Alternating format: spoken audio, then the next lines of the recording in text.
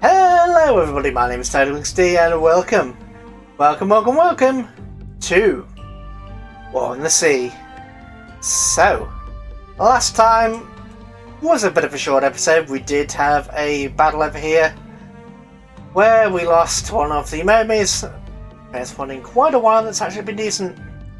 The next thing is we have a submarine encounter versus one of our carriers. The Shokaku is under threat from a submarine, so launch aircraft. God damn it. Okay, well we are officially in trouble. I'm not gonna dally on it too long, I'm just gonna get straight into it. Radar.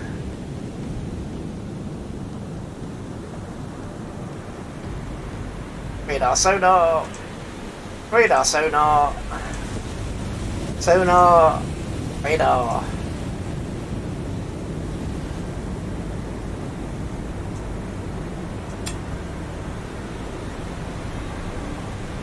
I have no intention of dying today, so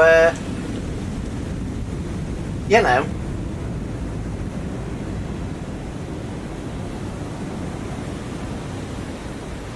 Keep an eye out for where those torpedoes could be. Break the Shokaku off.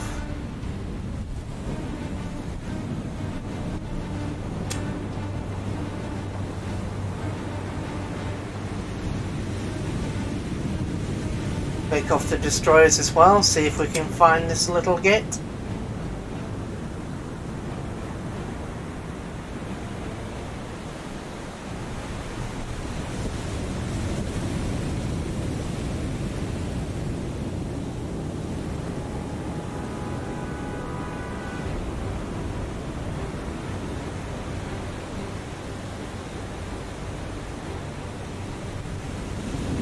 I don't see any torpedoes. But we are still trapped. Which is quite the shame. Ooh, zoom out. I'm a bit big. There we go. Anyway. Oh, there they are. Musashi, break! Break, girl, break!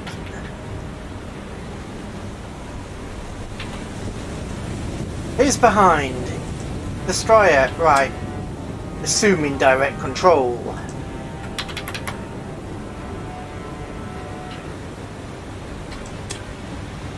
Break! Please, don't! Don't! Don't! You! Get! Right. Come on. All engines, full power. Port. Starboard. Starboard. Starboard. Full ahead. All straight. All straight. That goes straight now. You, Musashi, get the hell out of the way.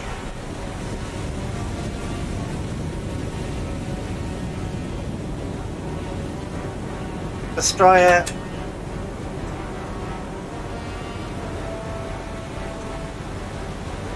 If you guys crash, I'm going to be peeved.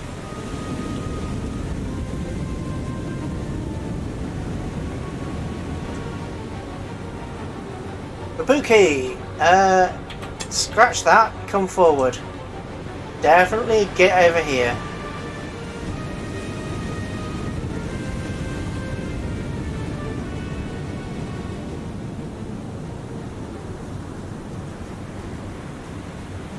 Now they've actually hit me, I want to charge them and have a go at them. I want to find them.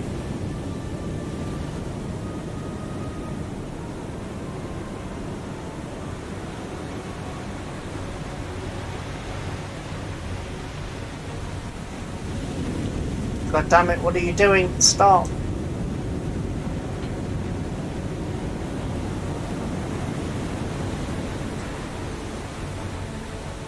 Stop being awkward. All you had to do was turn that way and you would have avoided this whole mess.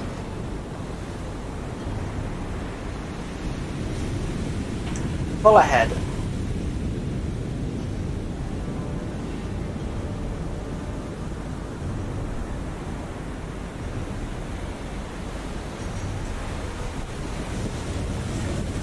Full ahead. What are you doing? All you had to do was stay straight.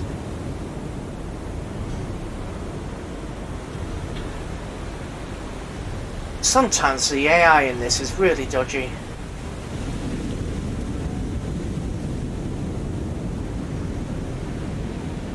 Right.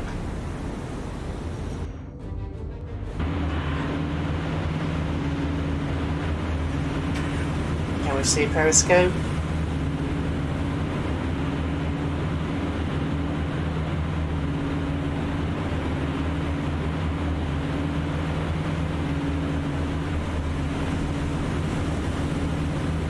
I don't see a periscope at least. Oh, well, things are not going. What are you doing now?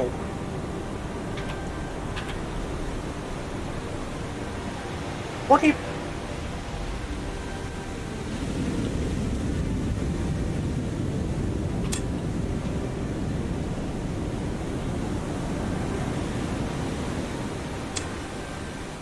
So that's twice, 3 times the AI has almost caused a crash.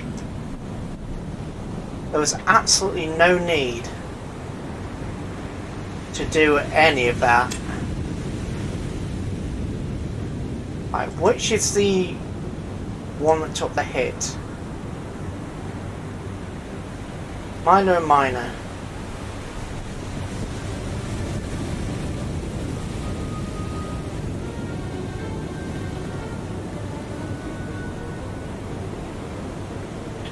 Stop. Turning, just go forward. Ah, looks like it's going to be one of those days today.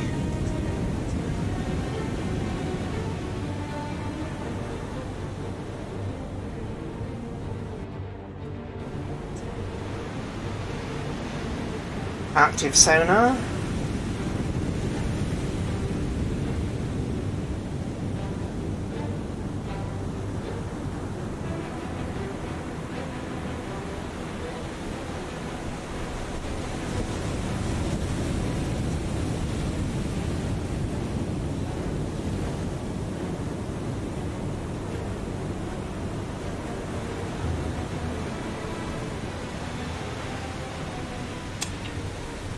Definitely from over here somewhere.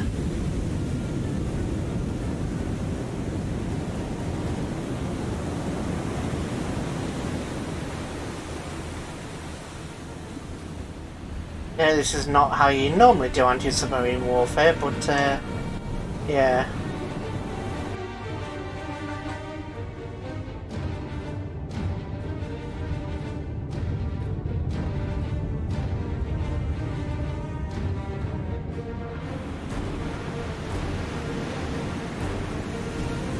Right. Slow down.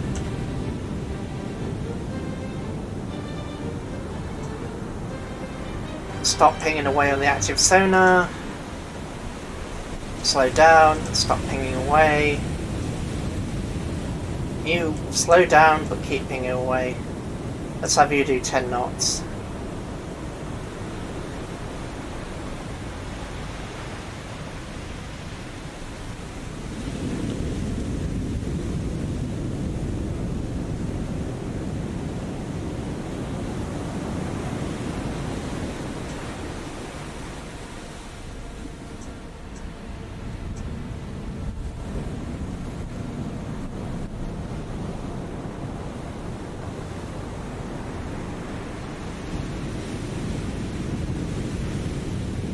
Probably gone deep.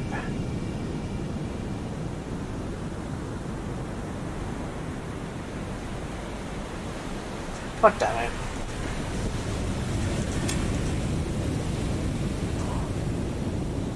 Well, that sucks. That certainly is not a good way to start the day. Ah, well. Where is the main task force?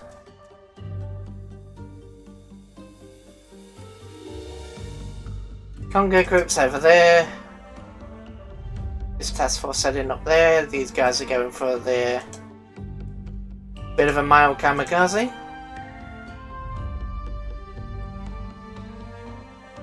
Right.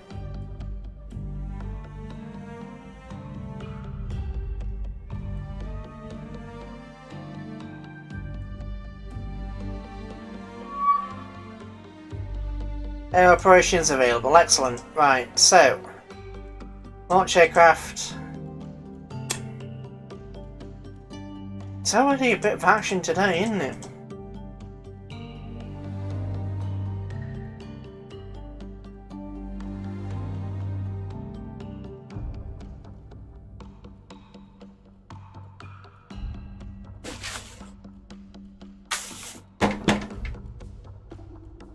Well, that's not a good sign.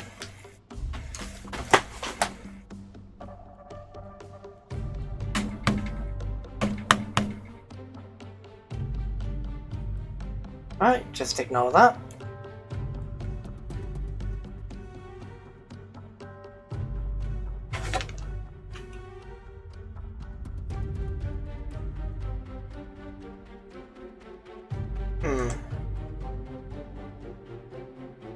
You don't have a jet. No, your Jake's already up. Okay. Launch aircraft, Jake.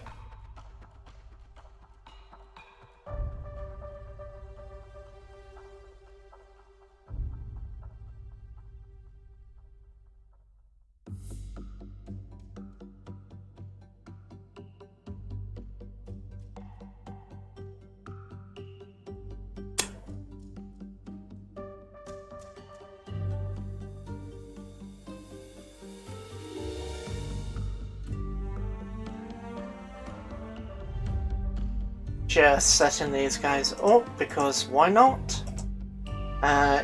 You've already launched your Jakes. Your Jake's already up.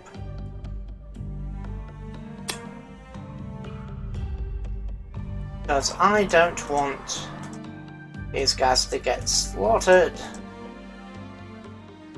We're still going through with the attack on Port Moresby because sod it, that's what I'm doing.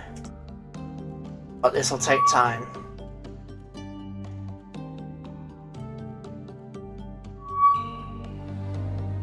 Jake has discovered 2 light cruisers. Again with the destroyers and light cruisers, ignore. Yeah, you guys just need to... Oh, what are you? One low cargo. Balance of force is back in our favour again, it looks like. Oh, come on game, cooperate. Thank you.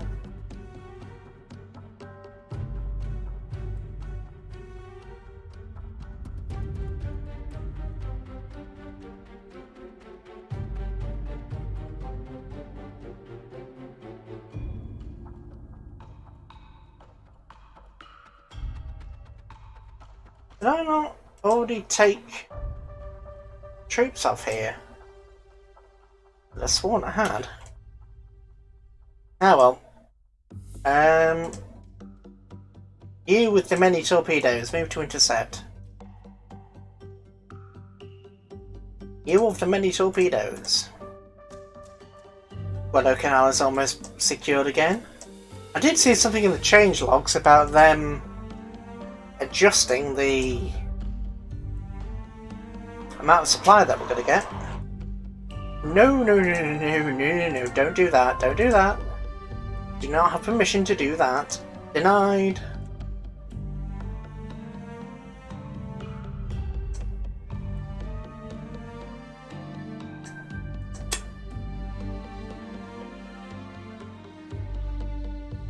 Oh, well that was a weird thing.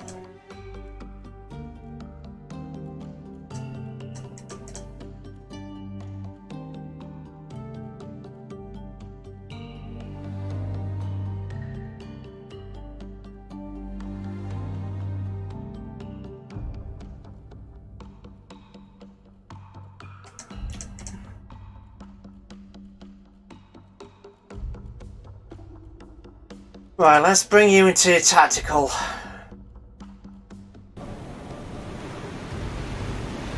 Radar, sonar, scope, full ahead. Radar, sonar. And here they are. Right.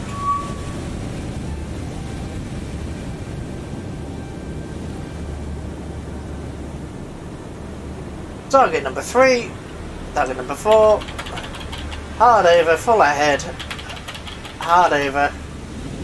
So this is, as per normal, it's a Cleveland, because why would it be anything other than a Cleveland? Because, you know, they have slightly less than 39 of them, but let's call it this guy. And, you know, slightly less than... not Atlanta, not a Brooklyn, it's a Cleveland. Yes, that is indeed a Cleveland. So, full spread at 4,000 yards. Oh, no, you are not a friendly aircraft. Are you? No, you're not. Oh my, oh my. I do not approve of the non-friendly aircraft.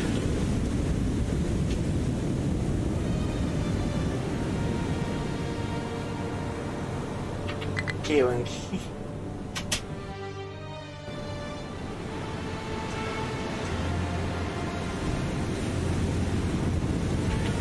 Why are you at 40 feet? You're supposed to be at 30.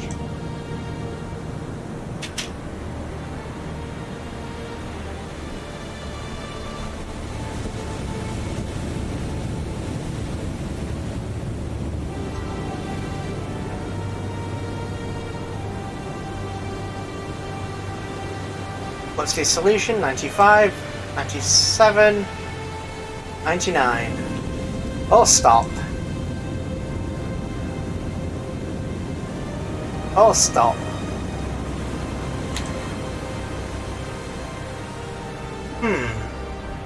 Should I shoot now or should I wait later? How many torpedoes? I have used 4, 3-degree spread, and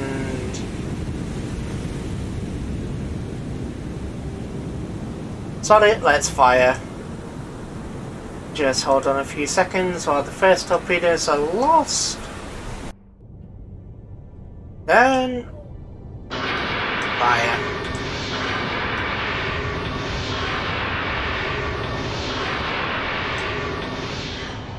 Right, so those are the torpedoes set at the cruisers. Now,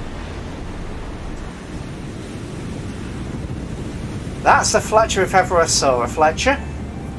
So let's stop targeting the Cleveland, start targeting this Fletcher. And it's a destroyer, Fletcher. You are also a Fletcher, if ever I saw one. So, stop, retarget. Not a Porter, because the Porters are now dead.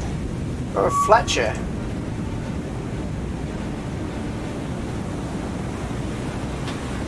And let's watch the disaster unfold. These poor American cruisers are coming to deploy forces on Guadalcanal? That is not going to happen. See? Even the cup of tea agrees.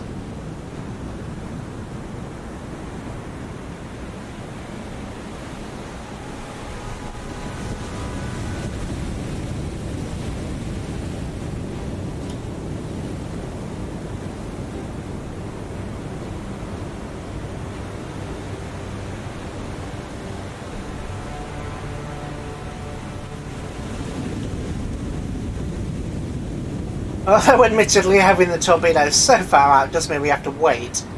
Oh, there they are.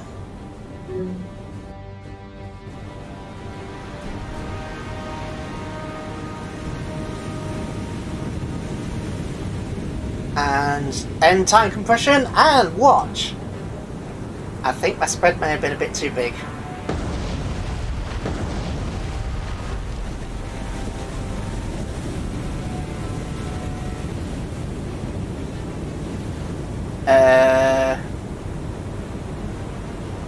Guys,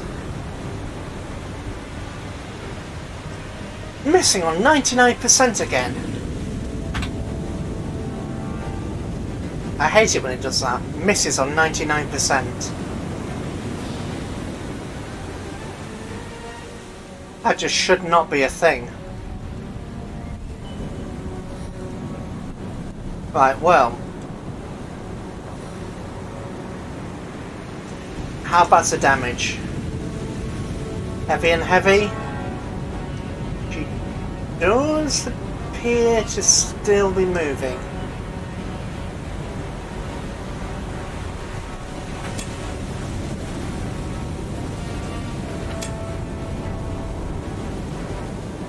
I actually meant to put their engines back on after they fired, but I kind of forgot, so...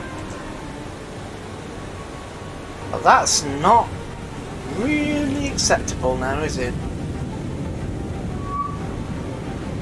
Oh, Fletcher number 1 is back in the picture. You're targeting Fletcher number 1, aren't you? 50%. You're targeting Fletcher number 2, 99%. Let's put you down there. Torpedoes. 2. The 2-degree spread.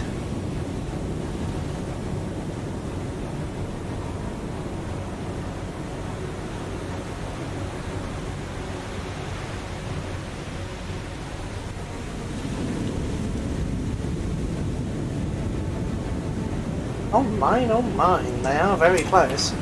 Right, turn. As soon as you're in a more appropriate firing position, I will stop engines. Pause.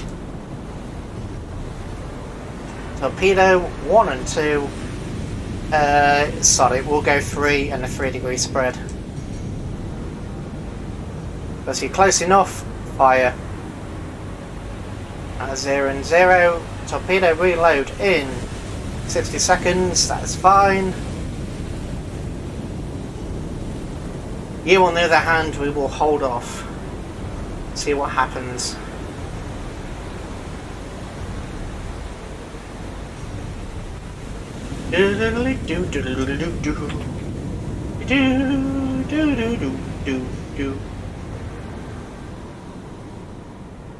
Boop. Boop.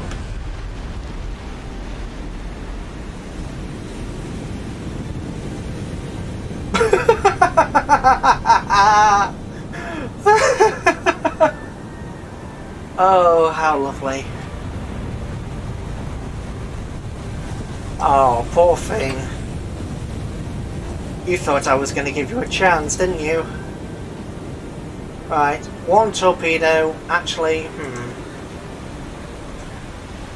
You, engines on full, you... Can you turn? Yeah, turn to face the other Fletcher. Sorry. 5, 4. Fletcher is sinking. It's exactly what we want to hear. Got 95%, 2 torpedoes, 2-degree spread, still turning, fire. Might get lucky.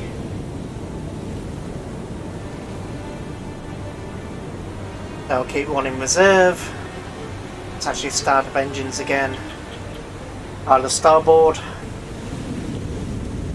Actually, these might be a bit close. Why are you doing this for?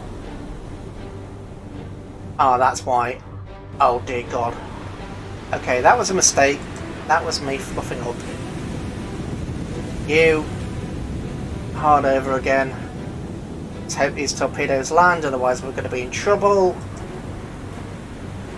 They are curving. Yeah, they're going to miss.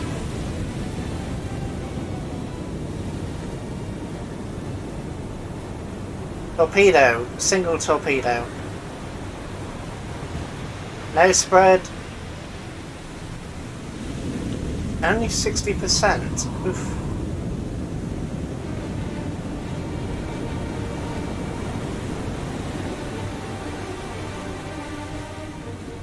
Yeah, less than 1,000 yards. Damn.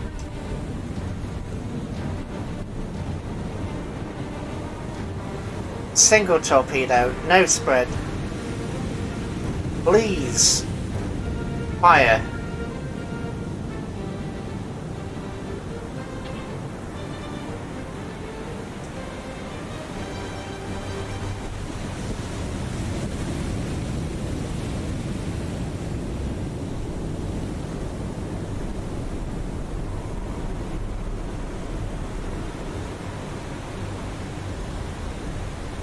Ooh. Fire again.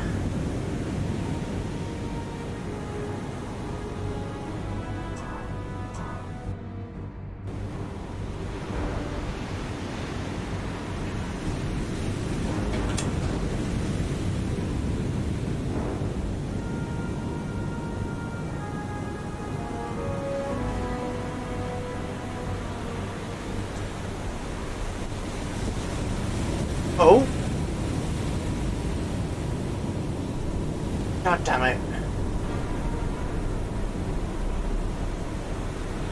Do you have a torpedo? Yes, kinda.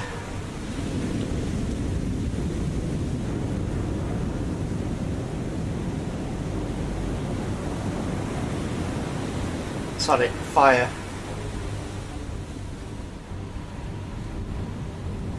Curve and hint. God damn it. Do you have a torpedo? Fire. Don't hit the other submarine. No, it's turning. That's gonna miss. Oh, or maybe not. Maybe not. Maybe. God damn it.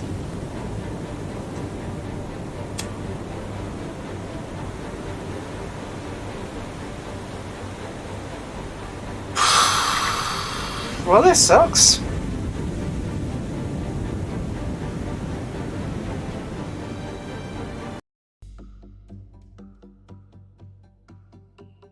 Well, this sucks. You two need to retreat. You guys get the hell down here as quickly as possible. You get the hell up here. Launch. New aircraft. Zeros. Get over there. Yes, well,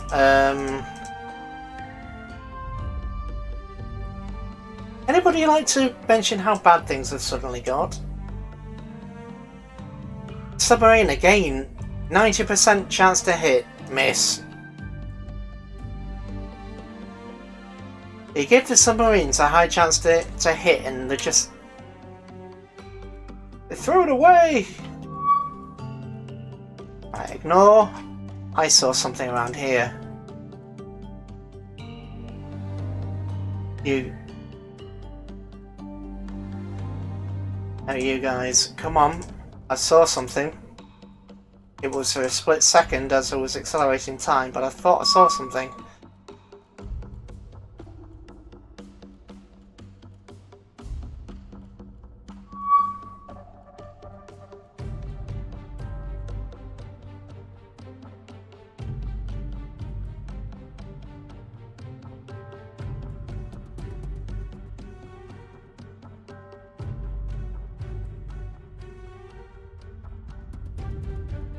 Right, tactical, 3 submarines, 3 destroyers.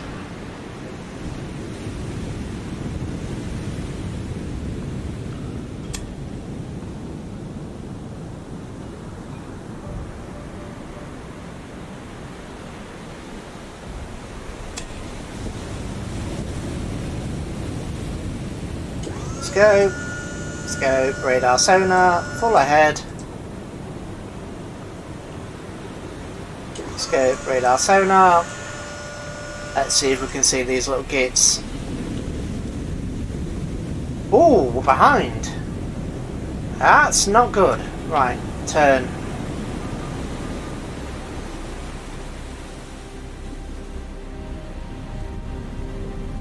They're right there, guys.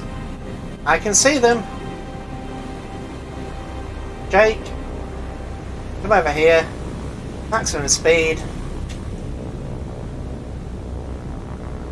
Guys.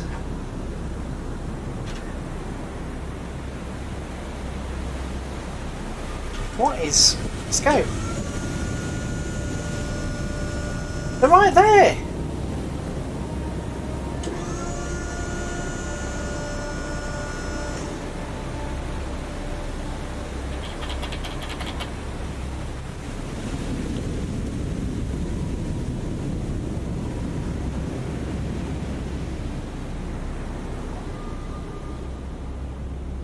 Guys, what the hell? They're right there.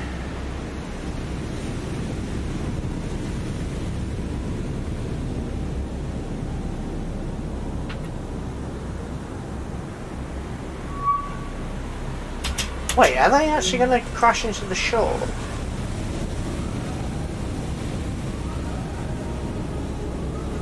Oh, okay. If they're going to have a bit of a glitch with the AI, I'm not going to say no to that. Jake, my dear. No, Jake. You want to come over here, buddy?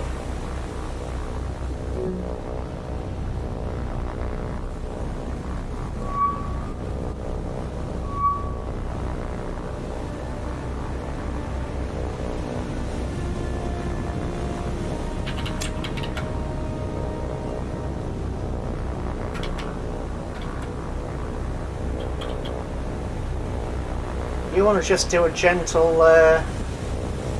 sway around there, and these destroyers, they want to, you know, have a bit of a fail. I'm going to take full advantage of that.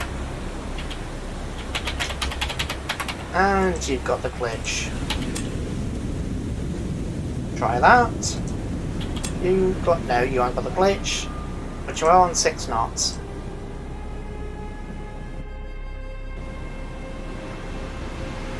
Quite quiet today. Normally, a couple of people saying hello on a Wednesday.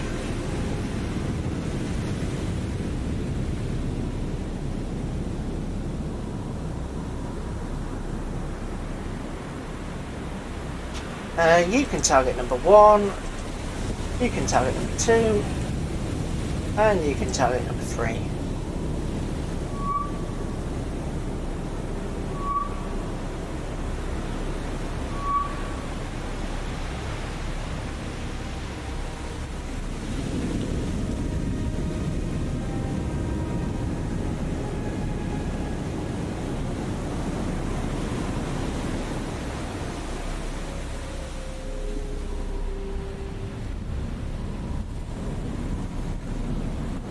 Right, well these guys are not looking particularly useful. Manual, let's have 2 torpedoes. Let's check you. Manual fire, actually let's just do 1 torpedo for now. 1 torpedo when you're aft, and then manually fire 1 torpedo forward. And hopefully, this should attract the attention of the 2 of the destroyers. Oh, that means our poor Jake's getting shot at. Our pal Jake, if you go to the side, don't want you getting, you know, torpedoed, lad. Or blown out the sky, more like, but hey, you. Both 2 Fletchers and a Farragut. That's a peculiar sight to see, 2 Fletchers and a Farragut.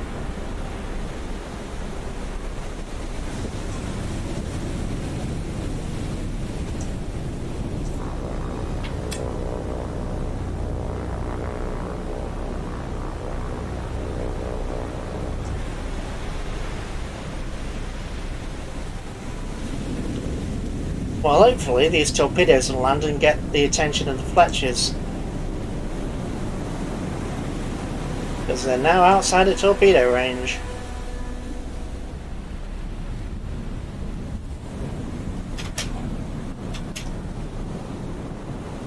Oh, you're kidding me. Yeah, what? How? Hey, you were perfectly manually aimed. Farragut, single torpedo, fire.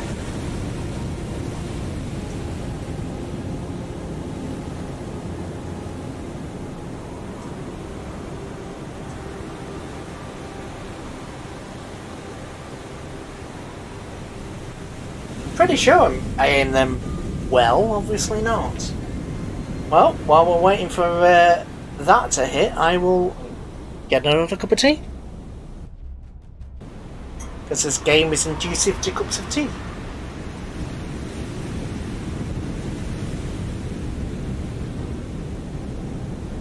Oh, you can shoot with that one.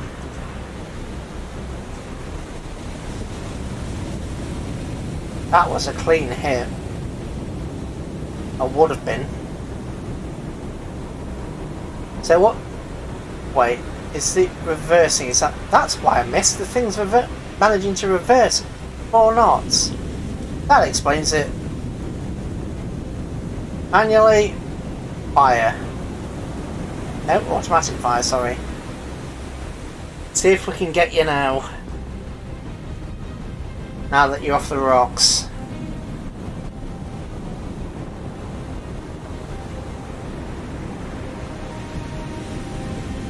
And again, miss.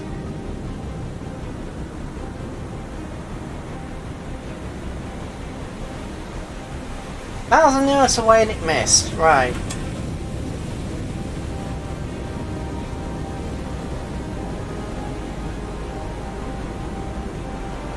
Well, this isn't looking good for us, is it? Right, let's see about that cup of tea while we try and get in position again.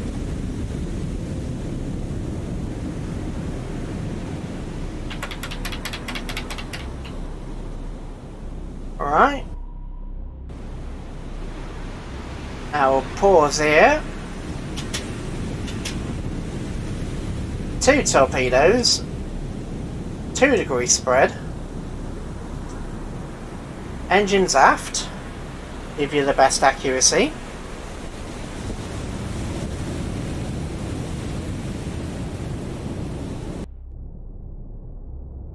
Fire.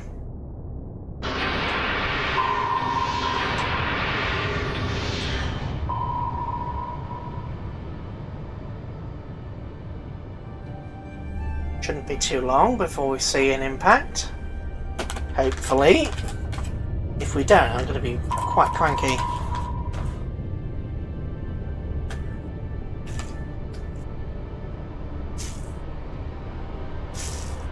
Oh, that's a bit too much loose tea, but oh well.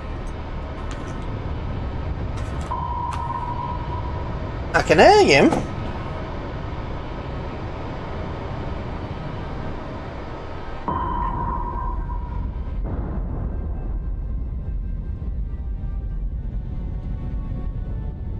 That appears to be 1 dead destroyer.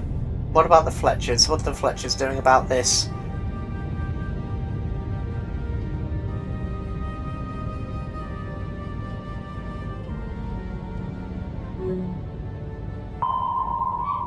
Right, well, one of the 2 Fletchers has decided to turn around and help its friend. The other has decided to bug off. You know, that's better than no, I suppose. And we have got a kill, so, you know.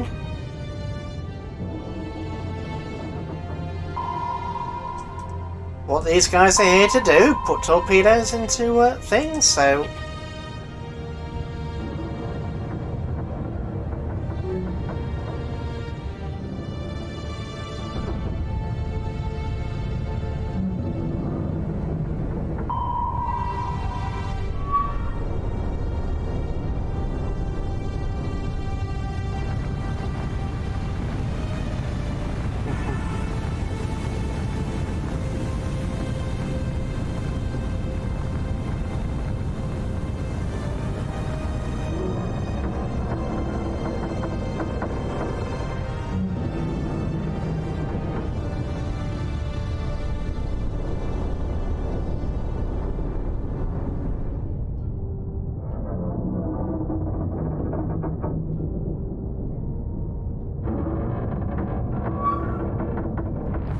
Hello, Umbrella!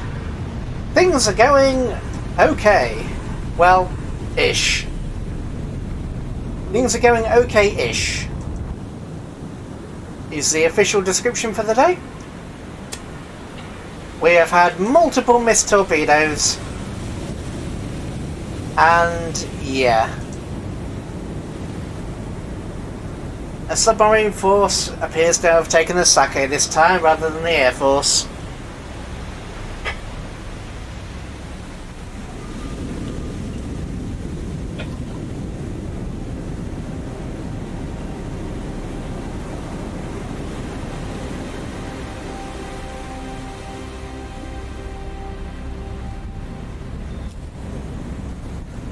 How about yourself?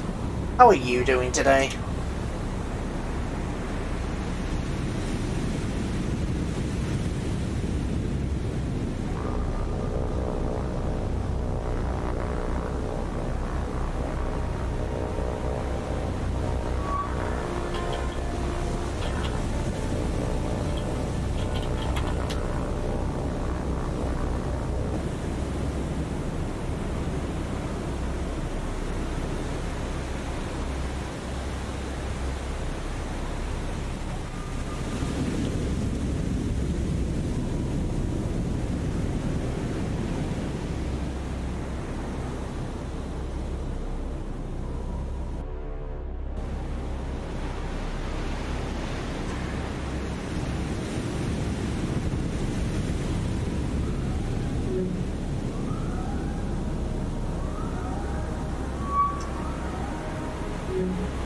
Doubt these will hit, but I'll give it a go. Only about an hour? Yeah, you're as bad as me.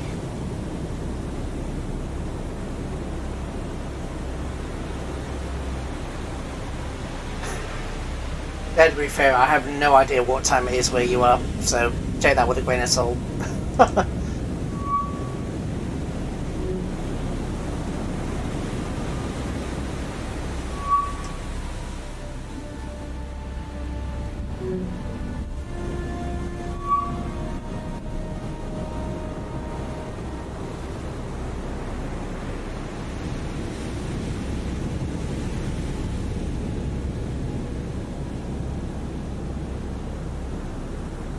Well, one of these looks okay. And...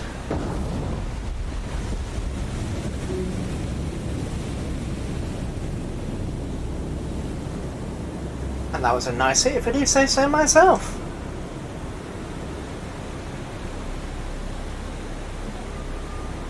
Yeah, almost 11 o'clock. That's fair enough. I can't complain at somebody for that, given some of the times I wake up.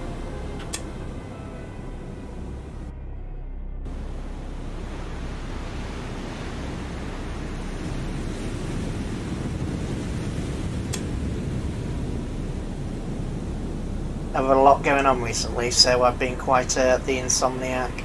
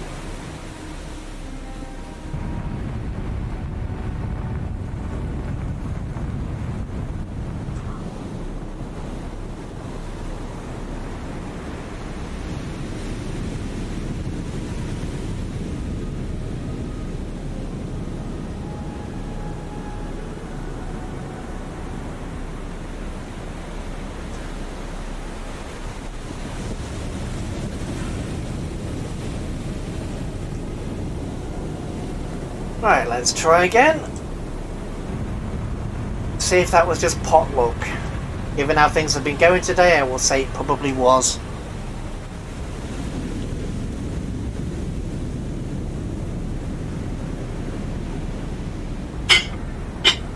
Speaking of pots, more tea!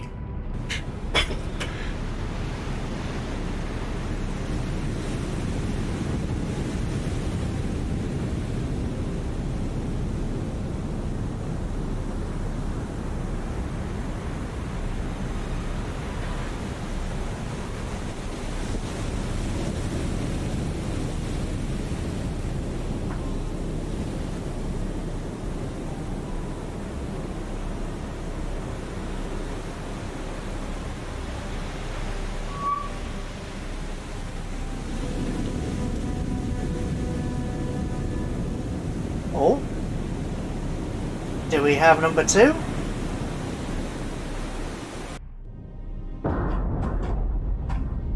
Yes, we do, in pretty much the same spot.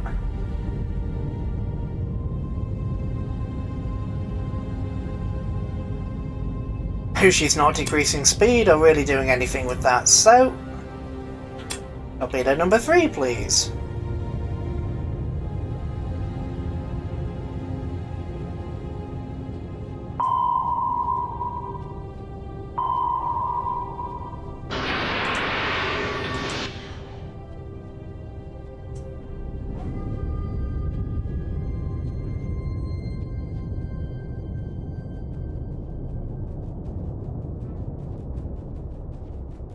Yeah, it's just one of those things. Well, one of those things. No, I won't get too overwhelmed with stuff. Hopefully things should be settling down. Well, hopefully.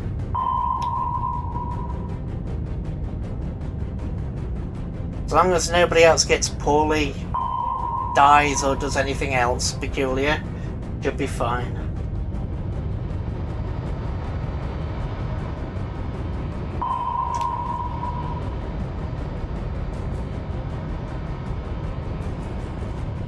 Was that just me, or did that travel straight through that destroyer?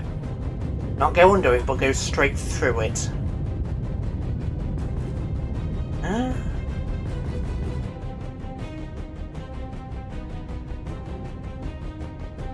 Game, I know you like to be a bit mean to me, but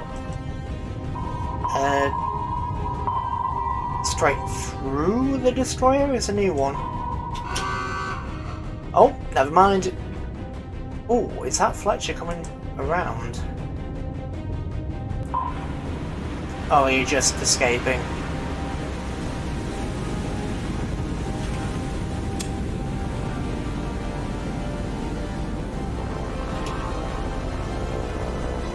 Yeah, as long as nobody gets ill, it should all be, or does anything silly, then it'll be fine. No more funerals. That's the hope.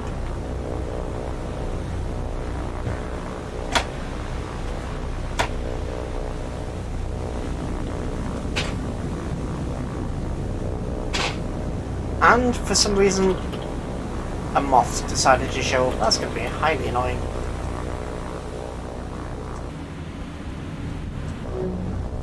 Jake, please don't bug out. I need your spotting.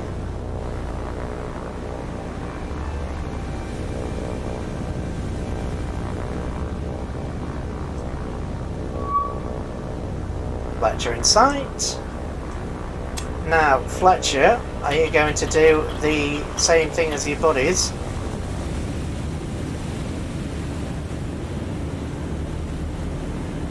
No, you seem to have corrected course, which means we're not going to be able to catch you. Oh well. I'll take 2 out of 3. I'll take 2 out of 3. With a sip of tea. Right, 2, 4...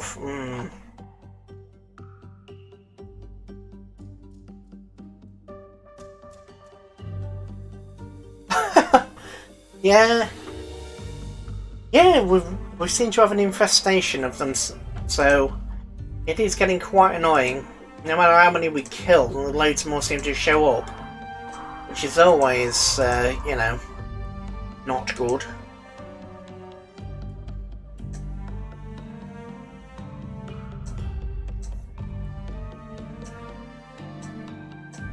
Must have dealt with at least 5 or 6 yesterday, and they just refused to all die.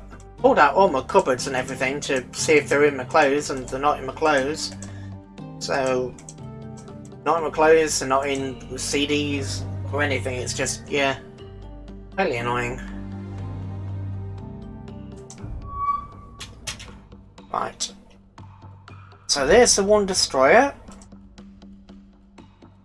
No, actually, changed my mind. You guys head up here for some. You guys head up here for some supplies. You guys replenish and get back. You guys do the same and get back on station. Zeros. I could have sworn I'd launched some zeros. Of course, attack that Fletcher.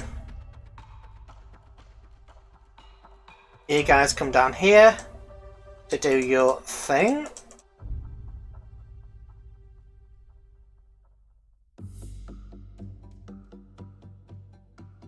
And battle group, let's go up.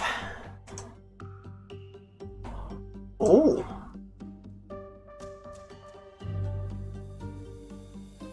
Well, if you want to drop back in my path, I'm not going to stop you. Could have probably pulled those down actually, but yeah, well.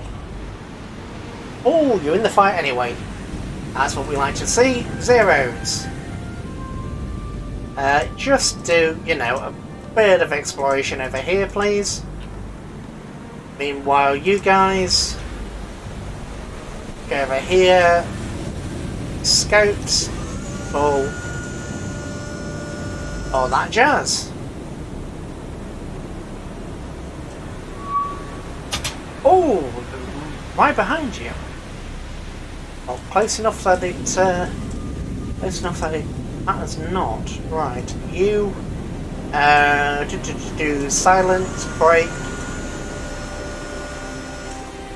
Hard over. Scope. Break. Hard over. And both of you can target this Fletcher. And it is a Fletcher, so we can have some fun with that. They only have, you know, 100 left. Plus friends? Oh dear.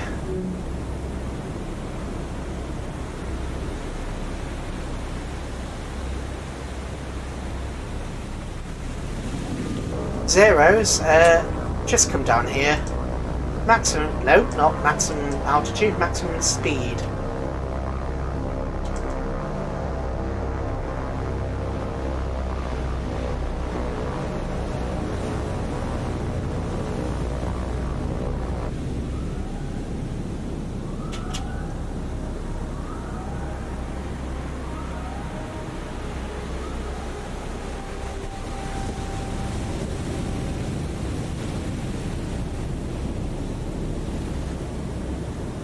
You just break course and do a 360.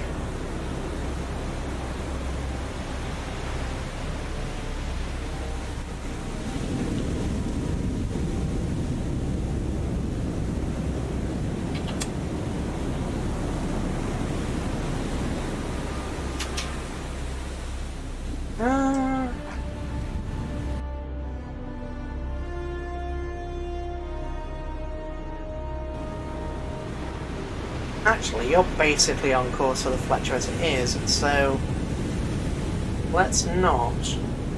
Let's just have you stop engines. And you... yeah, you're going to get run over, so keep going.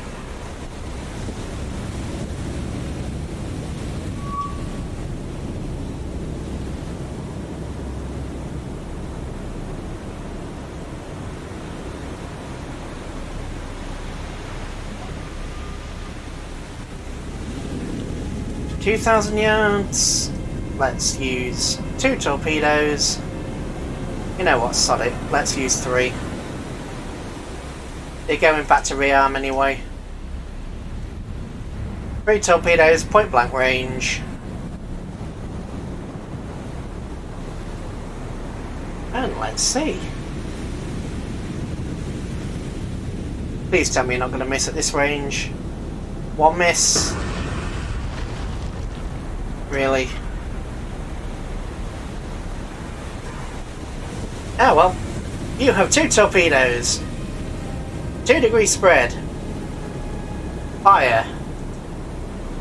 You can... How to starboard?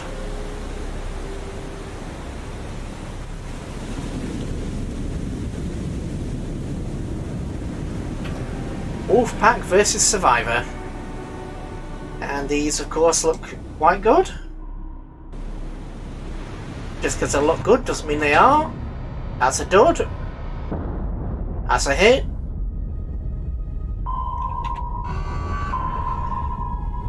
And that's a victory.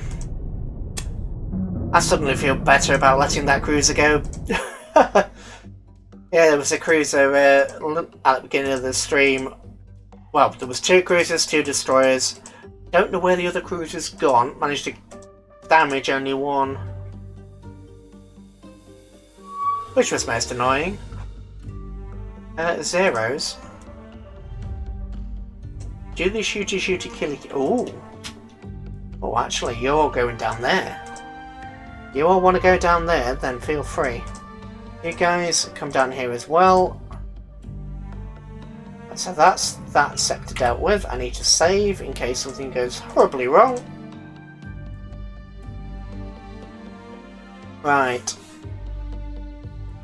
Carrier group. Congo. 8 hours, that should put you in darkness. You guys come over here. You guys keep going.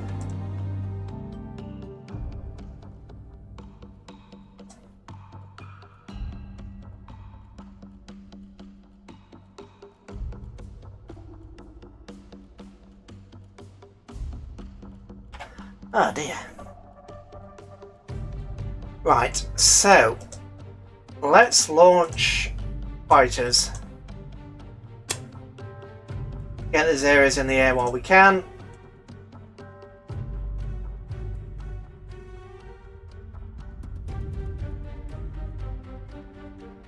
Zeros. Follow this.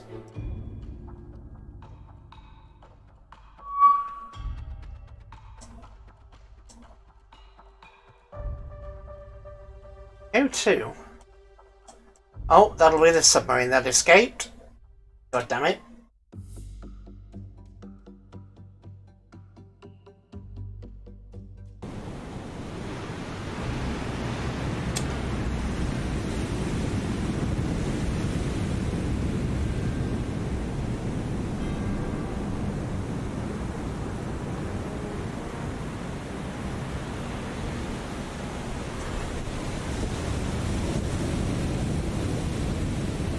These are the sacrificial ships anyway, so it won't matter if 1 or 2 get destroyed.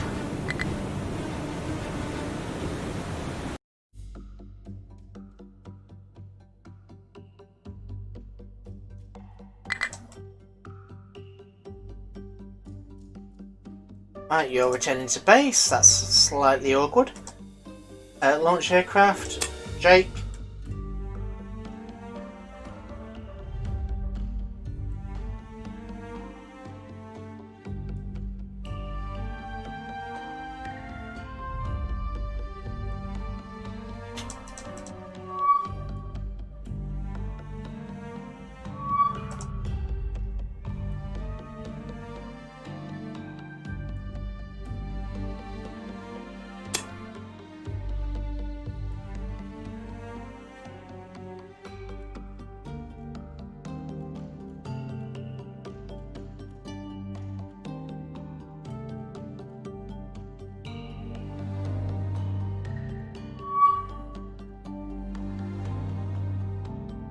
Right, so the enemy fleet is 3 destroyers. Okay. Save again because, you know.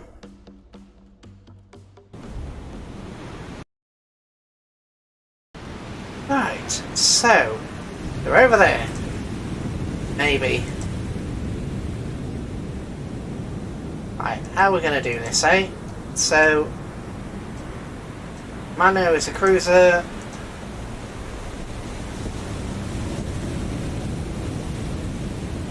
Right, you 3 destroyers. Break, form that way and that button. Go. Oh, enemy detected already. Oi. Target spot. Hard about. All ahead. You do the same, target spot. Maya, Maya and Kumano, you two are heavy cruisers, so you can break, form, link together and go that way. Or you just do more of a direct route. No, hard over please.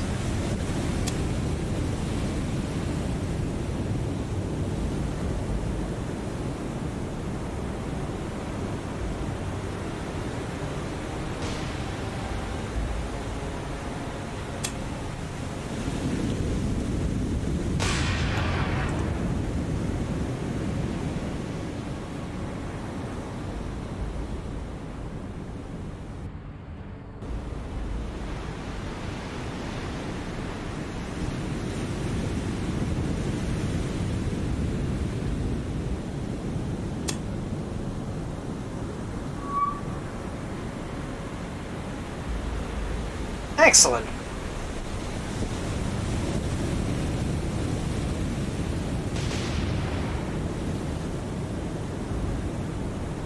Most excellent. So, that enemy vessel is probably a Fletcher, given how many there are.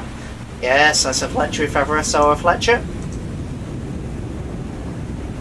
We have to do the weird thing so the marketing doesn't bug out. You, Kaze.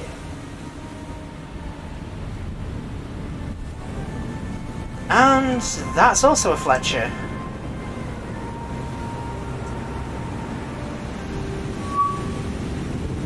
Is this going to be a Fletcher squadron? Yes, it is. You, Kakaze. Fire. Radar and sonar.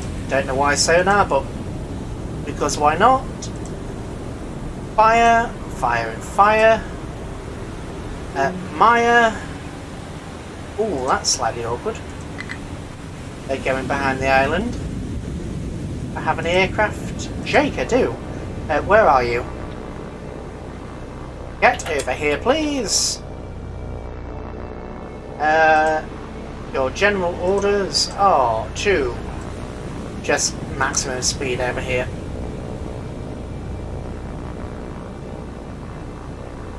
Please don't tell me you two just crashed.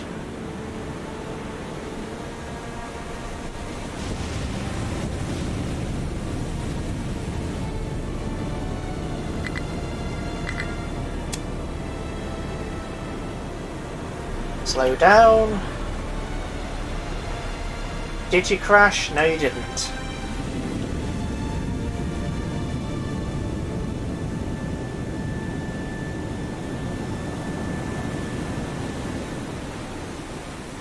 It really is annoying that they can see me and I can't see them.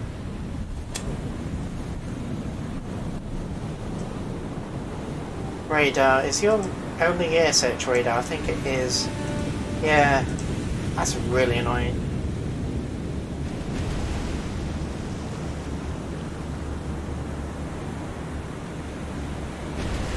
They're right there, guys! Come on, you were shooting at them a second ago.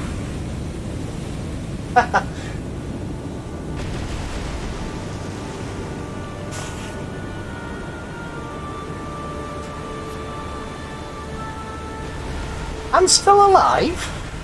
Yes. Indeed. And as soon as I find them, they won't be. Mwahaha. Stop shooting. There's nothing there. You can't possibly see anything.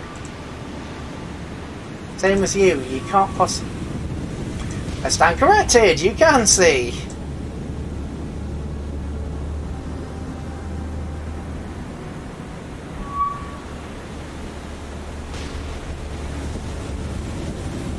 Fire! Fire!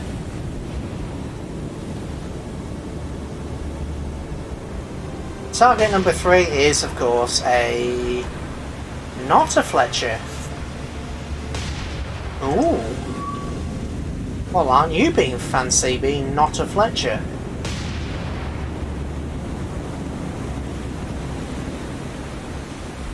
Hey, aren't you being fancy? Claves?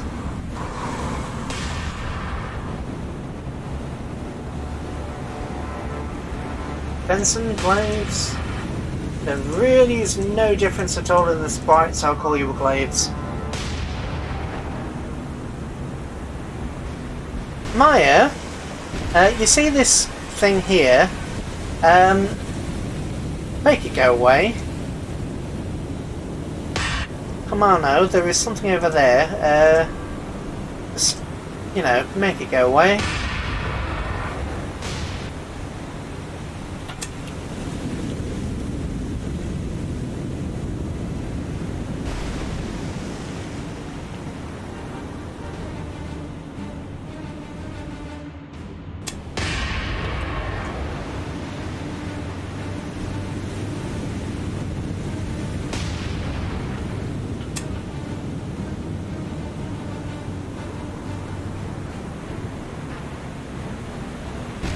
Burning already, are you?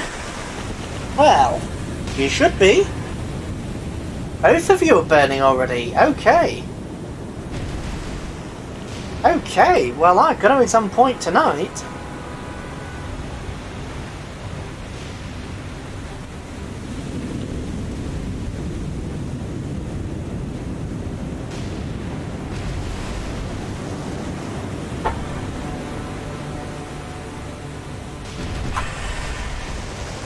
And another hit right as I finish my cup of tea.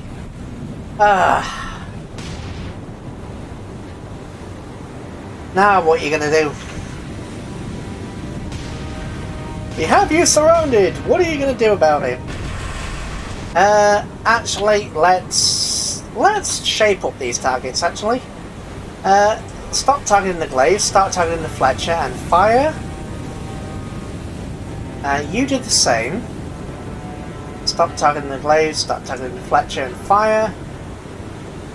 Rinse and repeat. They're doing 29 knots and you're capable of 35, so... Oi, stop firing. Target this one and fire.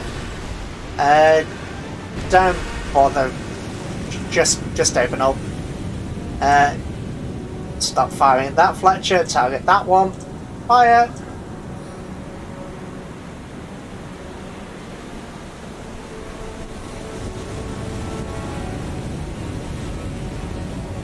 We can't be having them escaping on us now, can we? 5,000 yards, I'm closing. Attack!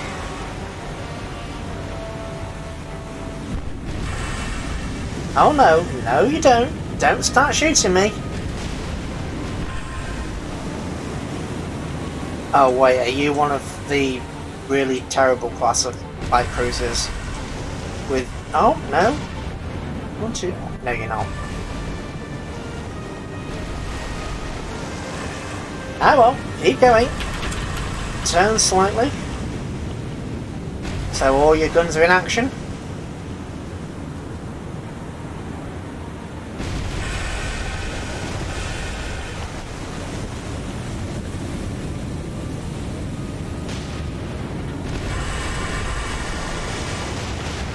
There we go, that's better for the soul.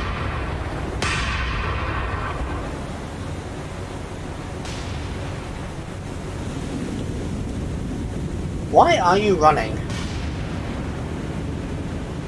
You're only horribly outmatched. Why are you running? You're supposed to be an honourable Fletcher. You know, with your radar control guns.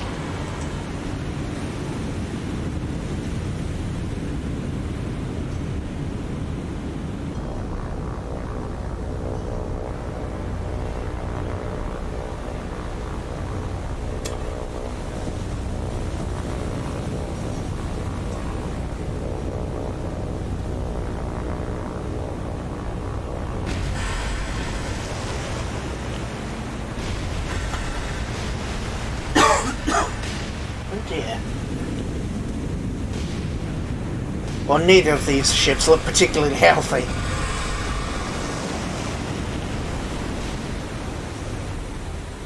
Ooh, saying that, Oid doesn't look particularly great either. I never gave you consent to burn alive by 2 destroyers. I still need you, damn it! Maya, actually change the plans. Full ahead and cut them in half. Cut this fleet in half, damn it. Boy, I never gave you permission to go on fire. Let's stop that. Fire and flooding is not... There was no consent for firing and flooding given. Ugh, fighter in firing.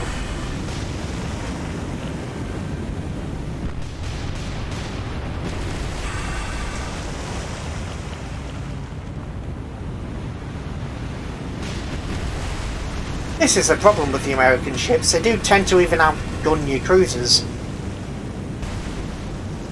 I mean, granted, they don't look particularly healthy, but you know, that's a cruiser over there that they're messing up.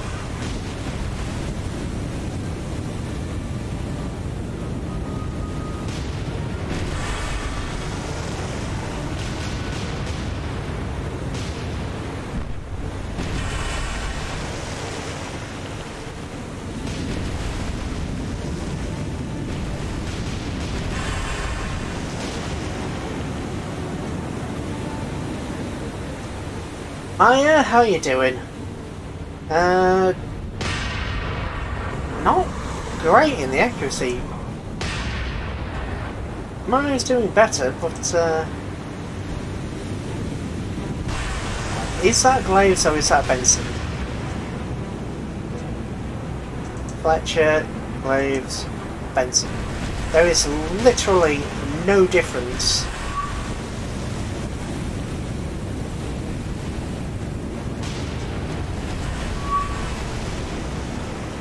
Between the two. Alright, so one Fletcher's going down. It's fine, whatever that is, shoot it.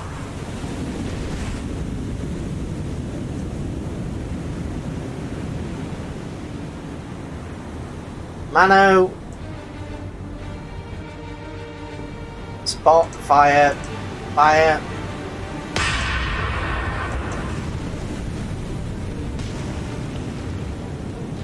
And all you keep repairing.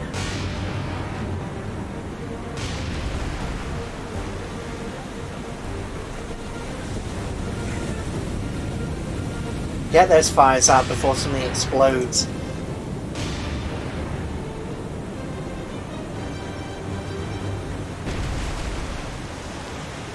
How are you getting closer but your accuracy is getting worse? Star shells?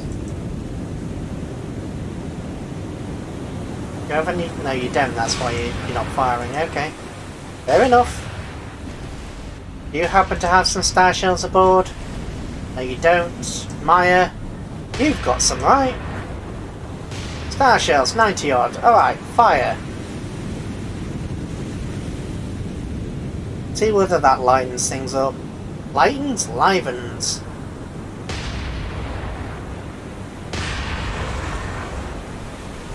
Evening, Inter, how are you?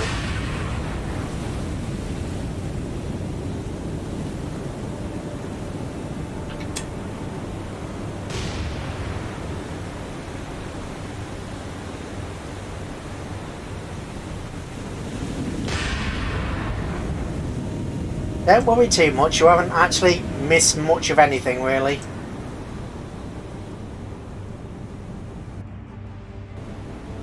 The submarine service has been in contact with the Air Force and they have decided to have a drink together. That's about all you've missed.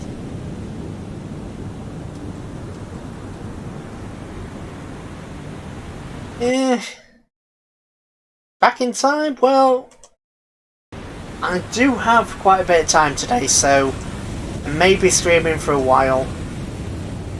I've got a couple of hours more anyway, at least.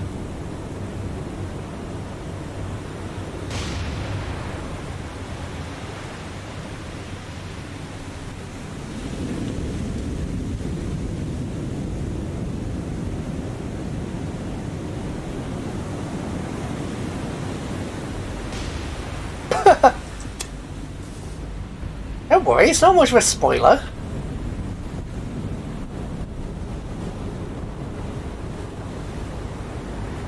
It's not like it's the first time those two services have got together for a drink now, is it?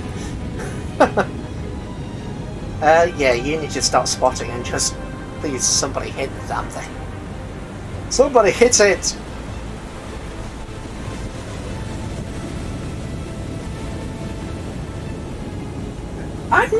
I'm not spoiling! It's called a teaser. It's like when what you see on TV, it's like for the latest film, it's a teaser.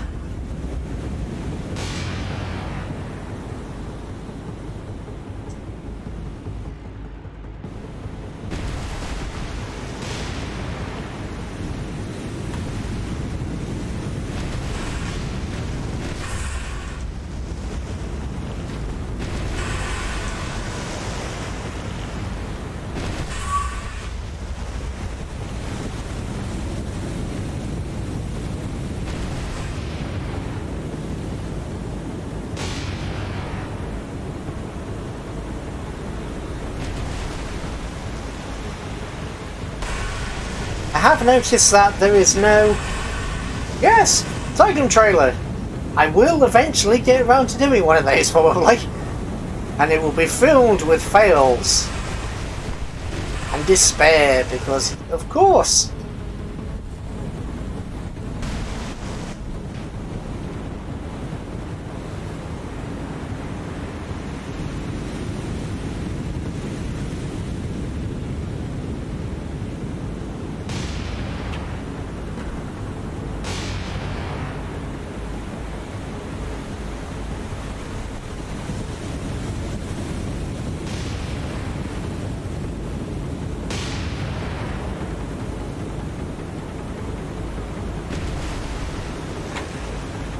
Ooh.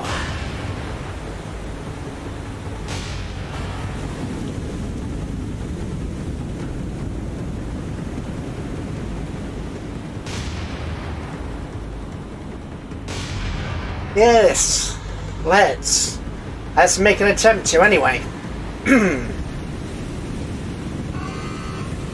Ah, finally that Benson has gone down, or the Glaives, or whatever the heck this was. Yeah, I've still got the crazy eyes. Well, that was mainly because I was choking, so yeah. I did, I could actually try something, because I tried it earlier, but was unsure whether it actually made a difference or not. Could do that, see whether that helps. No, it doesn't. Does that help? Maybe a touch. Huh? No, that just hurts. For that. So, have fun with whatever it is you're doing. Not too much fun, mind you. Just enough. Mwahahaha.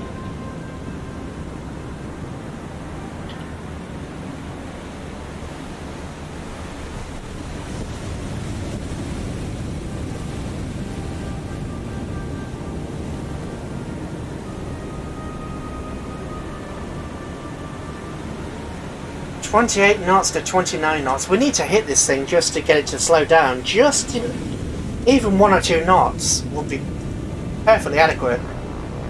Just have to slow it down somehow.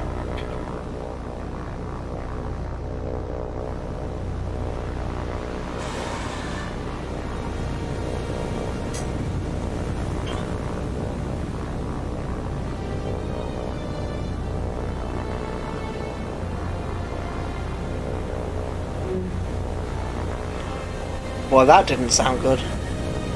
No, they've lost the Fletcher. God damn it.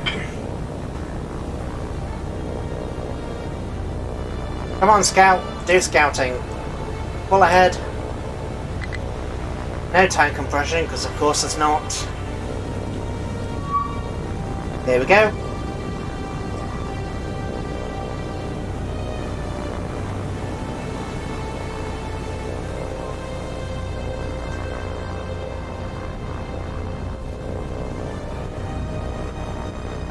You can rise to 5,000 feet and see if that does you any good.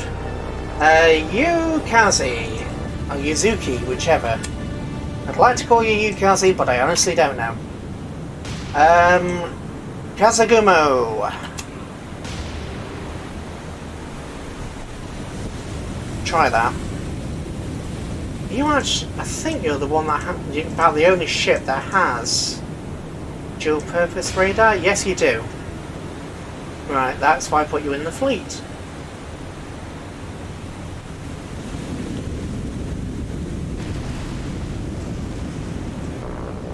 Right, Jake.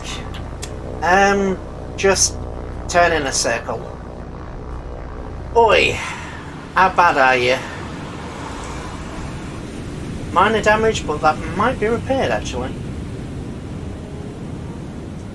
You look promising. Anybody else damaged? None, none, none, none, none, and none. Okay. Okay, everybody else is fine. And now Oi is completely repaired. That's excellent.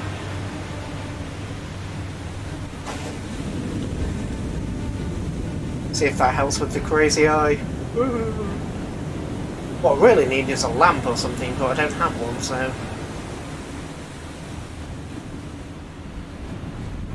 Stop spotting and just, you know... Let's get some shells down there.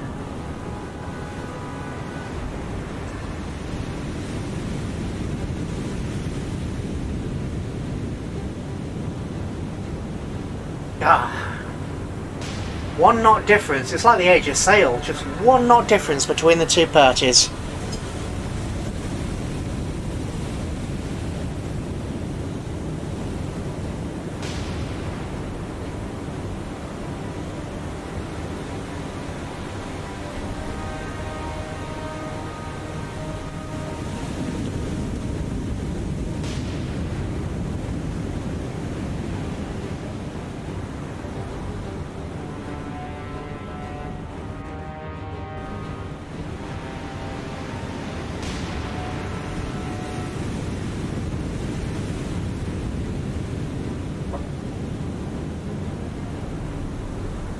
Well, Fletcher is turning again. That I do not approve of. Come on, we just need 1 shell. Just 1 shell in its engineering space. Stop trying to shoot down my scout, you. Oh?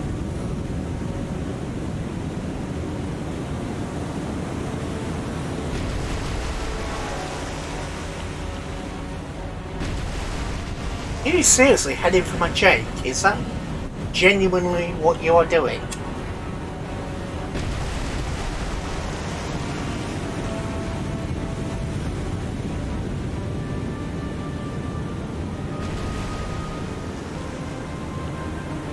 Well, I don't want to lose the Jake, because if I lose the Jake I may lose you, so you can go on a slightly wider pattern.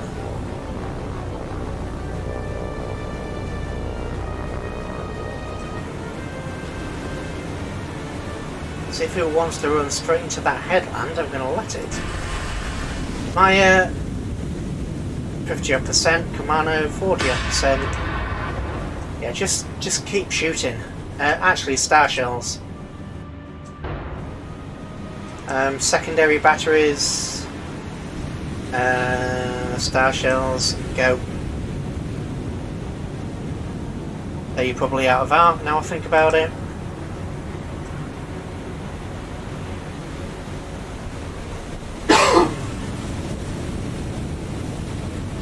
why I keep coughing. I'm not entirely sure. I'll go hours and hours with nothing, and then as soon as I get a record, I'll start choking. It's slightly awkward, to say the least. You know what? Star shells.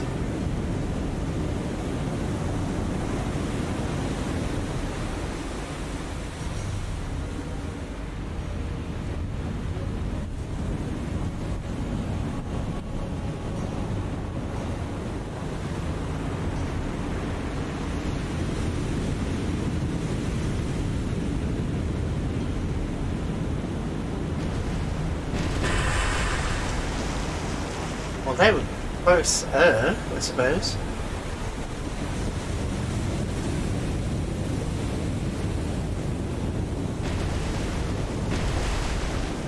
Well, they were definitely closer.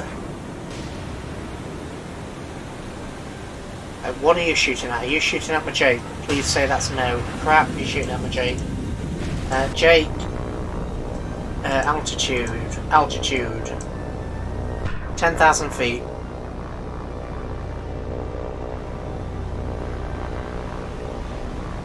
Let's get out of the AA bubble.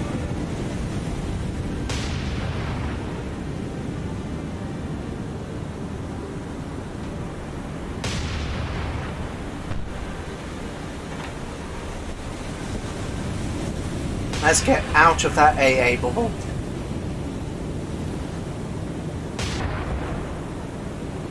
Right. Hold fire. And hold fire. Last thing I want is for you two to be using your high explosive. You can keep shooting away, though you're almost out. What's your ammunition like? Not good. Come on, we just need a couple of good hits. Just a couple of good hits.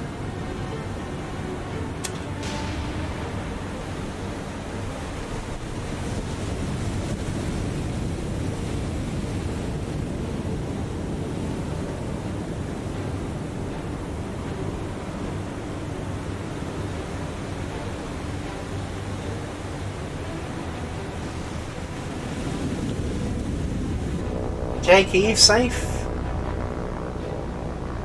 Yes.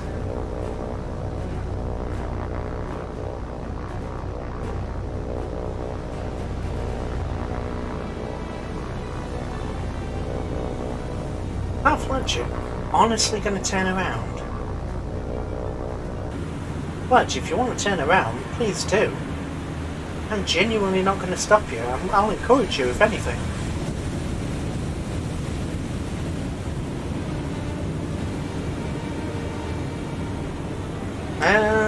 Let's put you on spotting for now. Both of you guys are actually starting to get a bit low. Spot. Make sure you're on spot as well. 18% accuracy. You know what? You can hold fire.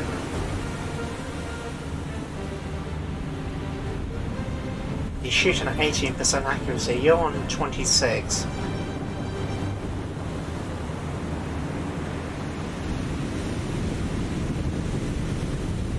Are you going to run into the headland? Because if you are, I am all for taking advantage of that. 60% accuracy.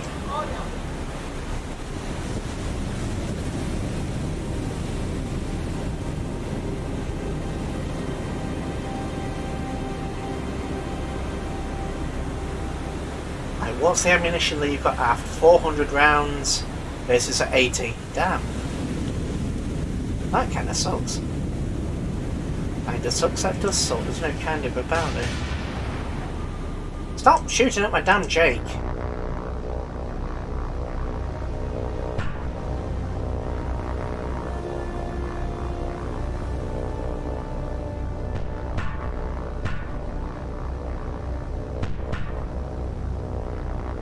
Jake, are you doing okay? Is the mean Fletcher bullying you?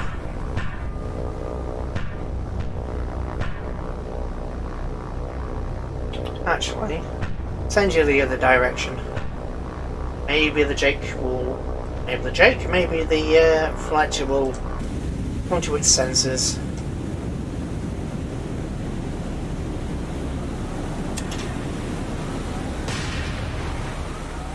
Oh, what shooting?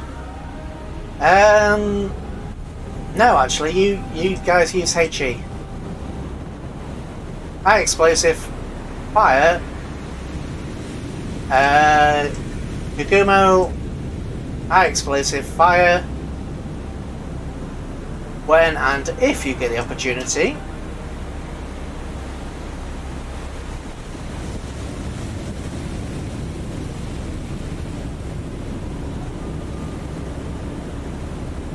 So you're up to 50%, keep firing. You're still at such a ridiculously low percentage, it's not worth even trying. Gumo, you're running so low on ammunition.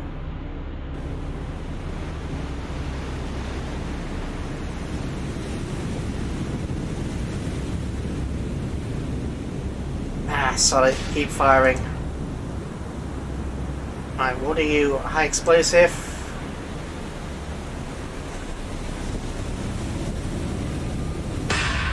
Fire.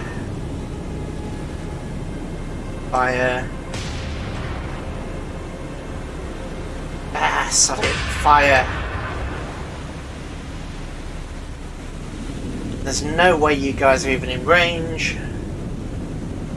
No, I think you might actually be out of range of that. Weapons is what I'm after. Yeah, you are. That's fair. Come on, that wasn't even an attempt.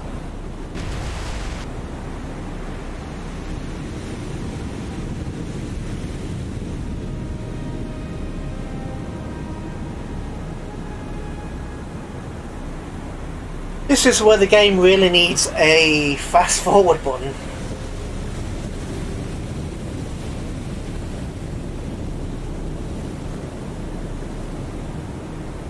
Normally don't mind, but it seems like this where you really just need the fast forward option.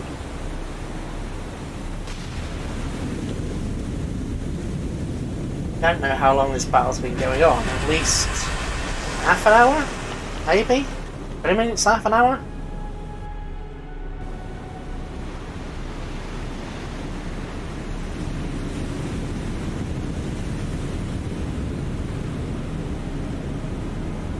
I don't want to let it go because it's quite possibly got troops and other supplies going towards New Hebrides? Florida Island, sorry.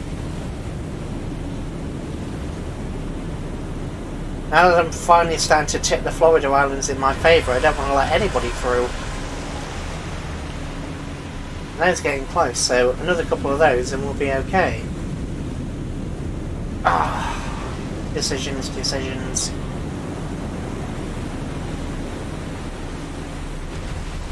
Yeah, this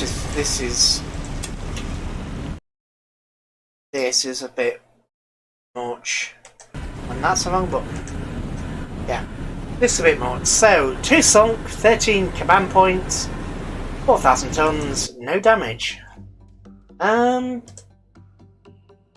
So, it could have been a lot worse. Could have been significantly worse than it was. Although now we do know that there is A, submarine up here,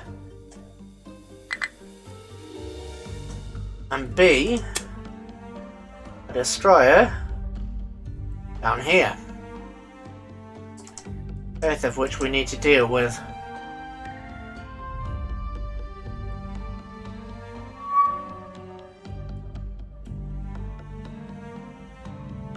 Oh. Oh, bugger.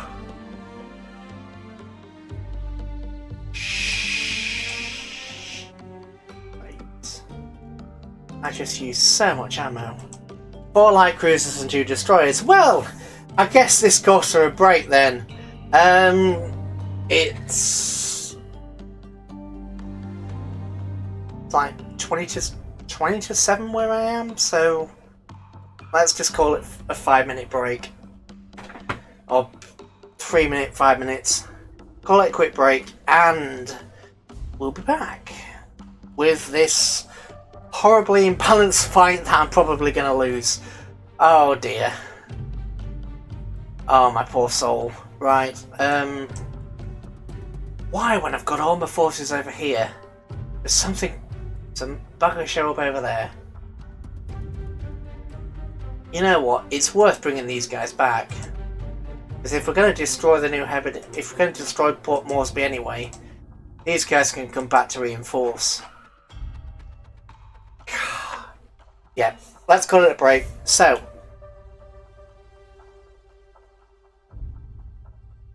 well, it's 43 now, so 5 minutes, and I'll see you then. Huzzah!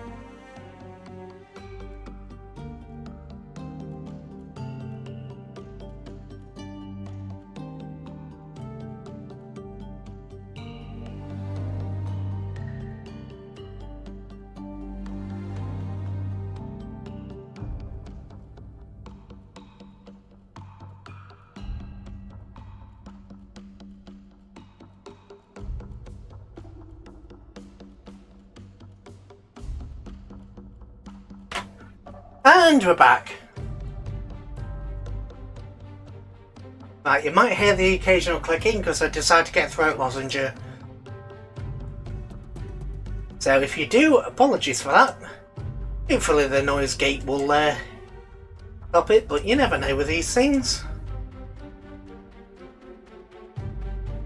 Before I forget, I am actually going to take a couple of hundred troops off of this island and the other one and send them down before I forget.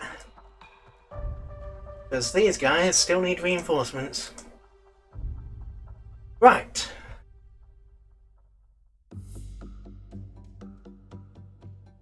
So. And of course I'm still coughing. Why, thank you. The Atlantas. So, my prediction with this is that they may have one Atlanta and 3 Cleveland. 3 Cleveland? 3 Clevelands. I don't think they'll have... No, all the Brooklyns are sunk, so... Yeah, it'll be possibly... Best case scenario, 3 Clevelands and an Atlanta. Worst case scenario, 4 Clevelands. Either way, Maya and Kumano, these guys are in trouble no matter what we do. So, you know.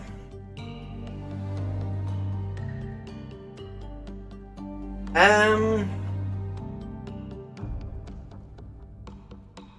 can maybe try and swap positions to make this a little bit more favourable.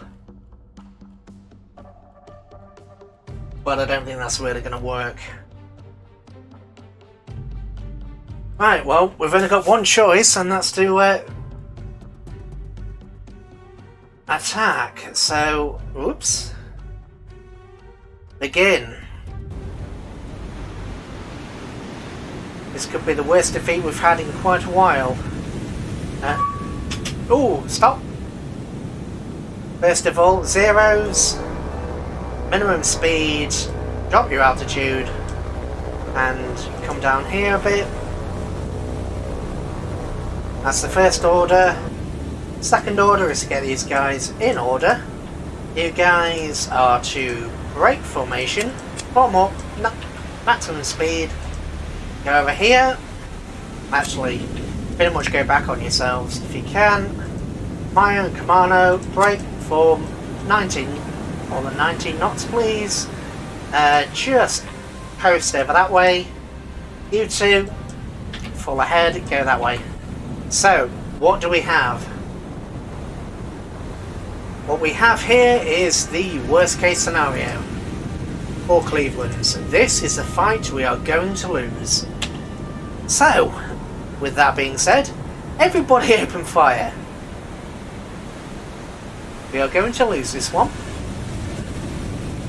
But, you know, no point in going down without a fight. So you are targeted by a Cleveland. Maya, number 4 is also a Cleveland. Romano, number 3 is also a Cleveland. Fire and fire, fire and fire. Yukikaze, you are also a Cleveland. You know, so fire.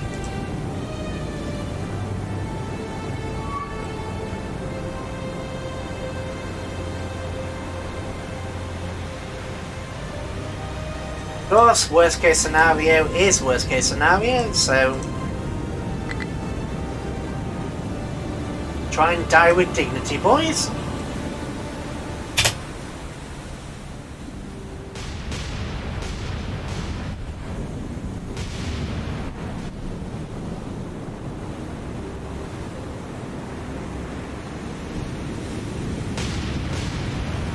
Well, we've got a couple of Fletchers in there just for to add insult to injury.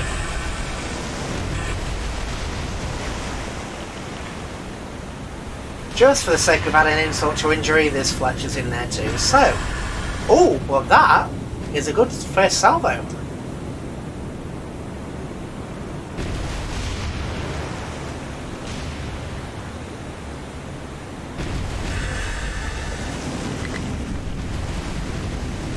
Now, if you can just keep up that kind of accuracy until the entire fleet's gone, we might win this. Oh dear, but that's not going to happen. Right, oi.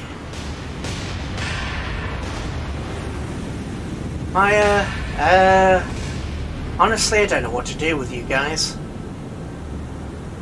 Most of the enemy seems to be coming this way, so... I genuinely don't know what to do with you two.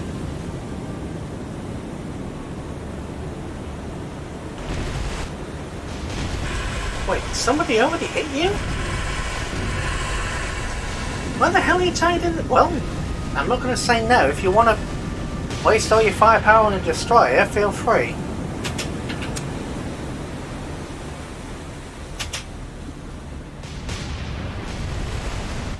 If that's really the way you want to do it, then go ahead. Fire.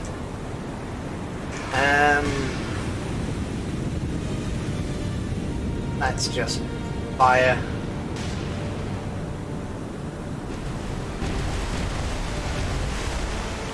And fire.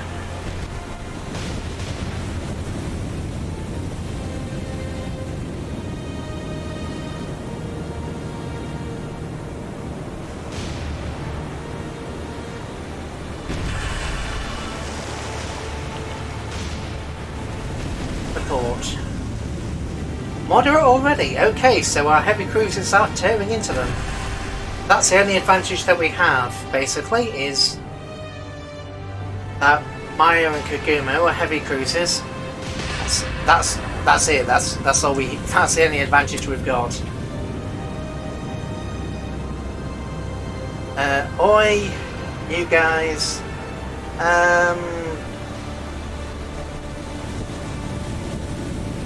What to do? Solution, stop. Retarget that Cleveland and fire.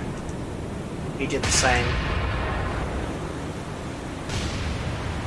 Retarget that Cleveland and fire. Fire, you're targeting that. Kamano. Kamano, you stop targeting that with your main element. Start targeting that. Let's try and spread out the suffering, shall we? Why are you two going, you know what, break formation? Kamikaze. You break, full ahead, kamikaze.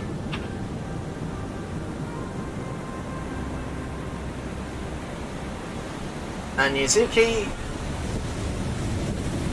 Wait, are you actually in torpedo range already? No, you're not, but no, but you're pretty damn close. Okay, you're stupidly close to torpedo range. Alright, out of port.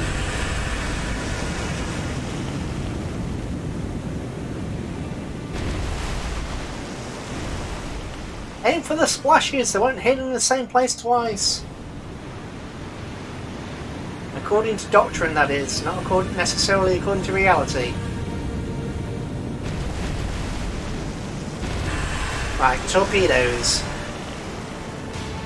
All three torpedoes. Let's do a widespread.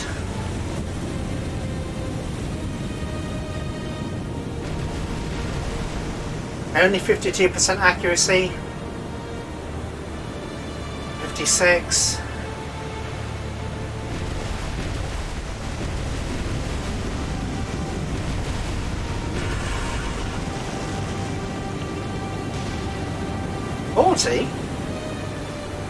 How did you go from 50 to 40?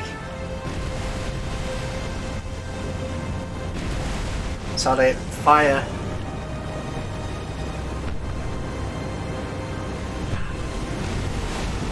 Please, please fire. Thank you. Forward tubes, thank you. Oh, thank you. Yukase has been destroyed. Ooh.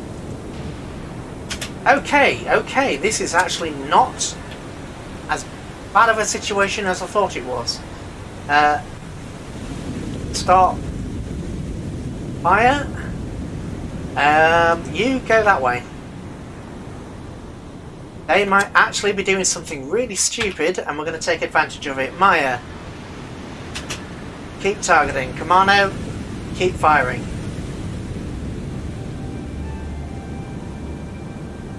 Their silliness might have just cost them the battle.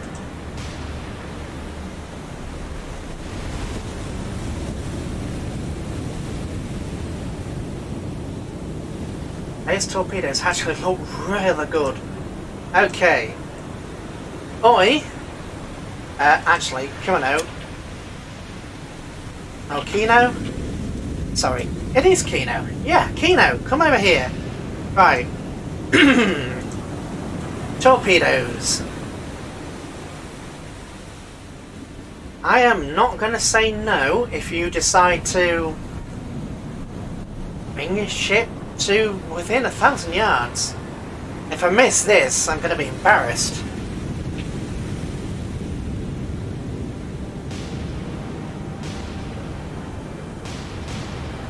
Torpedoes, fire as you bear.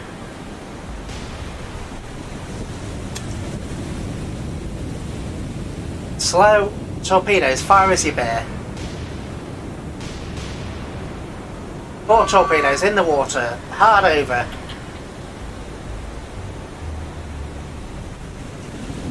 Main armament, stop, retarget. 1, 2, 3, 4. Excellent. Kamikaze, full ahead. Full ahead, with all haste. Torpedoes.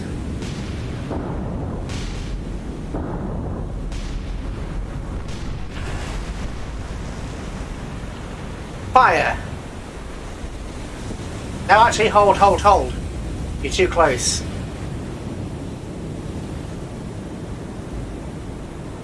You are too close, that won't work.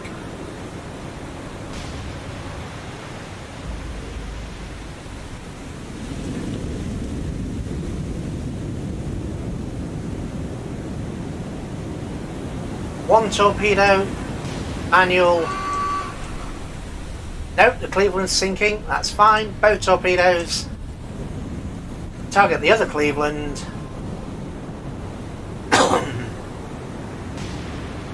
Preferably without choking to death. You.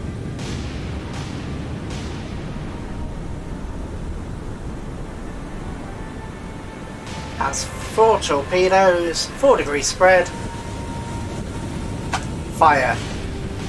Oi. Quick stop. Hold. Cease.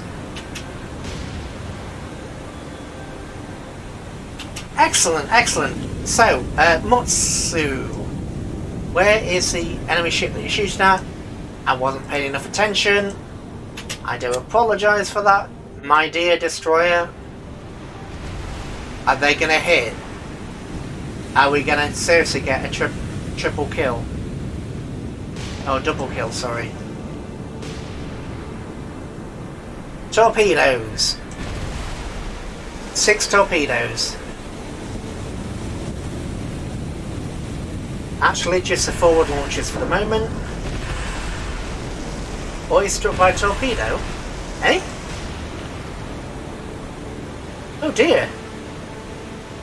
70%, 72. Fire.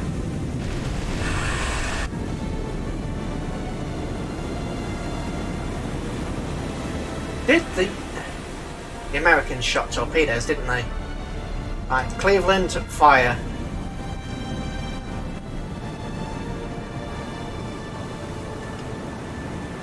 Right, primary armament, target those destroyers, fire.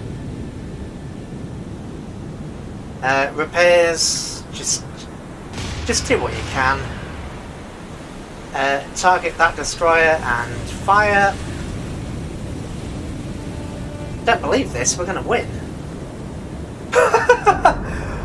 Oh, it's really hard to believe, but yeah, Cleveland struck by... Okay, yeah, we're good. Oh, Cleveland struck by multiple torpedoes. Oh, and that one as well. Oh, okay, right. Well, fire at will. Maya, retarget.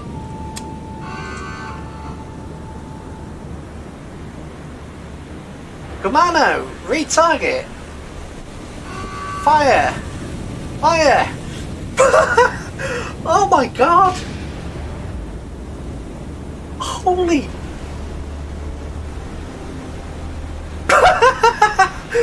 Oh my god, that's great. Oh, that's fantastic. Oi, just keep repairing. You've done your part. Just slow down, keep repairing. Oh. Oh, that's fantastic. Okay, right. Kino, come around. Maya, come around as well. Just keep firing. Everybody that can shoot, fire. Mutsuki, hats off to you, Mutsuki. That was excellent. Hold fire, retargeted that ship, and fire. That is a Fletcher, as expected. Destroyers, Farragut, Fletcher.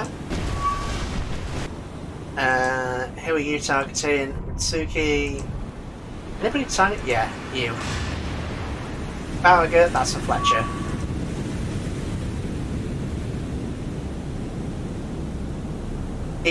Just light them up.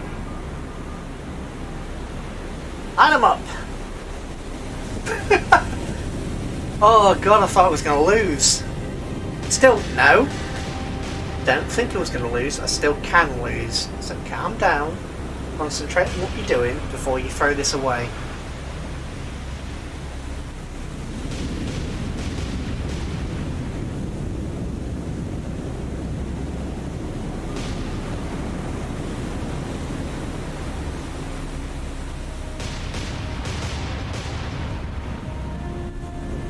Oh, that's a lovely explosion on Fletcher. Look at that.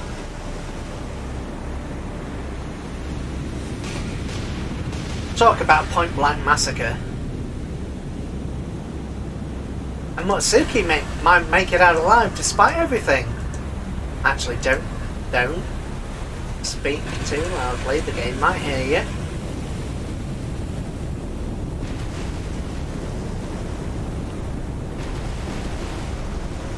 Try and get that fire and flooding under control.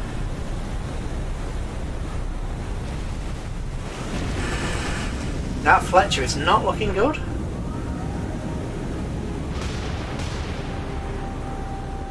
Do you have any torpedoes? Yes, you do. Oh, yes, you do. Right. 2 torpedoes. Fire.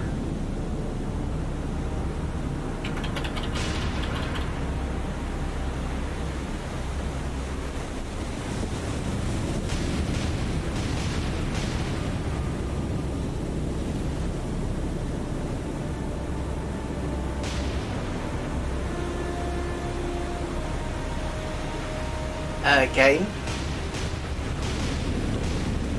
Guys. There's... Never mind. Never mind. Retarget. Fire. You're already firing. Fire. Retarget. Fire at will. Don't spot. Just shoot the bugger. They're American ships, so let's do this the American way. Fill the air with shells. Just fill the sky with shells.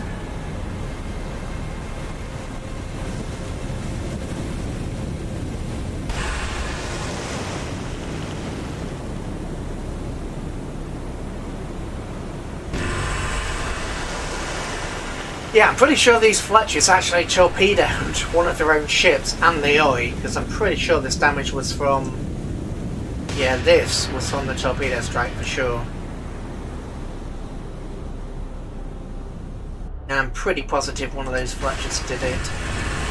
Ooh, don't shoot at me, mind your fire. Mind your fire, guys, come on.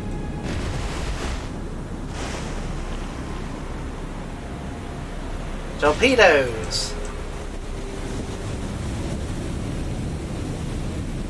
Seriously, please, torpedoes. Not asking for much, I'm just asking for, you know... Oh! Is everybody shooting at the Kino and not at the... What's going on? Fletcher? Whoa! Whoa, whoa, whoa, whoa, whoa, whoa! No, no, no, no, no! What the hell? Stop, stop! What the hell? Fire! I thought something was wrong. Jesus! Fire! Fire! You haven't got any guns. You're targeting the Fletcher. You're targeting the Fletcher. Jesus! I thought something was wrong. Torpedoes. One torpedo, no spread.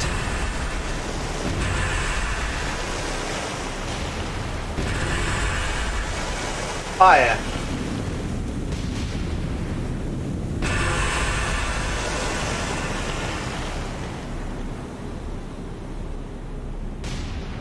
Come on. Ah, you're out of, that's why. You're out of all line. Alright, turn harder port then. Turn harder port.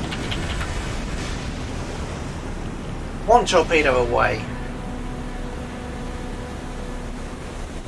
Right, both torpedoes are away. Point blank on the Fletcher. That should be a dead Fletcher. Should be.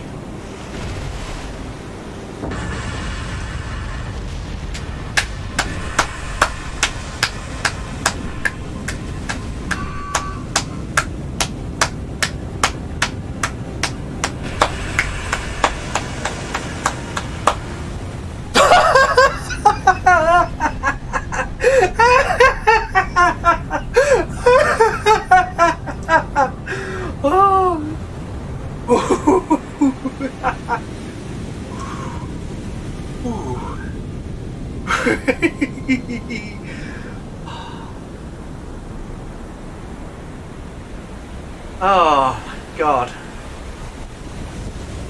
Seriously. Honestly, for God's sake, shooting up there. Bagger! Right, I know I should have exited the battle. God damn it. Still, mind the damage. This damage might actually get fixed. Oi, you can't fix that. Any damage? And no. Oh, for God's sake. I can't believe that.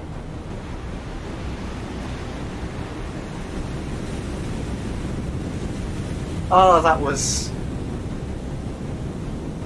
Hello, mate! Or Mick.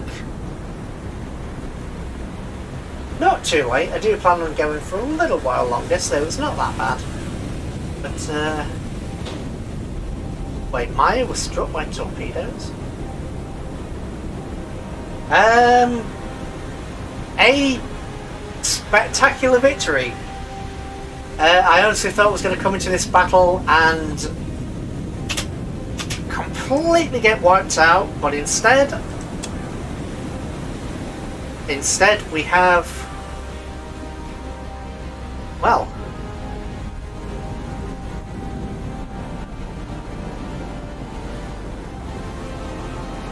Holy Race. Alright. Hello, Race. But yes, I came into this battle expecting to get destroyed. 2 light cruisers, which are not really worth anything. 2 heavy cruisers, questionable. 3 questionable destroyers. 4 Clevelands and 2 Fletchers, and I only lost the 3 destroyers. So 74 command points. That's That was great. The enemy's been sending quite a few Fletchers our way, which has been really annoying. The submarine force is apparently drunk, and I'm about ready to launch the attack on Port Moresby. So things are a bit all over the place at the moment. We're definitely winning, but yes. Winning, but I'm being cautious about saying winning.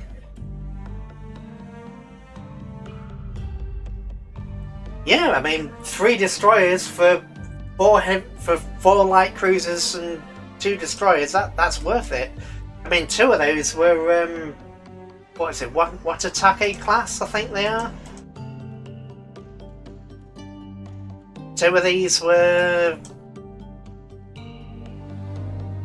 Minakaze class, sorry.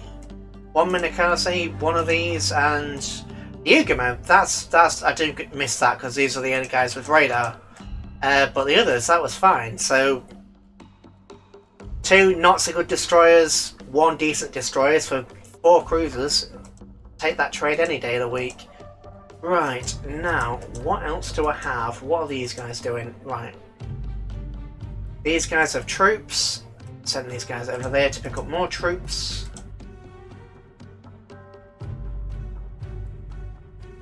Also going to split you off to pick up some supplies. Come over here, join that group. Once you've done, they can reinforce over here once they get back. And yes, now I'm going to save so I don't lose that. Because you know next time I come, if it crashes and they have to go back to that, you know I'm going to get my ass handed to me. Right, so I beg your pardon. Well, it's only 1 destroyer. Okay.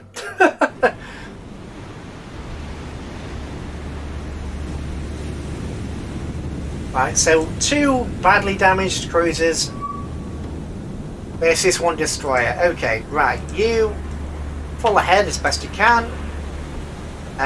Break. Full ahead as best you can. Target and attack. You're going home anyway, so it really doesn't matter if you use all your shells. Zeros. This guy you can break off. Go in a circle. You 3 on the other hand. Minimum speed, minimum altitude, and attack.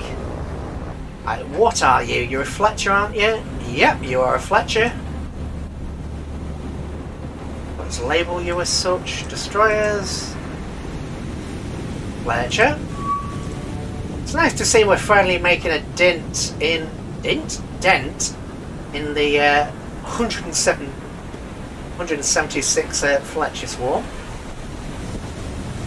Is that over yet? Did you see? Apparently I missed one. Or one didn't show up. No, it's not over yet. I'm on a bit of a winning streak.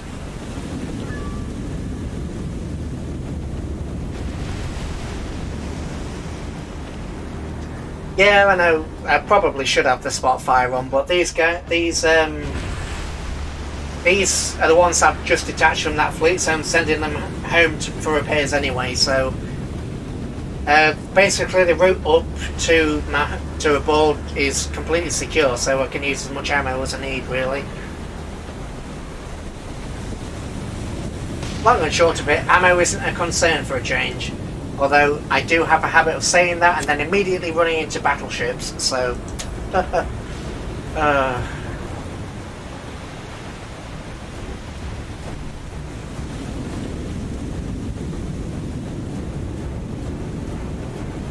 yes, I know it was sweet.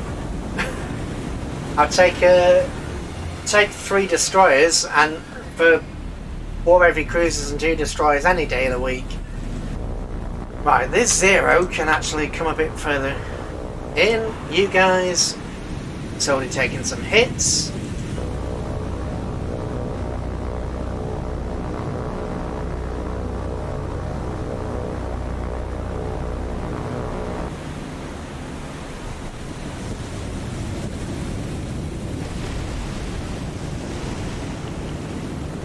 That's odd. Normally the Fletchers will be out shooting me, but they're not this time.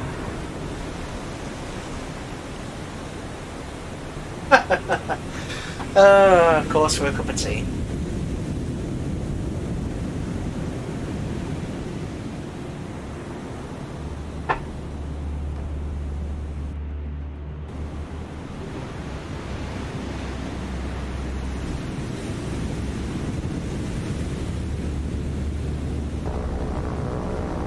Although I would say this is another one of those times where, as fun as it is, the game could use a increased speed button in battle.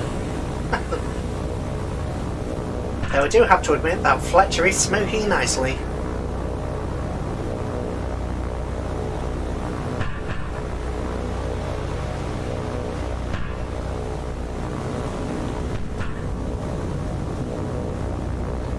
It's nice to see the dent that I put into their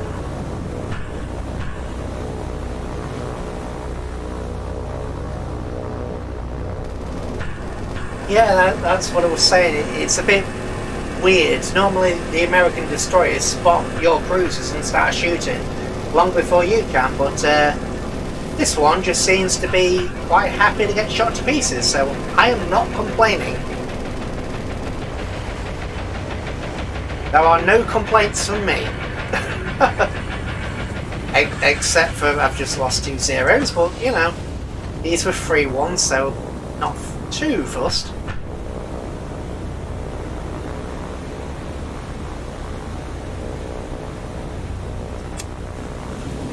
Yeah, that's true. The slower they are, the longer they're in the AA bubble. But on the other hand, I've had some really good results with slower planes. I've managed to do heavy damage and heavy flooding just from Zero's attacking destroyers, just because their attacks are slower, so they just shoot more. And besides, these are free aircraft, so if they're destroyed, it's not that big of a deal.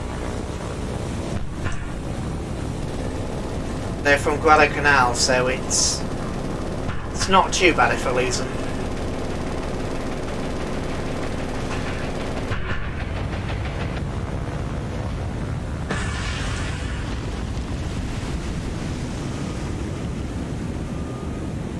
But yeah, after that attack, the Fletcher is now heavy and moderate, so it's a bit of a judgment call on whether you want to use the slower or faster attacks. I mean, slower seems to increase accuracy, and obviously, the longer the attack, the more bullets I'm going to them for. Yeah.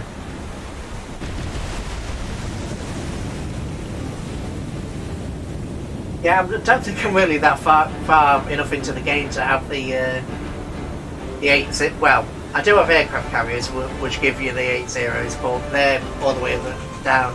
Don't think I've really used the 8-0s for attacking destroyers now I think of it. I might have to. If one shows up near Port Moresby, I might give it a go. Obviously, once I finish bombarding Port Moresby into oblivion. But yes.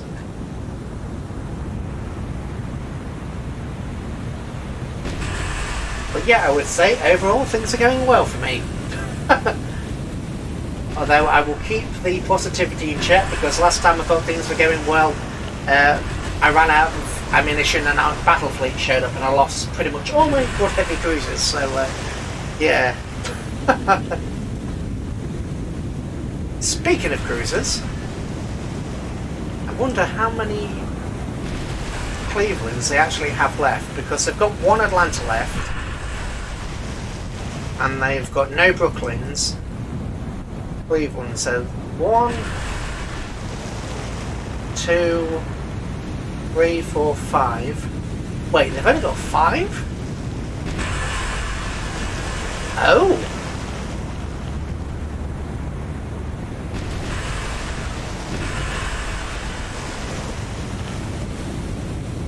They've only got 5 Clevelands, all operating the airfields. Yeah, I was thinking about upgrading the airfields. At the moment, I just upgraded one of the ports on the New Hebrides. I think it's the New Hebrides. No, you didn't miss the Port Moresby raid. We're about to do that. Or hopefully we're about to do that. But yeah, as I was saying, we upgraded the New Hebrides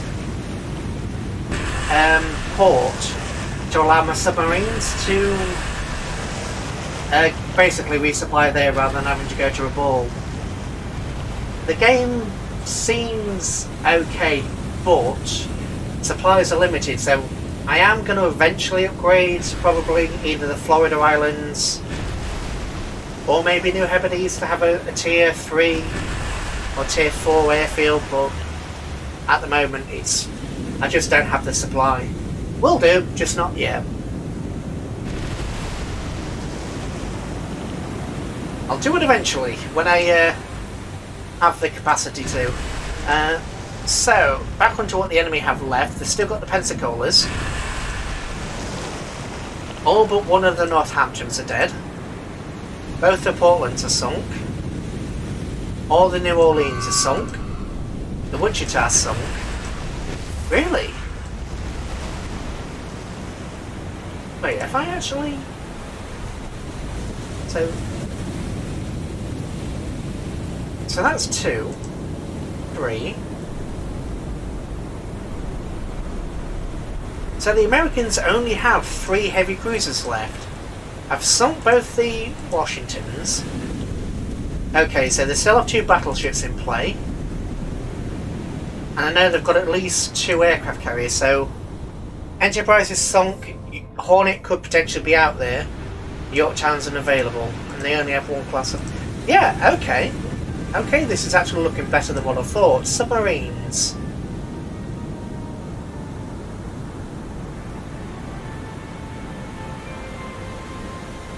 No, I think it must have been bugged, this particular one.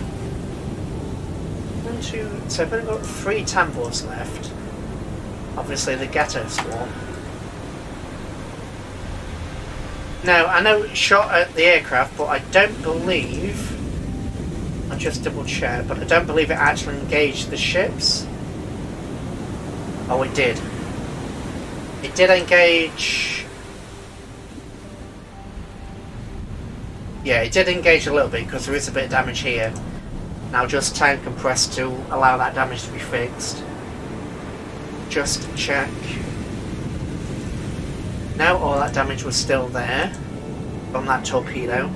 Yeah, so it did shoot maybe once or twice before its guns were taken out, I'm guessing.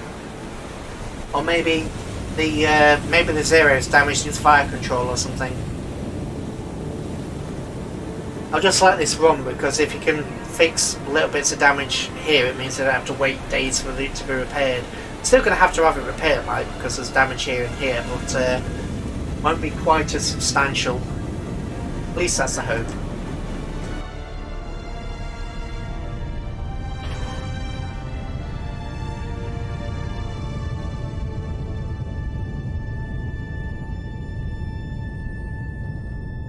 I do like the ship sinking animations in this. It is quite fun. Right, leave, confirm, that's fine. And you guys are definitely going back for repairs. So, oops. Trying to click you. Thank you. So you two are going that way. That's fine. Go for repairs. The other guys are still patrolling. Zeros can return to base. Yeah, so we've got an tier 1 airfield on Guadalcanal. Nothing on the Florida Islands because it got invaded. The Shortland Islands is the one that I meant. There's a level 3 here, so we can keep these submarines in play. It does have an airfield, but obviously the range doesn't allow it to cover. What I might do is maybe take something like New Georgia or the Russell Islands just to provide that, or maybe even Santa Isabel just to provide air cover in this general vicinity. But it looks like we're getting to the campaign's going to slow down because we're going to run out of ships. Well, the enemy's going to run out of ships. Obviously, they've still got aircraft carriers.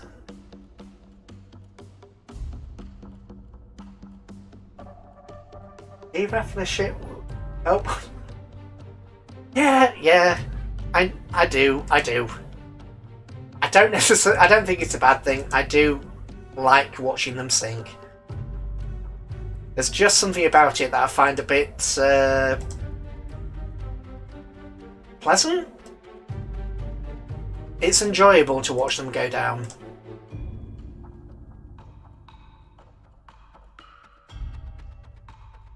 What about that unclaimed star? What is that anyway?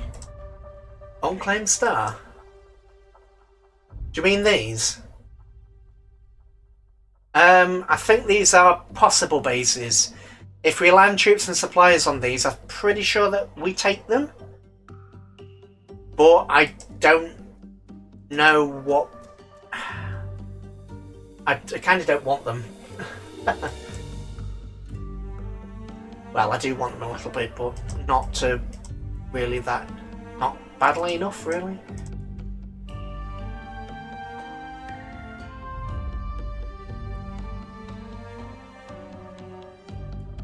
Yeah, and it's fairly easy... Well, it's moderately easy to defend... Now that we're basically below Guadalcanal. What, this? Bannerlord Island. And what was I saying? Just do 2 destroyers and a cruiser.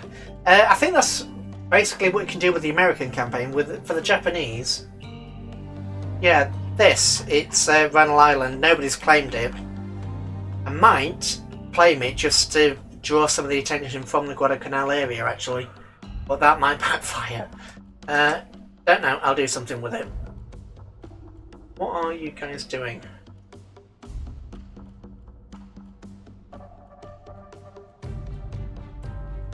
Yeah, I'm thinking about making either a base on Bannerlord Island or Santa Bella.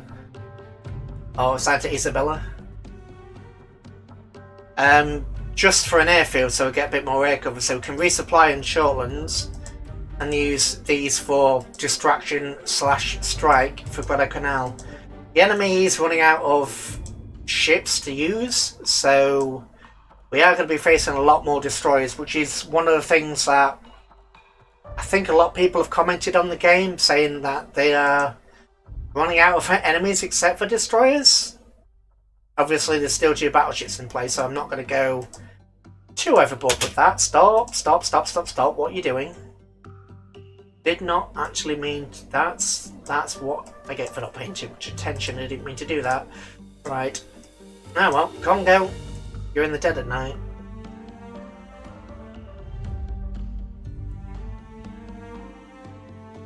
Yeah, since I was... Yeah. I don't want to put it here because it'll get bombarded into nothing, or it'll get invaded too easily. I won't really have a warning. If I put it here, I mean, I've got ships coming through here all the time, so I'll get alerted anytime anything happens here. If I put it here, maybe that'll distract some of the enemy. I don't know. But now that the Florida Islands have more...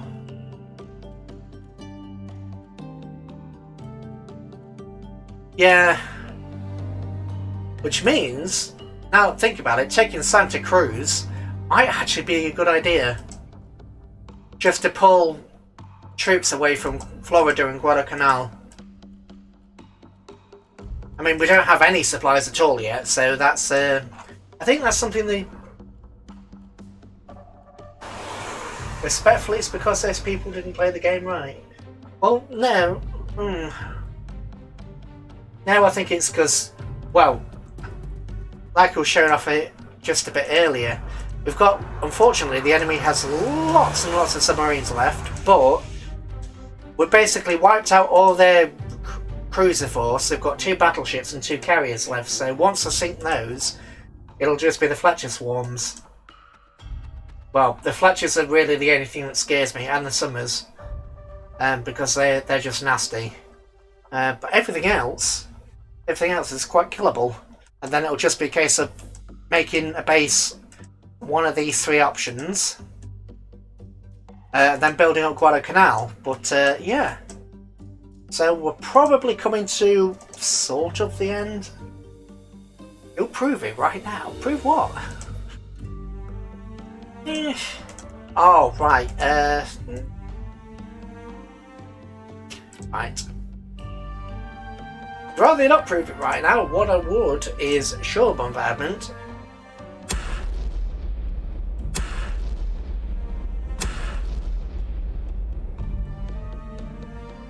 Right, so that's all the shells done. Run away! Run away! Run away! Task Force, get in there.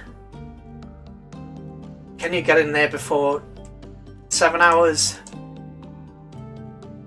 Holy.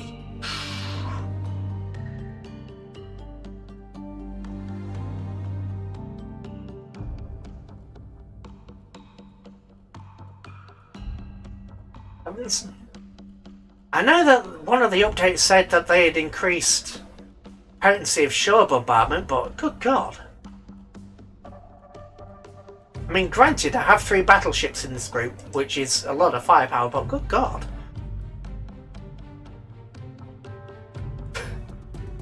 You haven't said anything now because you didn't want to take the timeline.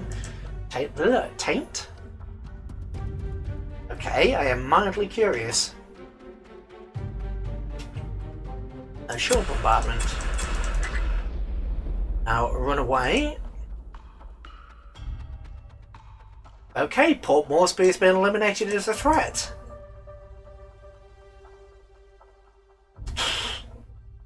Alright. I knew they'd upgraded bombardment, but I didn't know they'd upgraded bombardment that much. Jeez. Port Moresby has been destroyed. Alina Bay has been destroyed. I am okay with this. I am okay with this. Right, manage cargo. You need troops, please. Arigato, come down here. You need supplies, please. Thanking you.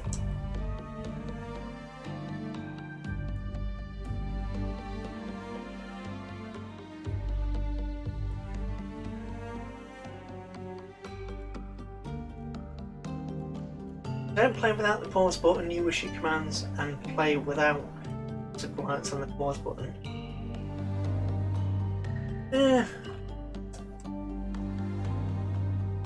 Never really thought that made too much of a difference. The way I actually, before I start talking now, I'm going to save.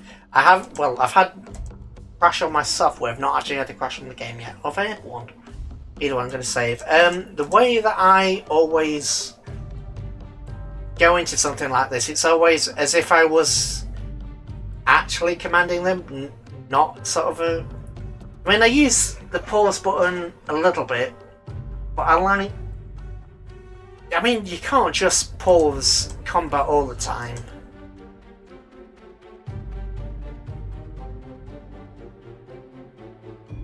Yeah. Which is fair enough, it's not always what they get, but...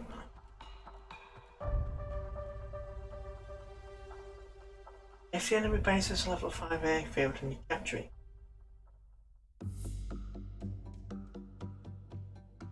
Oh! Oh, do you? That is something I didn't know. I thought that...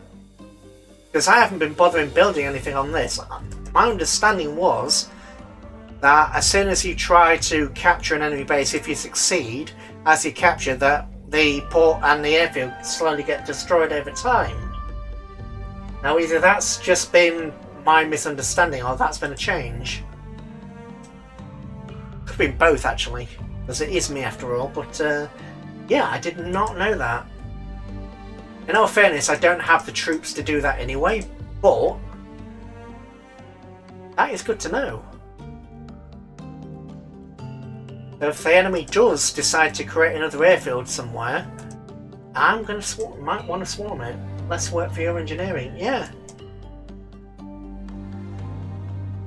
Yeah. I do know that the mission objective is to build Guadalcanal to a rank 5 airfield. Maintain control of Malinta and Florida Islands. Well, we've already lost Malinta, so that's part of our campaign loss.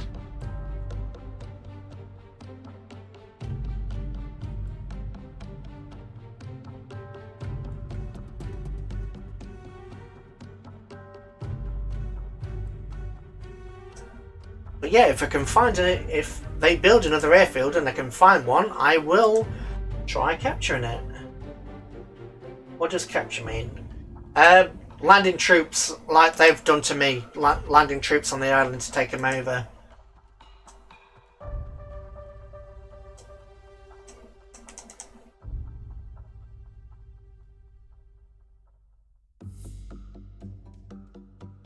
I don't necessarily think their shortage of enemies was down to going slow. I think it's you do get to the point where you need a proper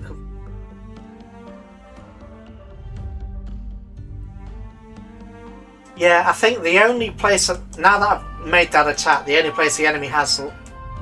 Oh. I opened my mouth and something happened. Why did I open my mouth? Survival squad. Okay.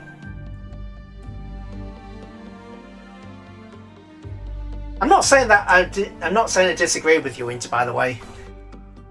I'm not saying that you're necessarily wrong at all.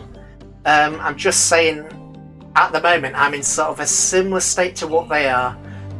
We've just gone about it two different ways. I think I'm on the 3rd of September, so I think I'm ahead of Wolfpack. But because I'm ahead, I've had more battles and I've sunk more ships, so we are going to come up against more destroyers and bits and pieces just because they're running out of stuff to throw at me. So it might be a case of just building up Guadalcanal to level 5. Then we'll see what happens from there. But 5 destroyers and 1 light cruiser. Let's see what they have. I may not have a lot or even enough to deal with this.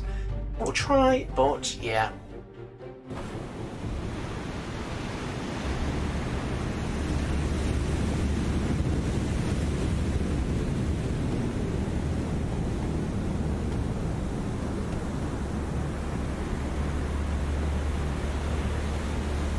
Yeah. But as I was saying, Ace, what was I saying? You know, I've gone and forgot since I've gone to speak.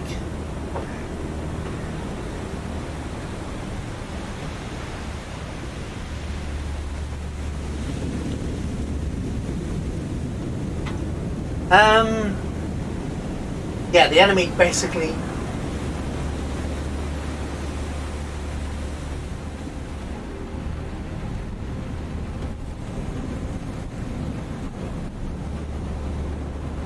I'm not quite sure what you disagree on. I'm saying where that the game gets to a state where you start to run out of targets.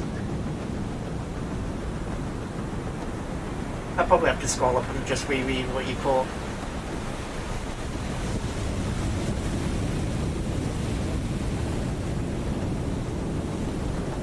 I mean, ultimately, you're enjoying the way that I play, so I'm not complaining at that because I'm enjoying myself too. So.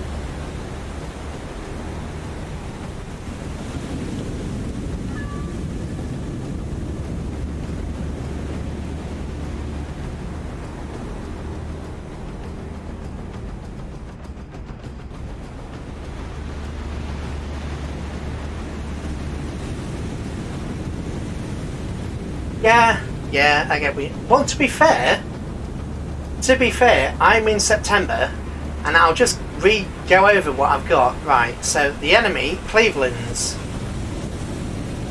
They've got no Brooklyns. They've got 1 Atlanta. They've got 1 Cleveland. They've got 5 Clevelands. So that's all the light cruisers. Us by proxy is the best. Yeah, alright then. Like I say, you're enjoying it, I'm enjoying it, that's all that matters. And I cannot see this enemy fleet for the life of me. Oh, I am falling off my stall there, so one sec. Oh. I really can't remember what I was going to say to you, Ace. I can't. It's completely gone. Oh, that was it. Yeah, the enemy doesn't have any. Now that I've attacked Port Moresby, the enemy basically doesn't have any bases left. You're not wrong. That is solid advice, and I will take that into consideration when I eventually do my American campaign. But aside from the enemy's main base, they don't have anything left, and the main base has been protected by changes in the game, so we physically can't attack it. I learnt that the hard way.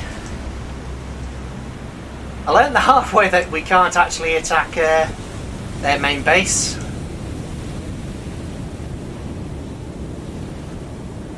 Right, so what is this guy? It's from Atlanta.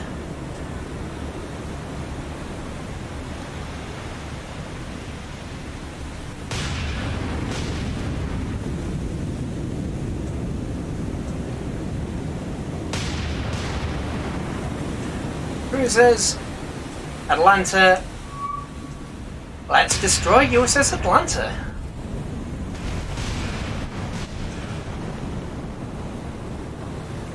All cannons fire!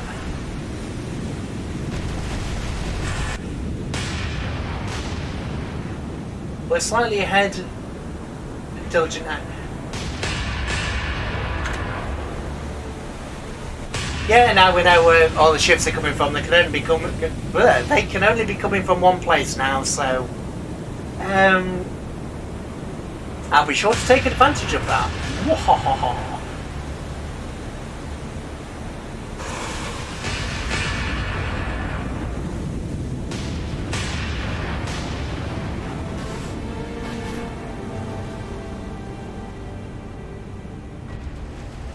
do you mean?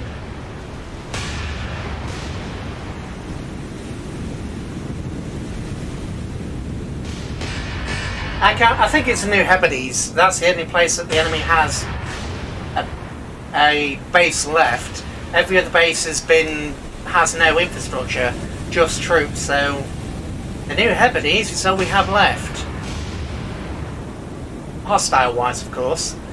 We still have to build a level 5 airfield on Guadalcanal, but I'm not fussed about that.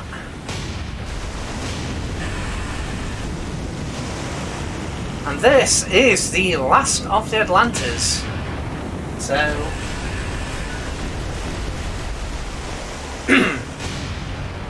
yeah, they've only got one port left, and that is the New Hebrides. So, what I will do is I'll probably make a small base in those islands off here. I can't remember what they're called. Just to distract the enemy, and then I'll send a load of submarines around Port Moresby to deal with them. But yes, the enemy surface fleet is coming to an end. Aside from, you know, Fletcher Swan, or Fletcher Swans will be Fletcher Swans.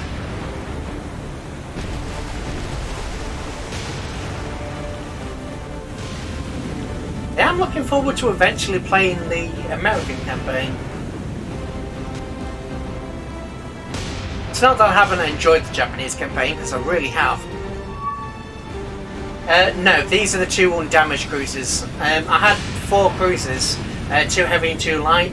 I've split the 2 undamaged cruisers off and sent them back. These are the 2 remaining. However, after this battle, they are going to have to go back to port, because ammunition. Speaking of which, I'm actually going to put you on. Yeah, your secondaries can keep going, but your primaries, they need to be spotting.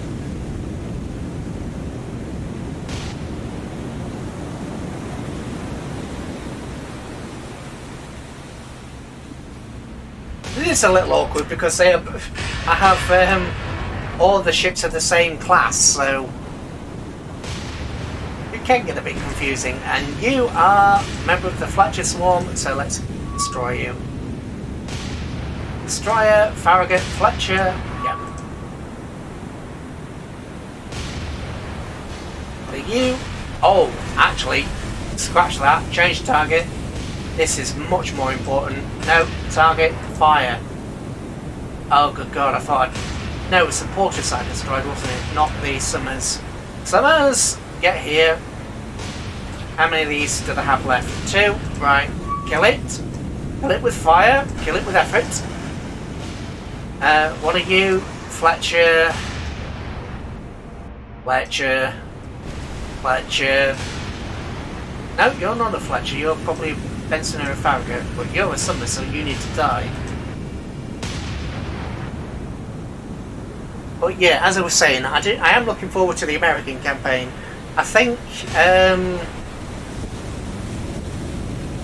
obviously I don't know for certain, but I feel like the American campaign is going to be significantly easier than the Japanese one.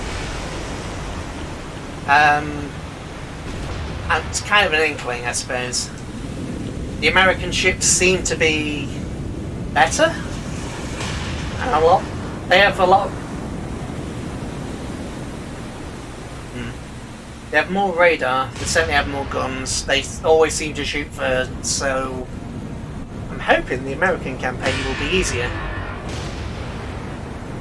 I shouldn't say easier because I don't really mean easier. What I mean is it should have maybe a bit more variety. I think I'll have a bit more variety in my...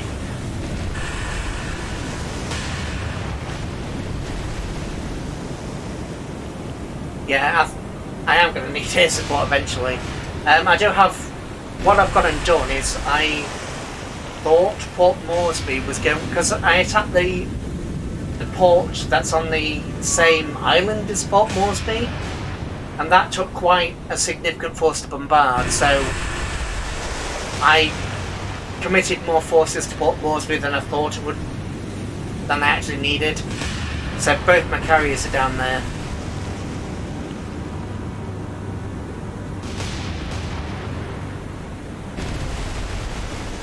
Just play it on safe out again.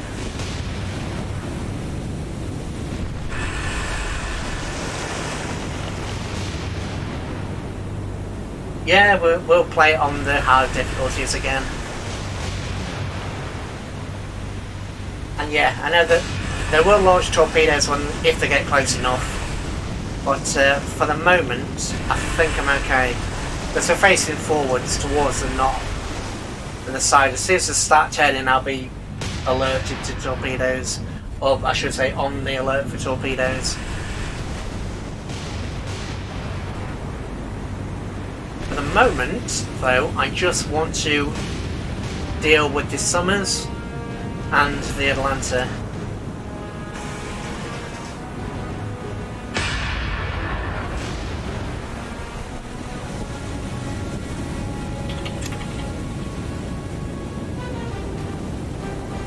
Yeah, I know they're in range, but they're not in angle. As long as they keep pointing towards me, when they'll eventually make a turn either this way or that way. As soon as they start making the turn, I'm going to start doing evasive action. But at the moment, while they're still heading forwards, I'm going to leave it as is. Just for now.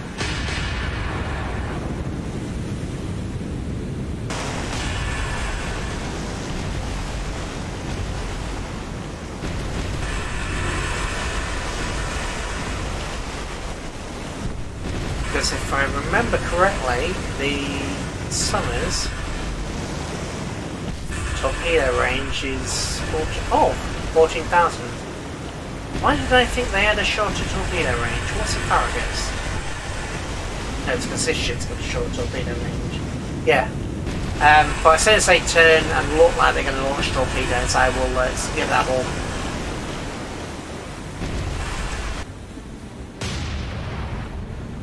Come on, Commando, please deal with the Atlanta.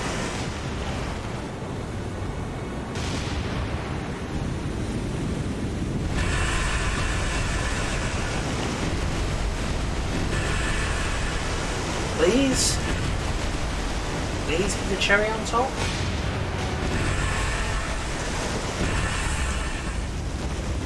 Stop exploding.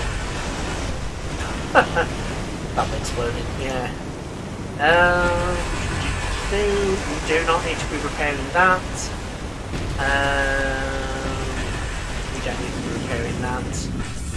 That, on the other hand, does need repairs. Yeah, I know it is. I know it is. We're already outnumbered anyway, so I expected to lose this ship going in. It's going to get wrecked either way because it's a light cruiser and we're outnumbered. So there are already too many destroyers for me to run away from, so...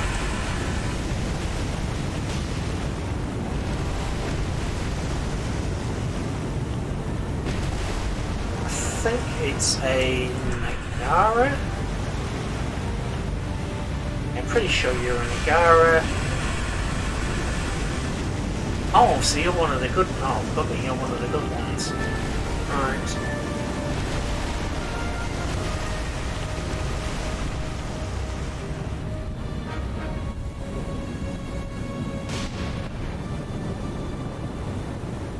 Right, damage report.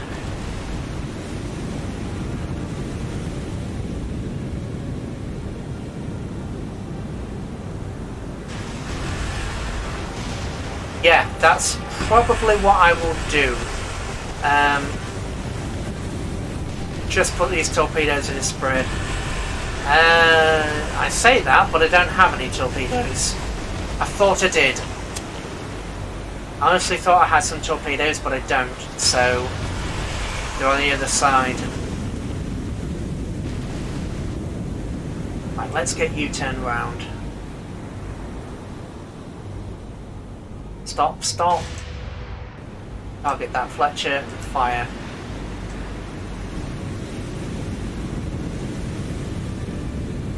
Honestly, I kind of forgot that I didn't have any torpedoes, which was, granted, extremely stupid, but that's what's happened.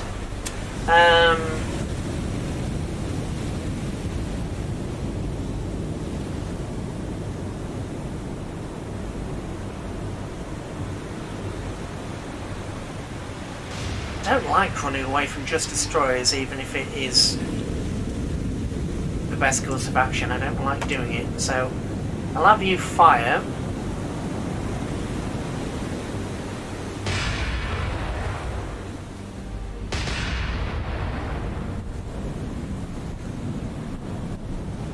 Well, it would be harder the first time I went into battle without any ammunition, now would it? Right, so you keep targeting that Fletcher. Actually, stop targeting that Fletcher. Target number 5, which is also a Fletcher. Right, so I'm going to turn the commando around.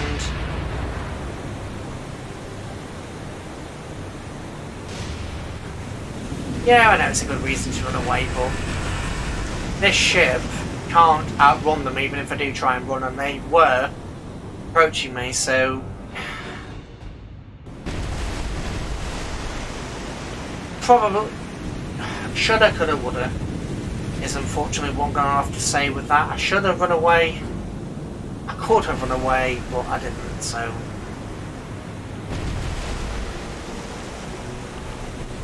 yeah.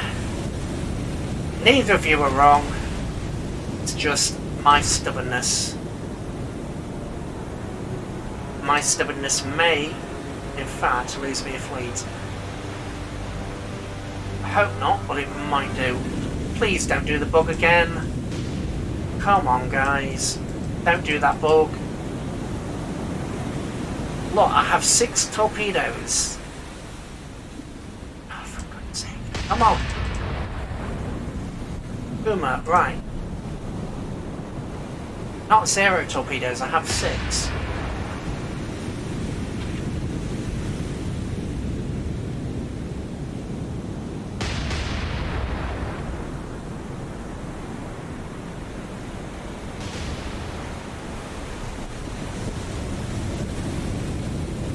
Why are you shooting over there? Fletcher's over here. What on earth's going on?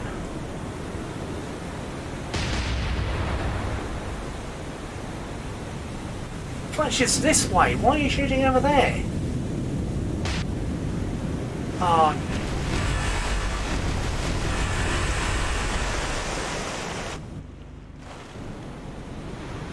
Right, well, this ship's out of control. This one, pull ahead. Let's get out of there. Get out of there. First spread of torpedoes was, I think, 4 or 5?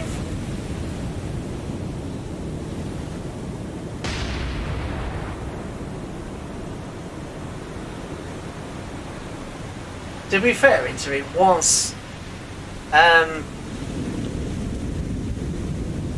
there was a fleet here, but there's no longer a fleet. Because they had that battle where I came up against those 4 heavy cruisers. 4 heavy cruisers? 4 light cruisers, sorry. So, fleet no more. And don't forget, I am running out of ships myself, so I haven't really got much in the way of choice. What was this? I think the spread was either 3 or 4. But there is a bug that I've reported where I want to destroy it back. Yeah. Well, I mean, this class of ship and these general design, when it's basically similar to the British destroyer leaders. These were only meant to face destroyers and lead destroyer flotillas, that weren't designed to do anything else. Right. Kamano is running away.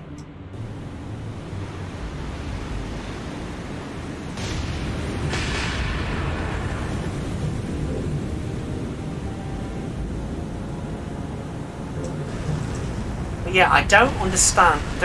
Oh, that's what I was saying. There is a bug with torpedoes where you go to launch multiple torpedoes and it will go from 1 torpedo to 0.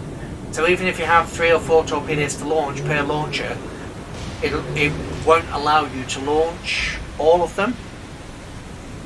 I don't know what causes it, but when it hits, it just doesn't let you launch. I mean, I was targeting the destroyers over here, and Commander shot her torpedoes over here. So from this direction, where it should have gone, it's gone this way.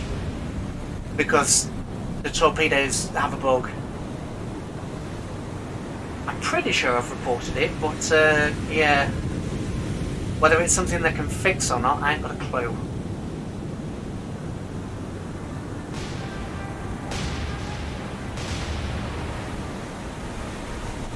Wait, you're not the Fletcher.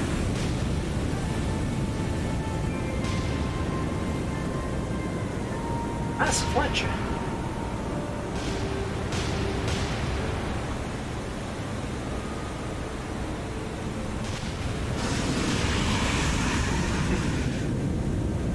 But yeah, I mean, you saw it for yourselves. So I'm targeting this group over here, and Kamano shot over there. So I mean, it's not like these ships were turning that way; they were turning this way. So the torpedo should have gone in this direction, but instead shot over there. I've got no idea what causes it. It just happens.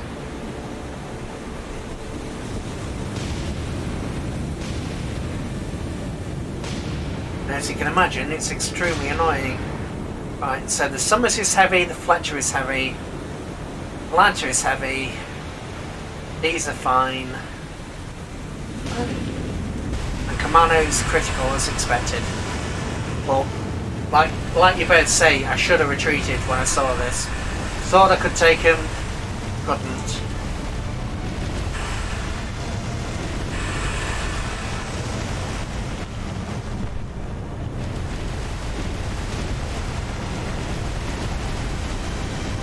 And for whatever reason, these torpedoes... Oh, that's because they're on that side, never mind.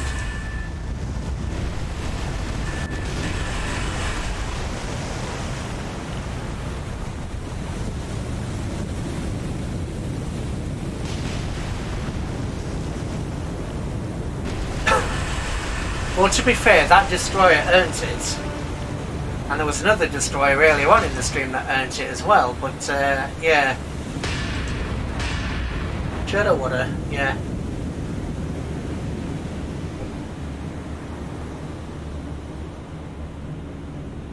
Why are you not shooting? Oh, that's why you're not shooting. Okay. Running away is the right choice if we've got no ammo. Come on. This way. Run away! Run away! You two are in range, so let's just keep firing.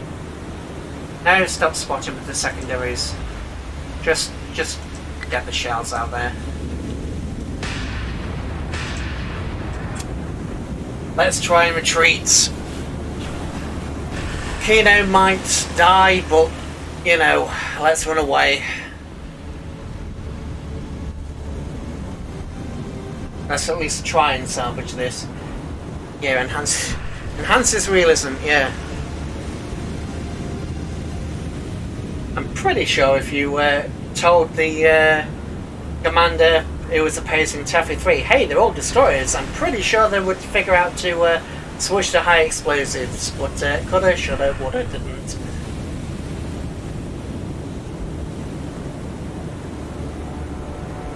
Are those enemy torpedoes? Are they? No, I just fired them, didn't I? Nope.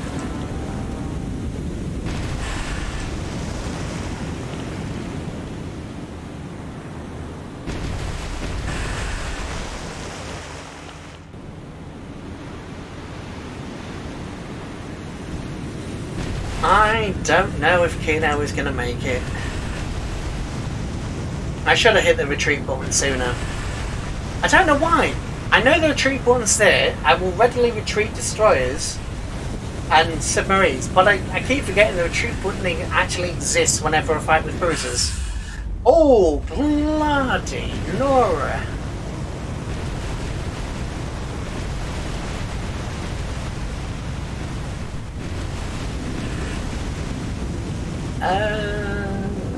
Okay. Yeah, you're gonna scuttle, aren't you?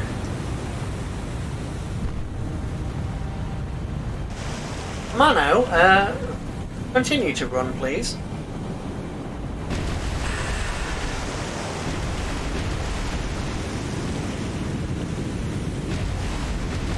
Yeah, I'm pretty sure she's dead. I was trying to physically... Probably because I've had too much good luck on this stream. I've had too much relatively good luck. I finally tapped Port Moresby. I keep forgetting that you can actually just retreat, but I do it with my submarines. But whenever the cruisers are involved, I keep forgetting to actually do it. I keep trying to run them to the side. But you don't have to. Oh. Ah, well. On the bright side, I know these guys are here, so I can probably do something about them. Once the carrier task force gets into play anyway. Don't say that, she'll sink as soon as you say that.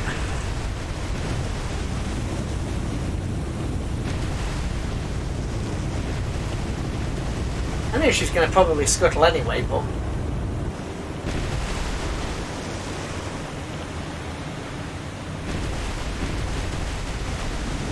And all of my torpedoes miss horribly. I'm still annoyed about that. Because I ordered the torpedo spread over here, not over there. That is really annoying.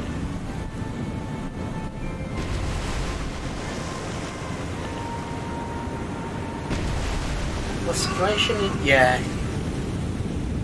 Katie is gone. Right, run away! Minor damage. Critical.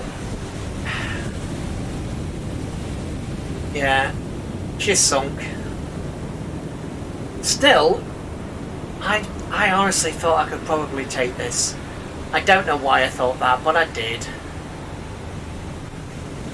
How is that a Fletcher?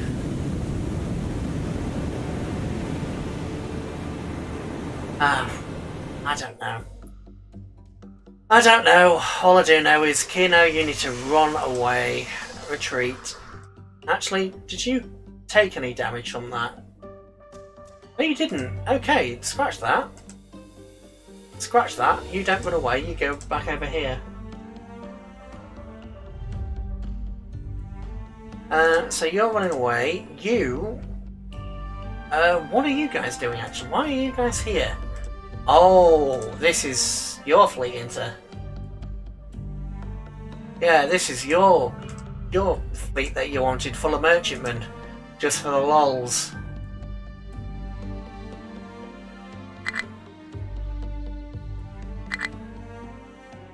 You wanted something for the lols, so I built you them. Perfect time to use them, I suppose.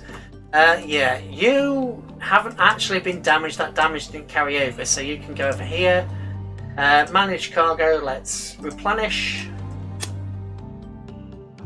Replenish. And send you back over here, because we need you over here. Maybe. Although the submarines have quite literally been a bit hit and miss today. Pardon me.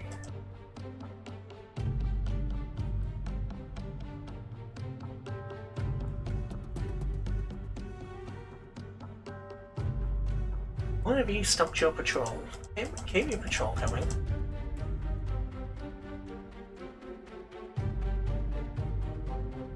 Isn't it shout with torpedoes? Don't know if we care. Yeah. Oh no, we definitely want to save Kamano. That's for damn certain. And Haruna's fleet is also retreating back over here. I'm going to call that foresight, but it wasn't. You guys, you... Why is Aoba damaged? Oh yeah, that's right. You got hit by that submarine, didn't you? Aoba, head back to port. Rearm EGC. The rest of you head back over there. You guys prepare. Nope, just rearm. Gotta keep these two submarines down here in case they try and send anything or anyone to Port Moresby, but everybody else.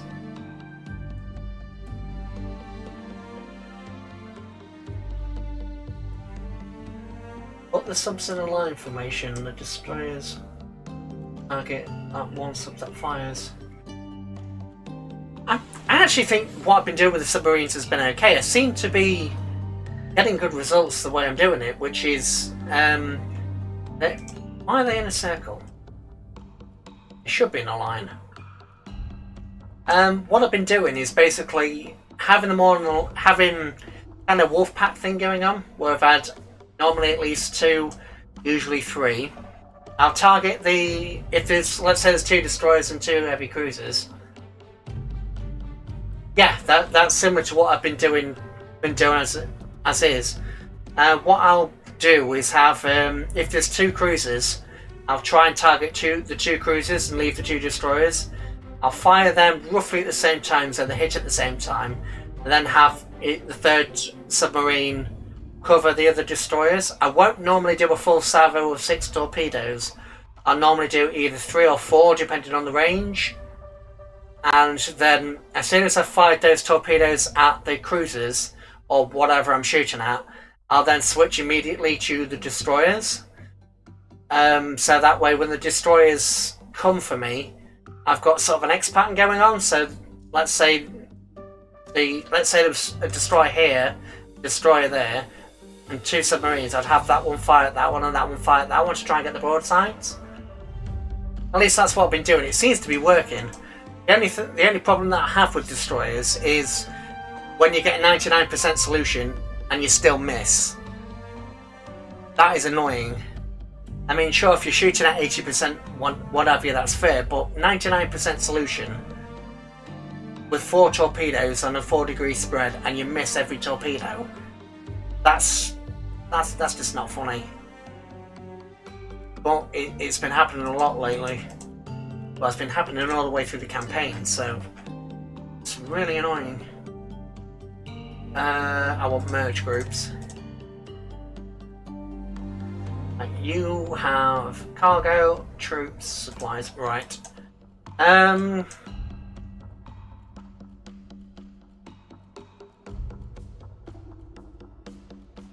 Yeah, that seems about right. I mean, you do get the occasional lucky shot with everything, but that seems about right. I've had them sink on 2. I've had them take 3 to 5 plus and not die. There was one battleship that we shot something like 27 torpedoes at, hit almost all of them, and it just refused to go down. I can't remember what episode was that in, but I know we had almost 30 torpedoes, used basically all of them, and it still didn't kill the entire fleet. It was ridiculous. But yeah, that was a thing. On the bright side, I've got 700 command points, but nothing to spend them on. What I will do, though, is have another quick break. I'll only be a couple of minutes, and then we can get back to this, because I've got plenty of time today. I have plenty of time, so I can keep going. I just need another cup of tea. So I will pause here for a couple of minutes while I put the kettle on.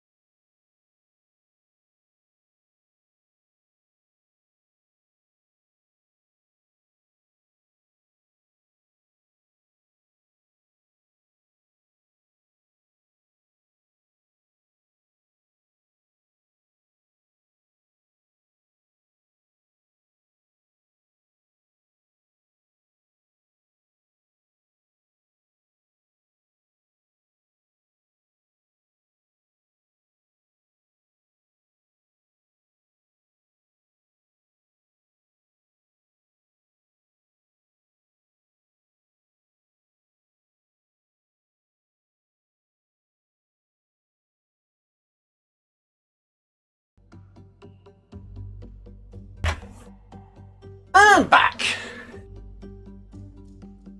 This tea's the kettle boils in a couple of minutes into, honestly. Don't want to hear a Belgian joke? Sure, I can hear a Belgian joke.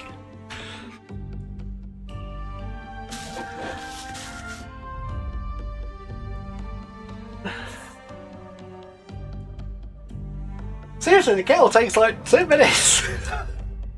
Obviously, I'm gonna get downstairs. Blasting?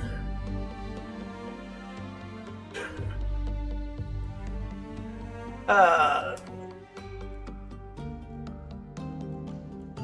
am tempted. I hear what you said, Mick, about not sending them here, but I am tempted to do it just for the lols. Because the enemy barely has anything in the left of primary forces left. And as long as I can keep them occupied at Santa Cruz, I don't have to worry about them attacking Guadalcanal. Or, alternatively, I could send them down to Rennell Island. And maybe they will attack Rennell Island first? Yeah, that's what I'll do. I'll set up a base at Rennell Island. Time runs differently on Mars. Oh yeah, I forgot about the Martian thing. But yeah, what else was I thinking while I was away? Something. Ah well. Intermission music, yes, I keep meaning to get an intermission screen and I keep forgetting. I'm waiting on a friend of mine to do some art. Some bits of arts and crafts and bits and pieces, so hopefully once I get some money I can have a different avatar commissioned and then have some background art and some music and some bits and pieces, but when I get some money, and I'm currently having the bits and pieces done, you know, free, because it's a friend that's doing it, so it's yeah, not something to rush because they're doing it out of, you know, kindness, not out of payment. Although I am going to pay them a little bit anyway, even though they said don't bother, you know. Anyway.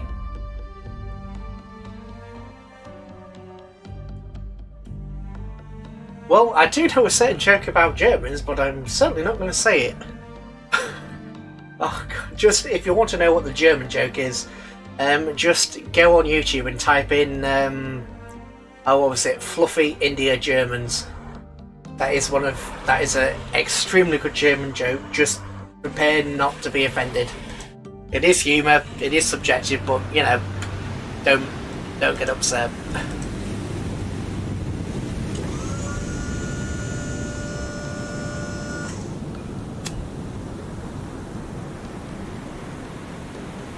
Yeah, no, I know what you mean. That's what I'm saying. I just wanted. Well, I'm thinking about getting a proper. Well, it's not proper one done, but a fancier one done. Oh, they are literally behind me. Okay, I've got to act fast. Hard a port. Let's just target. Let's target you. Let's target. Are you all moving? Are you the damaged ones? Were you the Atlanta? Yes, you're Atlanta.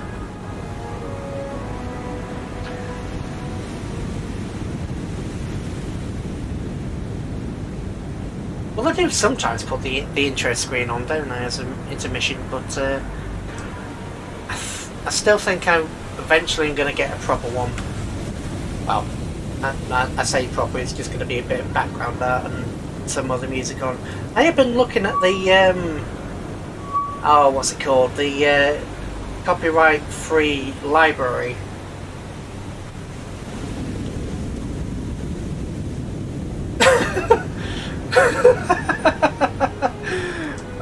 Yeah. Let's go with that. If you're offended, if you're not offended, it was me. If you are, well, play Wolfpack. For no other reason than you know. Right, 4 torpedoes at the Atlanta. That is 2,000 yards away. Summers is less than 1,000, so let's reverse course.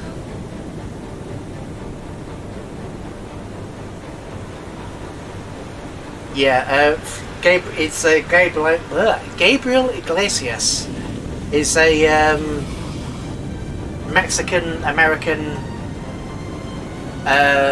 what do you call it, comedian. That's the word. How did I forget the word comedian? I do not know, but I did. Oh, well, my timing's off on these torpedoes. That's what I get for being distracted. But yes, he is a Mexican-American comedian who does interesting jokes. Not bad ones, just interesting ones. And the Atlanta. These look excellent. But yeah, I have been looking at copyright-free music. I just can't find anything that particularly gels with what I want. There will be something there. I'm probably just being a bit too picky, but yeah. I would say 4 torpedoes equals 1 dead Atlanta. And this is the last of the Atlantas. Summers is manoeuvring. Summers, yeah. Summers is still manoeuvring, so that's fine. The Glaives is the next target, apparently. Glaives, 2 torpedoes, 2 degrees spread, fire. Summers.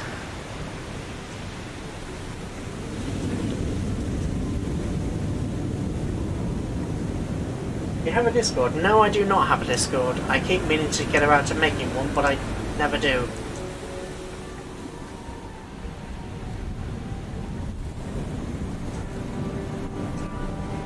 Please don't. They split the ship.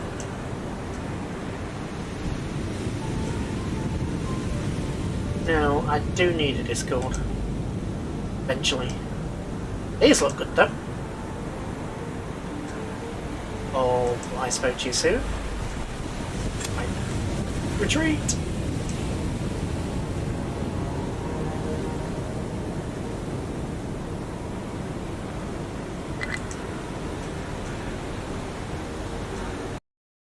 He made a soundtrack for War on the Sea from copyright-free music.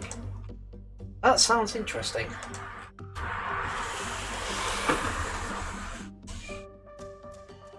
That actually sounds interesting.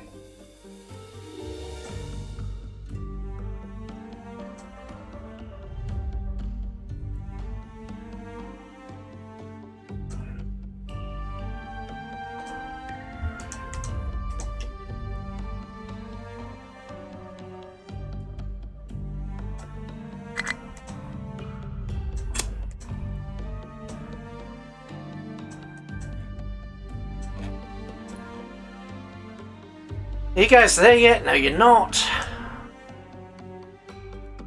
You're in for repairs. And we've still got several days. Oh, hang on a minute. 5 destroyers. You guys come down here. You guys also come down here just because.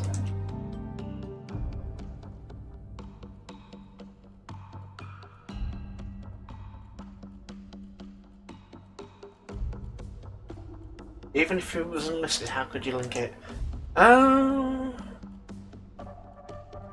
He was about to get red. Yeah, I know it was about to get red. That's why I ran away. Yeah. Yeah, I got sort of distracted and left the timescale. And what I would have normally done is fired that first set torpedoes, then waited a couple of seconds, fired the second set torpedoes. So on the map, they'd line up and would both travel at the same time and impact the targets. I mean, the second set torpedoes looked good, but I just had the timing wrong. If I had been sort of 10-20 seconds earlier, they would have hit. And then I could have run away, but yeah, that was my own fault. Right, ignore the Jake. Begin. Yeah, this fleet is something that Inter mentioned. This fleet is basically just a meme. The only reason this fleet exists is because I have 700 command points, basically. And That's it. That's really the only reason this whole fleet exists. It's for no other reason than to see what happens when a load of transports go up against a regular ship.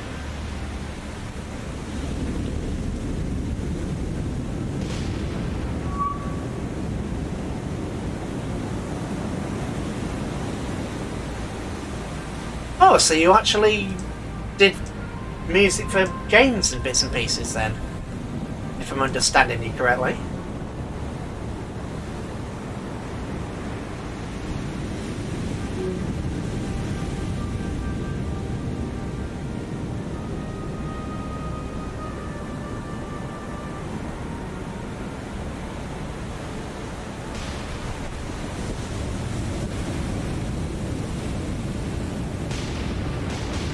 Yeah, I know they're going to get massacred, Ace. I know. No, like I say, this fleet's whole purpose was just having a bit of silly fun. This fleet was never supposed to be a serious fleet. It was something that intermentioned just for a bit of fun. Even though there is... What was I trying to say? There aren't enough resources in the actual campaign for all these cargo ships to be worth it.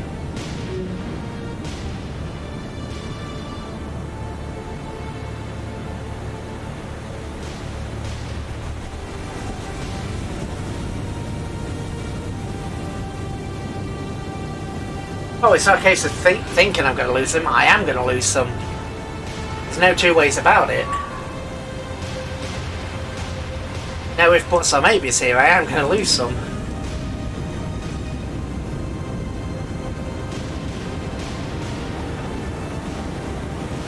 A jukebox live stream thing would have been interesting to see at some point. Kind of reminds me of the 8-bit drummer, where you post random links to him and he plays them. But yeah, you are right, Ace, these cargo ships are in a lot of trouble. But as I say, it was just for the memes. It was for the fun of trying. And surprisingly, these cargo ships are more... These cargo ships are kind of stronger than people give them credit for. I've tried going up against... Well, I've tried... It's custom battles. Things like Momies and Farragut's can actually get quite easily overpowered by single cargo ships. Obviously, if they get torpedoes off, then they're dead. But in a gunfight, these Marus are actually kind of strong.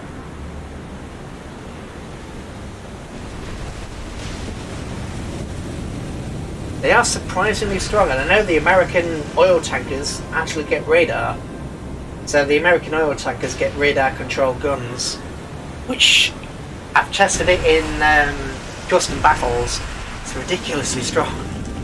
It's horrible how strong they are.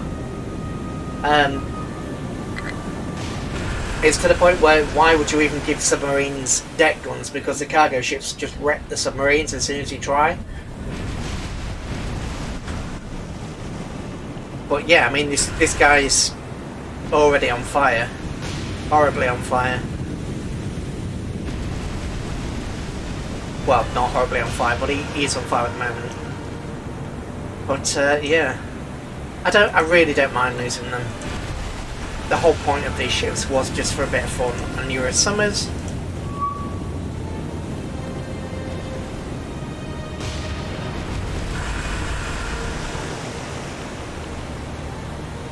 We are probably going to lose all of these, but even if we do, it's not that big of a loss, because I quite honestly have 700 plus command points, so doesn't really matter. And I'm going to damage this fleet. This fleet's already sort of retreating anyway, so if I can sink a Summers, I'm all for that.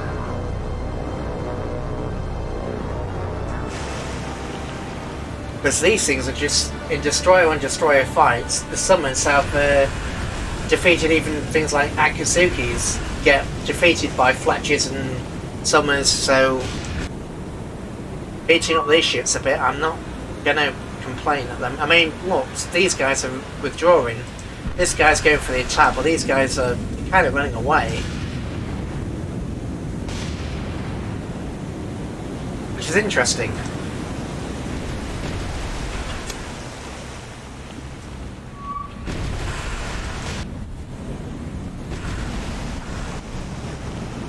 Because these actually have two dual purpose guns on the bow, so they are stronger than you think. And even if I kill one or two destroyers or even damage them, that's fine by me. This fleet was something intermentioned just for a bit of bit of fun.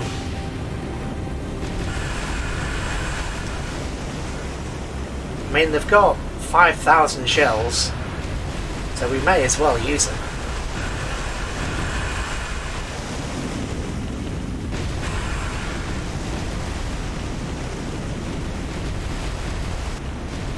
I mean, this guy's on 72% accuracy already with these. And this guy's taken some damage, but it's only minor. Obviously they've got limited capacity to repair, but even still. There are some destroyers that will sink before the transports.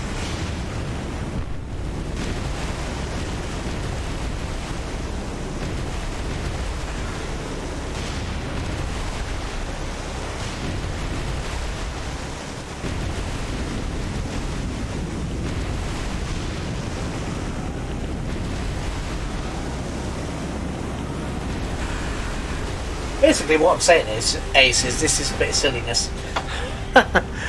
It's nothing more than a bit of silliness.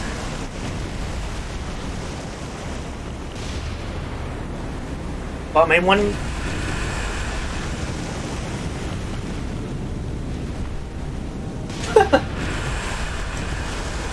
hey, you can wage unorthodox warfare and have fun at the same time. I mean, when you look at my fleet, I've lost the Tenryus. I've lost one of the Kumas, but the Kumas aren't really that strong, as the torpedoes aren't even 5,000 yards. Actually, zoom out so I'm not so drowned out by the splashes.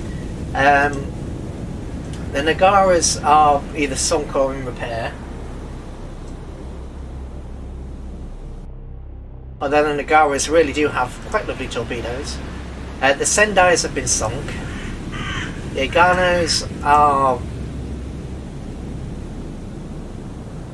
I don't think these are available to me yet, so I can't buy the Aganos. At least I don't think I can buy the Aganos. I will double check, but I'm pretty sure it's November before I can get the Aganos. And the Iodo, I'm pretty sure that's also later on I can get them. So I've barely got any cruisers that I can get. Pro Attacker's commissioned, the two Iobas are commissioned, Myokos are all commissioned, the Takawas are all commissioned and I've lost one. Mogamis have either been sunk or unavailable. Toneis have been sunk. So when you look at the amount of things I can spend on my... I beg your pardon, but I was on Japan. But when you actually look at the amount of things I can spend my command points on, I've got all the battleships, I've got all the carriers. I mean, beyond merchantmen, there's what, half dozen, less than maybe half dozen ships that aren't destroyers. Most of the Momis are commissioned. Menakazes. I could make destroyer swarms, which is something I might do, but yeah, I'm generally running out of ships, or at least high-powered ships. You win this round, we win both, and before you told us that merchant class was unlimited. Yeah, the merchant, as long as they've got command points, the merchants are unlimited, so there's method to the madness. Obviously, they're not particularly showing themselves greatly in the current circumstances, but you can't deny it. The enemy fleet is actually running away. The enemy fleet is running away from my transports. They've sent this ship to be sacrificed and everybody else is buggering off, so... the game, somewhere in the code, has got to go, hang on a minute, that's a huge power imbalance. Run away! Run away! Oh god, why do you have no target? Open fire, for God's sake. You're targeting the Summers. Okay, you have... Oh dear. I guess that it would help if you actually had somebody to target.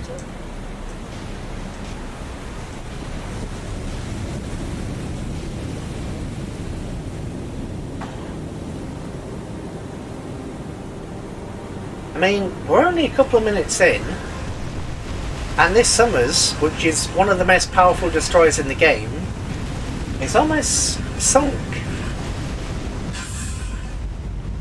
Its torpedoes are disabled, all its guns are disabled. This is a dead ship.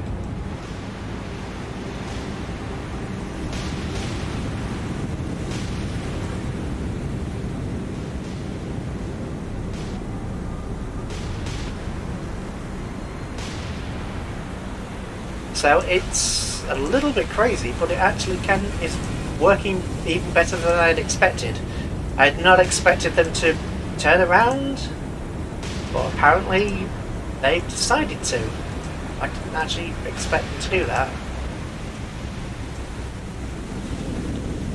It's like a kamikaze with a merchant fleet. Yes, it might just be. And like I say, I wasn't actually expecting this to work as well as it is doing. Obviously the problem with merchantmen is that even on the campaign map they are very slow. So you're not going to be winning catching anybody with this, but if they decide to engage, you're bound to be right occasionally. Well, you haven't actually said anything that was wrong, it was just unorthodox.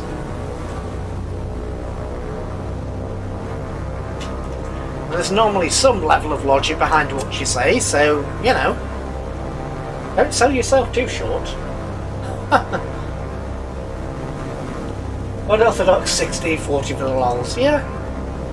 Yeah, it just kinda kills the realism a bit, but on the flip side, we just don't have enough ships to pay. It's like having all the cash in the world and nothing to buy. Sorry. I mean, the Summers is now sinking, which is nice.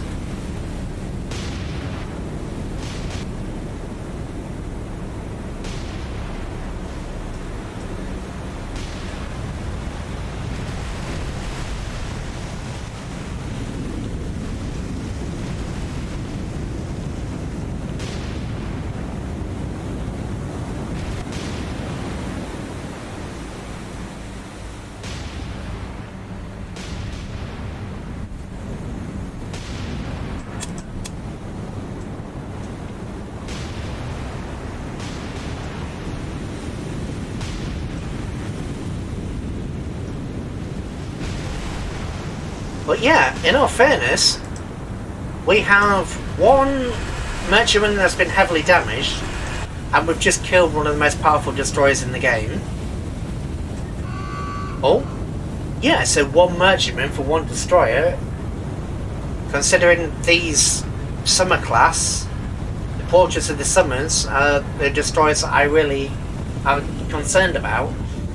I mean, I'm sure it has seen me throw multiple waves of bombers and zeros at these guys before, because they're such a significant threat. And yet here we are, one merchantman down. Yeah, one merchantman to concentrate fire of 4 ships, and still going. So you Here's targeting number 2. Somebody has to be targeting number 2. You're targeting number 2. Number 2 is a Fletcher. No. It's Japanese. It's American, sorry. That's a Fletcher.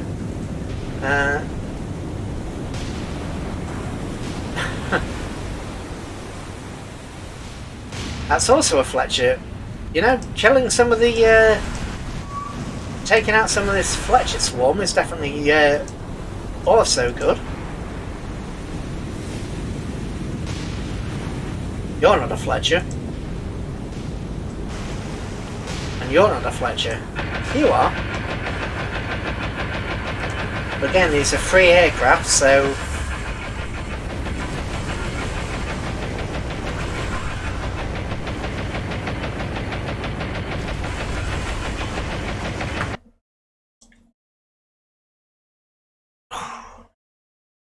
Oh, it does help if I don't minimise it by mistake. Go, Task Force 20, go! Reduce speed and attack. I mean, these are free, oh, what do you call them? Free fighters, so there really is no harm in using them. Or even losing them, for that matter.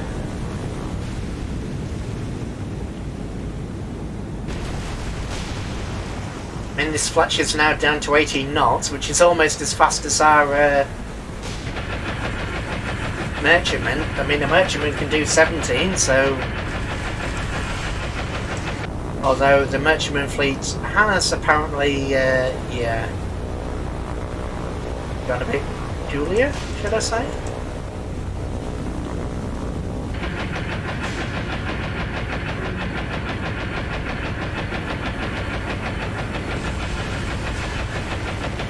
I mean, even losing these areas isn't any skin off our shoulders. I will have to send some supplies down to Guadalcanal to go to at least a level 3 airfield, because I would like Valeries. I keep calling them Valeries, I know the Vals, but yeah. I would like them either way. Right, so you're a Fletcher. What are you? A Mahal?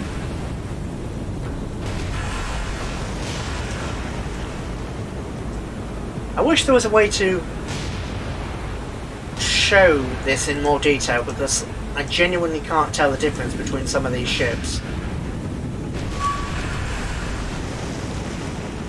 Oh, I didn't mean to classify you, yeah.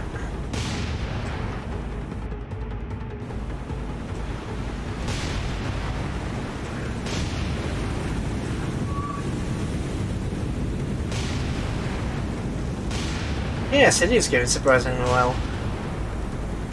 Though, why are you doing 1 knot?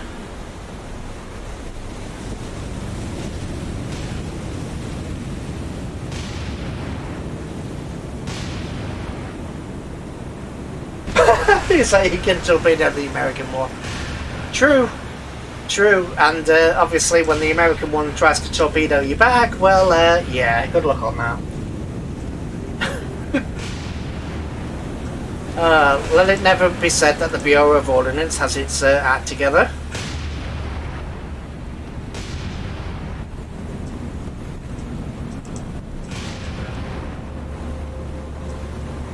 See, the Benston and the Glees have exactly the same model. There's nothing changes on the picture, or if anything does, it's so small that I can't tell the difference.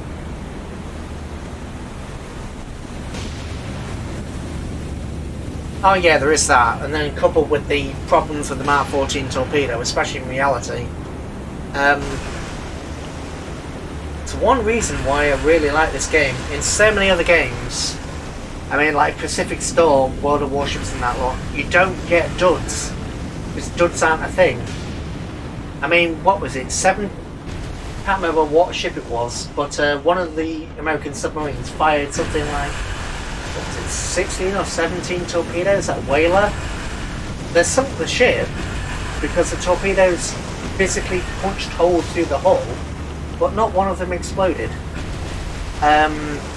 So yeah, I do like how this game actually has what's it, 40 to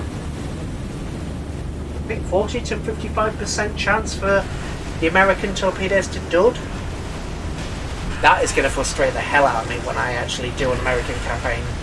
But that's also one of the reasons why I like this game. Because, you know, it gives the Japanese a fair chance. I mean, like in Pacific Storm, or Pacific Storm Allies, either or, you put the American ship versus the Japanese ship, and the Japanese ship's always going to lose, even if you outclass it. Just because the Americans seem to have been buffed to high heaven. Obviously, World War II actual destroyers, yeah, some of the, especially some of the earlier ones, had such a shallow draft that torpedoes would go underneath. Coupled with the problems that they had with, what do you call it, depth keeping. Yeah, it was literally bludgeoned to death by the torpedoes. I mean, it was only a whaler, so there was no armour there. It was just, every time a torpedo hit, rather than detonate, it would punch a hole in the hull. I honestly think they shot something like 16 or 17 torpedoes, but multiple hits, and the only reason it sank is because the torpedoes kept punching holes in the hull. Not one of them exploded. Not a single one of them exploded, so you're ordnance for you. Oh. Anyway, cup of tea before it gets cold.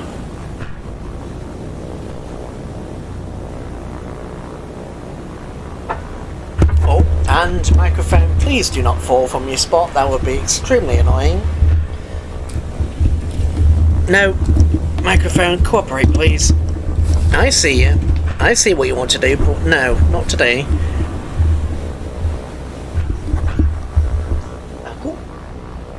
But yeah, it's like, oh god, what? Every time, I'm really annoyed that most times I go and talk about this stuff, I always forget the exact details. It's like, so many silly things that you find in the war, such as the submarine versus that escort ship that had, well, they threw potatoes at each other thinking they were grenades.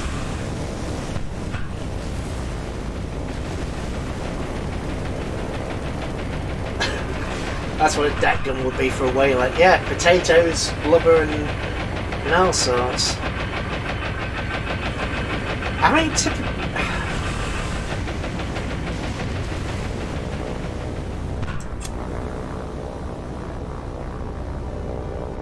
attack Fletcher! Attack the Fletcher! I mean, look at this Fletcher. He's actually on fire, and this Fletcher's on fire. Oh, pardon me. I do apologise for that. We have only lost one transport, and we are chasing the fleet that killed our cruiser. Now the cruiser that the fleet that just sunk our cruiser is running away from transport ships. That is, I've got to admit, I do like this. The problem with it is, you know,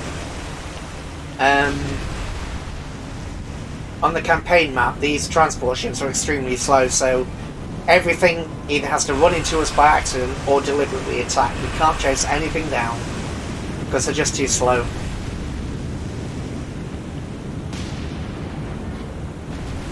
I mean, we're doing 14 knots out of 17 because of the sea state, which, you know, isn't terrible, but the fact is, we're running down.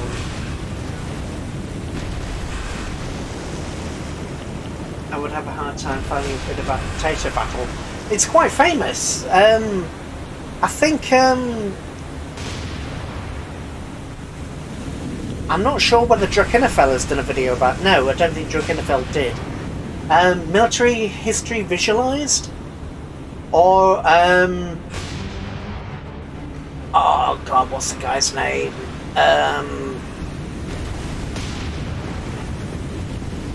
Oh, you know what? I'm just going to pause this. I am actually going to quickly just look on YouTube because this is going to annoy me if I don't.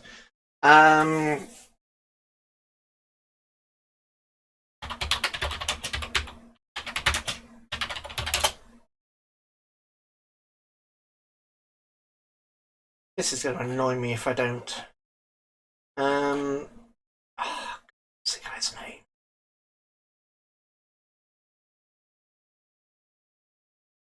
Something history.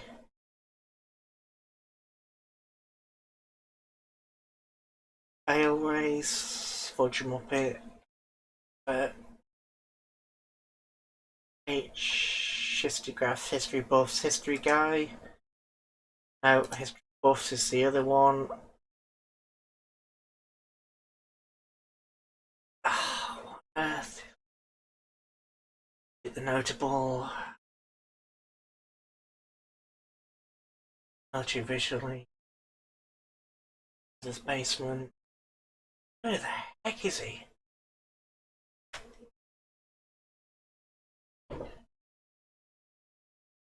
Muscle. I've got Muscle House. Simple history. Native Irish. Feasting history. Technical. That was it, the history guy. History that deserves to be remembered. The history guy. He does short 15-minute videos on obscure pieces of obscure bits of history, and he did one on. I just closed the tab down. Why did I close the tab down? For God's sake, I came here specifically for it. Playlists. French Napoleonic Wars. Tin Cans. I think that's it. Not William D. Porter. That was it. USS Buckley versus U-66. That was it. The two got into a fight with each other. Or was it USS Europa? One of the two. They got in basically the submarine surface right next to the escort. Obviously, the escort can't lower its guns down that far enough.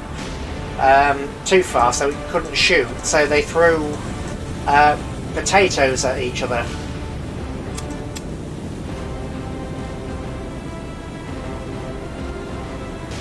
Yeah, the history guy.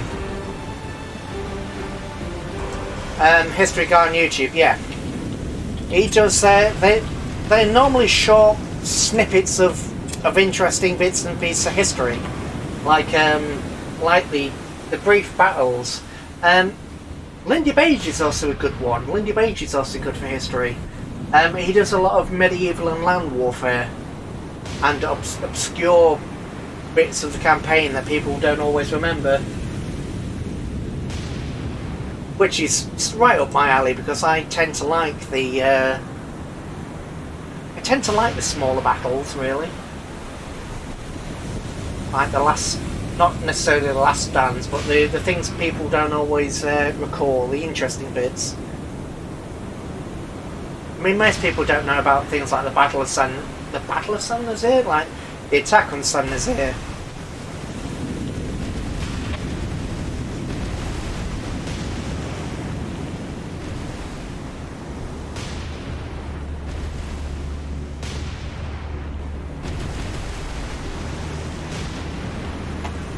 Oh dear.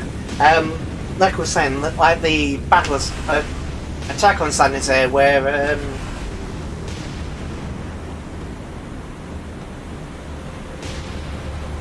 yeah, I mean nobody thinks about it. I know there was also one story involving a battle between a Japanese merchantman. It was just like a Japanese fishing vessel and an American submarine. The captain didn't want to use a torpedo on such a small ship. I think it was a Mark 15, so it was the better version.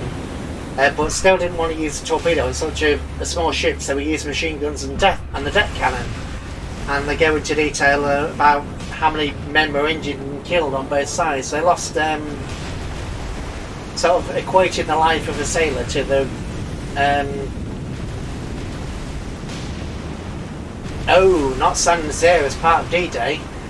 San Nazaire as part of the Hunt for the Bismarck.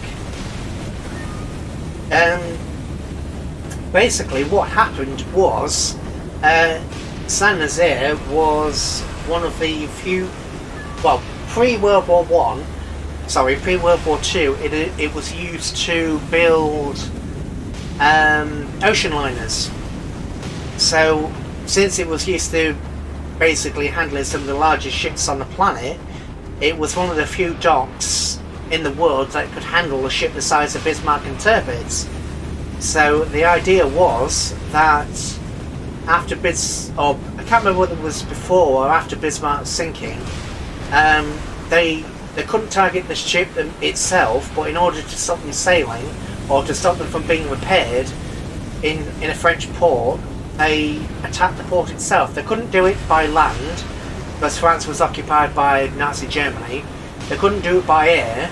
I think only something like 5% of bombs dropped in World War II landed within 5 miles of the target or something like that. And they're trying to hit a dock gate, so they couldn't do it by air. The Navy couldn't do it because, well, the naval ships would be spotted. And obviously they would be bombed by the Luftwaffe, so the Navy couldn't do it. And Saint-Nazaire was a major port, so it had its own ships and own defences there. So what basically ended up happening is that the commandos were formed. Well, when you think about it, it is the story of the beginning of the commandos and special forces. They were formed specifically to go up to this dry dock and basically blow the dock gate open and destroy all the machinery. So they basically picked people out of different regiments. They picked history professors and all sorts, trained them up in how to go on ropes and different bits and pieces, and gave the early commando training and sent them off. Yeah, this is the one I'm talking about. It was the Raid of Saint-Nazaire with HMS Campbelltown, which was an old World War I Clemson class destroyer that had been given to Britain as part of the Lend-Lease programme.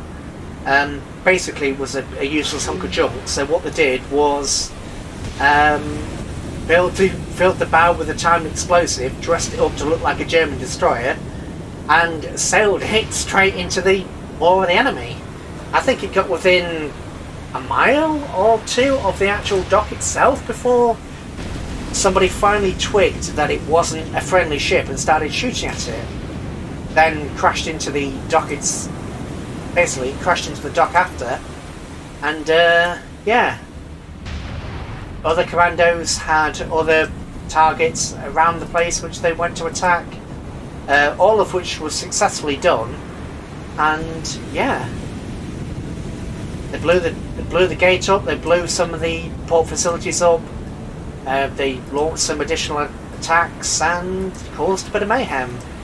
But the whole point of that was to prevent either Bismarck, Tirpitz or other German heavy units from having any kind of safe port in France.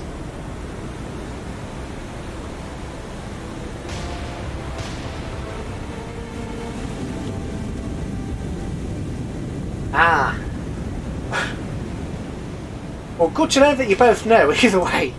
But yeah, there was a few Victoria Crosses in that day. I know there was one report from a German officer that made its way back to London, where one of the sailors had basically taken a smashed bit of boat that he was still stuck to, taken the machine gun, despite multiple bullet wounds and requests to surrender repeatedly, fired until he was riddled with holes and dead. And it was actually the Germans that German commander actually sent a message to London requesting this guy earn a Victoria Cross, and he got it. I'm not sure how many escaped. I think there's actually a Jeremy Clarkson, oddly enough, has a documentary on it.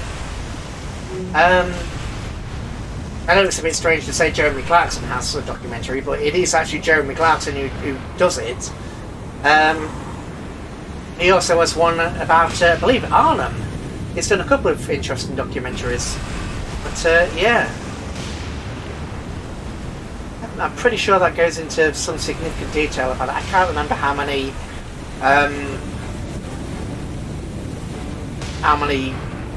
escaped. I do know that there was a interview that they did with one of the commandos, saying that several of them were captured before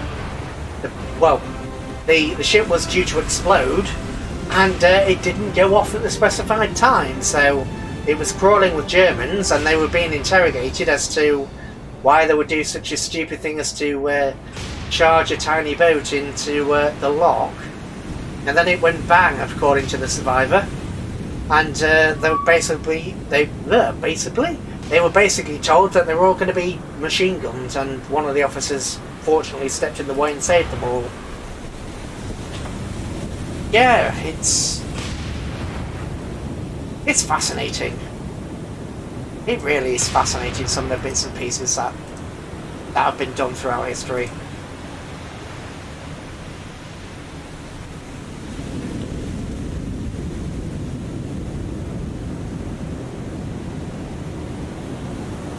Yeah, the Germans, that's one thing about the European theatre that doesn't occur in the Pacific.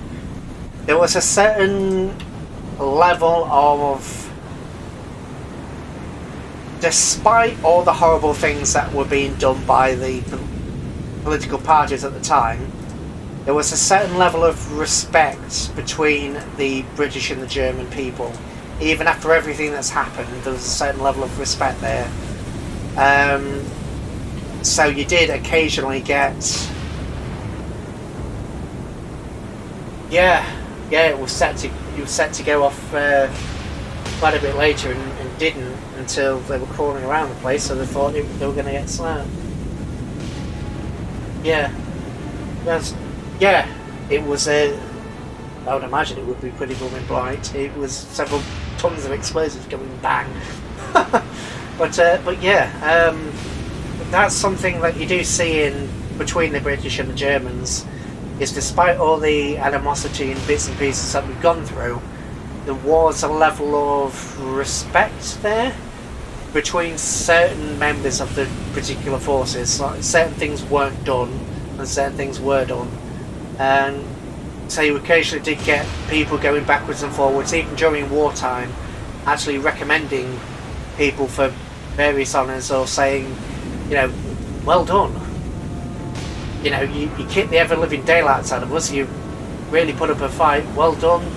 Contact home and say, can you have this? It happened a couple of times. I mean, I know there was, I can't remember the exact person, but I know there was a German fighter that basically spared and escorted a heavily damaged B-17 pretty much back home. Rather than shoot it down, which they could have done, they escorted it home because it was wrong to shoot defenceless men, and things like that. It's always a bit of a curiosity. I mean, there was things like that are different between, obviously, the Atlantic and Pacific theatres, but it happened. I know in the Pacific there wasn't a lot picking up survivors and bits like that, but with the British and the Germans, we, despite everything, we did tend to pick up survivors, and we tended to treat those survivors quite well. Yeah. It's just the way it is, really. I know there was also some espionage done by Bletchley Park, where they basically put a load of high-ranking Germans together, put them in an estate which the Germans didn't know was bugged, sent one of their own officers in to have some gentlemanly conversation with them. And eventually they spoke about various secrets that the British didn't know about. Yeah, so kill them with kindness rather than with torture. It's also, there was a German officer who was I think he was German Gestapo, who also tracked prisoners exceedingly well, to the point where he was initially reprimanded by his superiors, but he got more information from his prisoners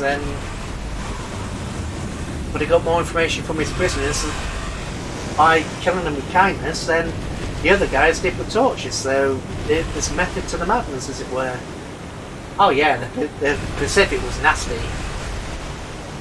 I mean, I'm not saying Those kind of things didn't happen in Europe. They absolutely did. And in the Atlantic, there was some nastiness there. But, in general, there was a bit more civility to it. But yeah, especially with the cultural differences between Japan and America. Especially with the cultural differences with Japan at the time. The Japanese obviously believed that once somebody died in combat, they became a spirit or a god of war, and so there was no need to fear death. And that was a gift. And so by surrendering, or by sparing the enemy, you are denying them that right to ascend to godhood / spirithood, to become one of the holy ones. So yeah, they didn't treat prisoners very kindly because it was kind of an affront in the culture at the time. So yeah. And then obviously the Americans, once they learned that, hey, the Japanese are killing us and they're doing all sorts of horrible things to prisoners, well, then the Americans started doing horrible things to prisoners for basically tit for tat. Yeah, I mean, I'm not saying it didn't happen elsewhere. Absolutely did, 100%. There are cases where German U-boat captains would sink a ship and just kill everybody. There are cases, obviously, what happened with the Allies didn't tend to be reported, or when it was reported, it was hushed. But the Allies did commit several acts of barbarism, should we say. Just less reported. Not as much. Very much not as much, but it did happen. It just, yeah. Yeah, it's just one of those things.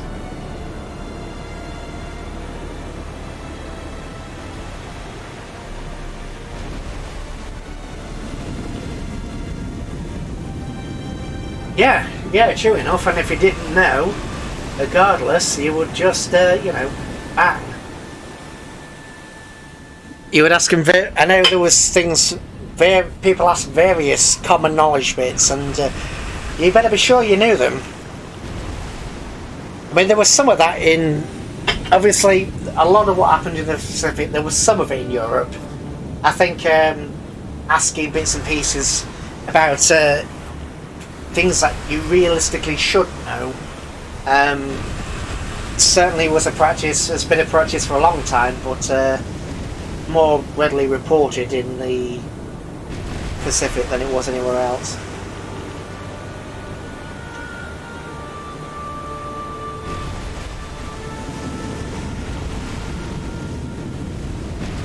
And we've still, after all this time, I've only lost one ship. It's ridiculous, we have only still lost a single vessel. And you need to, you need to come to starboard hard. Because everybody needs to open up on this guy before we get killed.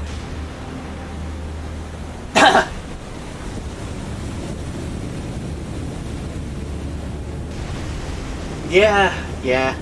There was all sorts of various bits of trivia that have been used for a while to determine whether somebody is friend or foe.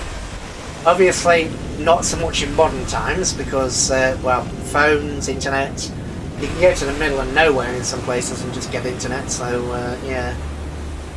But especially back then, when you had to be there, or a code phrase had to be given out, you better be sure you paid attention. I know I would have been screwed. I don't really pay attention to any sports, so, yeah, I would have been popped, would we say?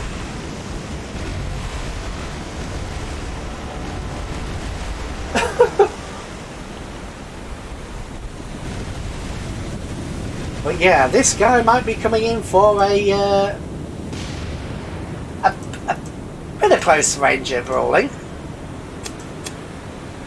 Let's just call it, this guy's coming in for close range brawling. You, on the other hand, I'm going to turn you around and bonsai, I believe is the phrase. Because we're in a line, I don't... Well, in Japan, the cargo kills destroyer. Yeah! I mean, this is honestly what I meant about just the cargo ships being a bit powerful.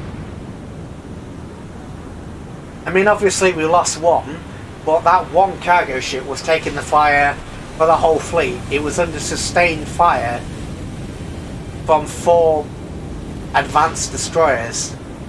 So, make of that what you will.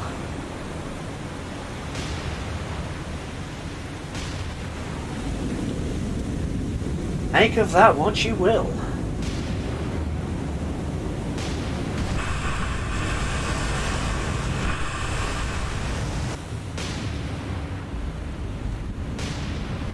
I mean, I am going to bonsai this, or try to at least, because I don't want them launching torpedoes. But I mean, look at how manoeuvrable these merchantmen actually are once the player gets their hands on them. I mean, the AI only seems to do that as a turn, even when you order it. Obviously, we have that available, but the AI never seems to go beyond this. Beyond 4 bars, we can do all the way, so I don't know. It's a peculiarity, I should say. Oh, well, the Glaives is sinking. Any more? Anybody else want to try the hand at this? No? Yeah, let's leave now. But we lost 1 ship. No damage to any of the others. Heavy damage to number 2. Sunk, moderate. None. I mean, honestly? Yeah, we sunk 2, but heavy damage to this Fletcher and heavy damage to this, and moderate to this Blenheim. And we lost 1. Still, it's, you know, it's more viable than it looks. It's not as bad of an idea as it first seems. And that, I think, is brilliant. Although, this guy really does need some ammunition now. And I am going to change their formation from circular to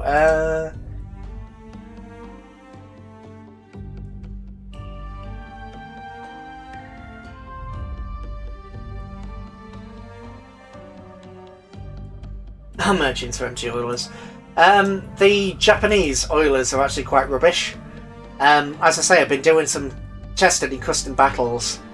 Where I've just put 1 transport against 1 type of destroyer. The Japanese destroyers are rubbish. In a lot of ways. The Japanese destroyers just don't really meet expectations. I mean, the more modern versions of them do. Like the Fubukis onwards. But Motsuki and earlier, especially Momis are rubbish. They're only good for distraction. But anything below a Fubuki is, you know, 50-50 against an American oiler. You can't have them line abreast. I'm not going to put them line abreast, no. I would for... I might do for other fleets, but I'm not going to do it for the cargo ships. Mainly... because the cargo ships have 2/3 of the firepower forward. Actually, line abreast. Yes, what am I thinking? Iron ahead versus line abreast. What am I thinking? Line abreast is... Line abreast is like that, of course. Yeah. Thank you. Thank you for that. That was, yeah. That was my mind forgetting.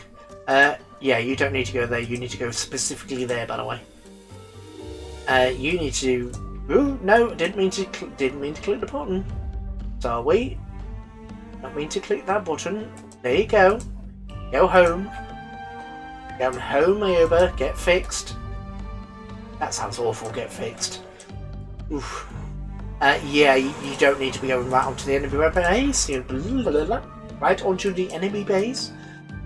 You also, yeah, please just go there and get prepared. Be armed. You are going New Hebrides.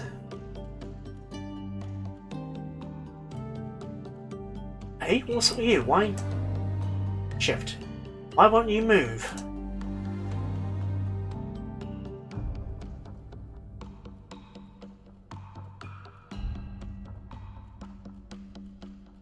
That's your new patrol line.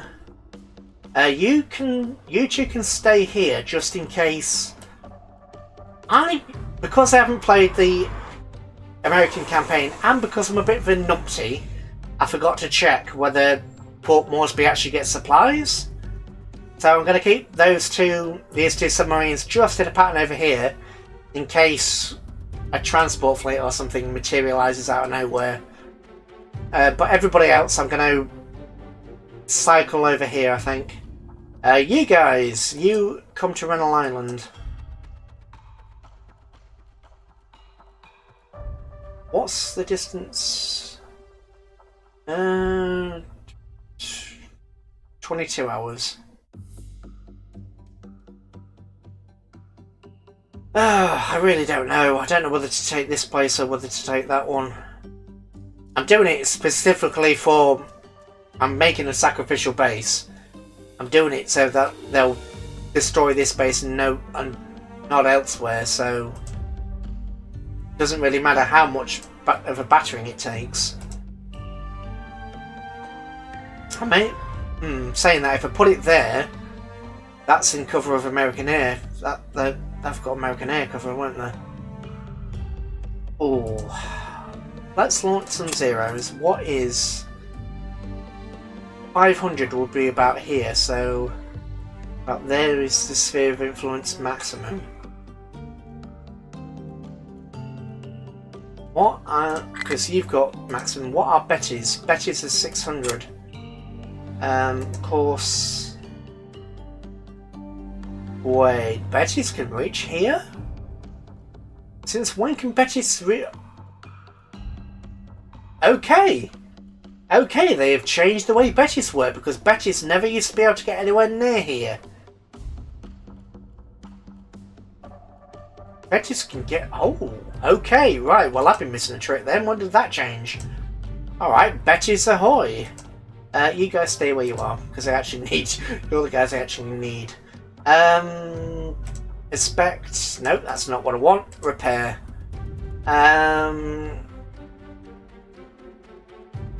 Submarines still got a day for repair. Cruisers a day for repair. Yukimo. Kaki. Okakai. Probably Kakai. Actually, let's look at the enemy losses, because I am now curious. So the first thing I ever killed was the Cleveland herself. Yeah, look, it's just destroyers, destroyers, destroyers, destroyers. So we have 1,700,000 tons, 200 ships lost versus 179,000 tons, 44 ships lost. I mean, they haven't lost nearly as many aircraft because we killed the carriers earlier on. Obviously, we've been using carriers and sacrificial units from Guadalcanal, but I think chasing down those carriers earlier on was the best thing I could have done. Because, yeah. But I need to remember they actually still have one carrier currently available, and then one that can potentially be available. Cruiser light. No. No, that's the wrong button. It's the Aganos that I want. Yeah. Available November. So that's almost 2 months' time before I get these available, and I think the campaign might potentially be close to getting over by the time I get these guys. They're not bad. They have 6-inch guns. They're not great, but they're not bad. What's unavailable? Why are you unavailable? When will you be unavailable? Wait, not available during the campaign? What? You're kidding? Right, so cruiser lights. Iodo. Not available until... Okay, well that's for... why would you... No, I'm pretty sure carriers... Nope, that's cruisers. Shokaku, yeah, I've got both the carriers. I have both aircraft carriers already.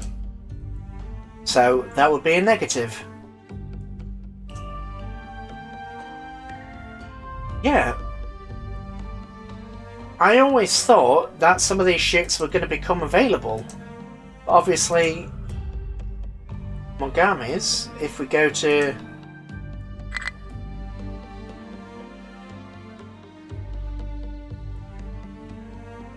the ball...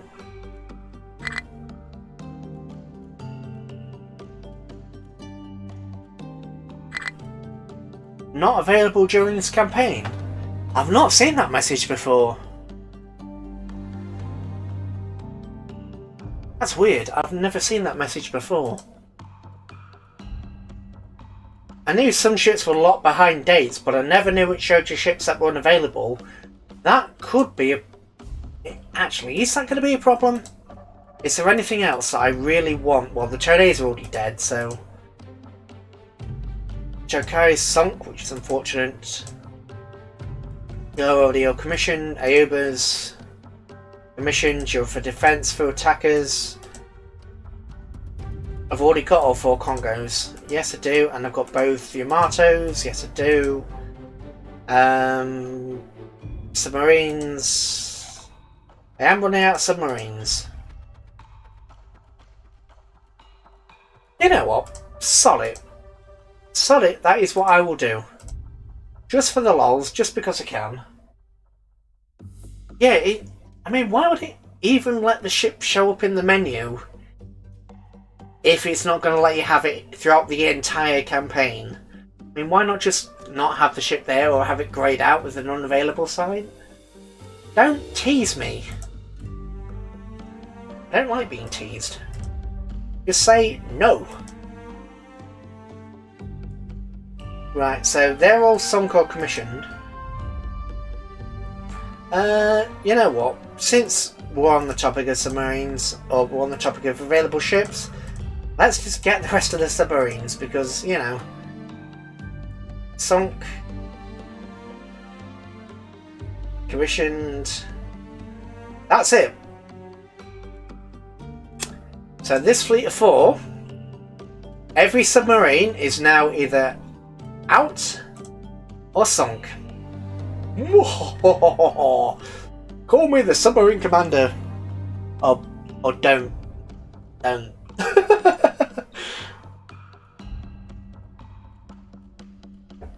Oh, flagging a little bit. Been going 4.5 hours, so no wonder I'm flagging a touch. Oh, hello. 3 destroyers again.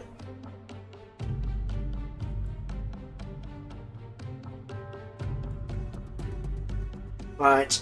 No, that's the wrong button. Okie dokie. So, what do we have? Ah, this is the other silly fleet. Well, call it a silly fleet, but no, we know it actually isn't. Now we know it's not as much a silly fleet as we thought. So, what are you? That's a Momi, that's a Momi, that's a Momi. That's not. That's a Momi. So, Momis, please, you know, break form. Break form. Break.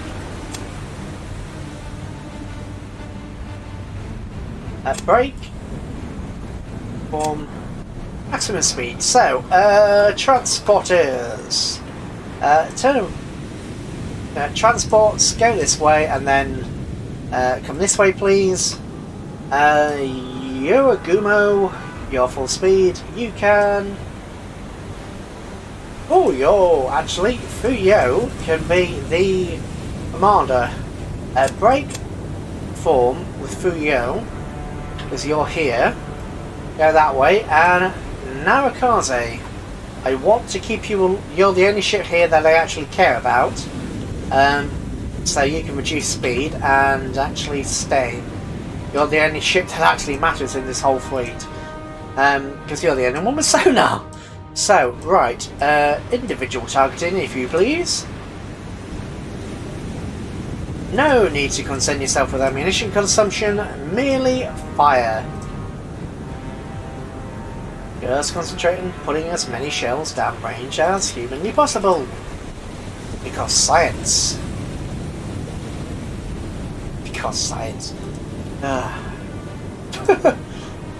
Oh dear. You have thousands of shells between you, so I'm not going to have you spot. I'm just going to have you shoot. And no, I can't say just because they are available, also because I can. Right. So, what is this fleet? So, you are... Good sir, you are a Fletcher. No, that's a submarine. American, destroyers, Farragut, Fletcher. Oh. Lost contact with number 3. Well, why did you engage me if you were going to run away? Not allowed to be such a tease. Right, you can fire at that guy. You may also fire at that guy.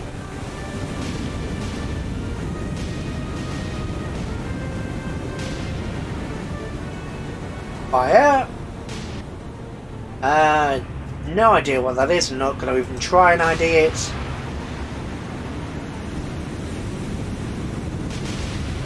You are... No, I'm clicking that one game. You are a Fletcher. This is going to be slightly frustrating if they all keep running away, so I don't have the speed to catch them. Or the accuracy to knock them. Science. Yes, I know, it's embarrassing. Instant blush as soon as I said it. Well, not really, but you know what I mean. Mental blush. Charge! Although they do only appear to be 24 knots, which is questionable. Oh.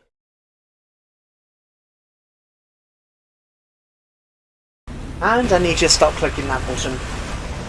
Actually, I should stick it on the inner screen. Nah, can't be bothered. Do it another time.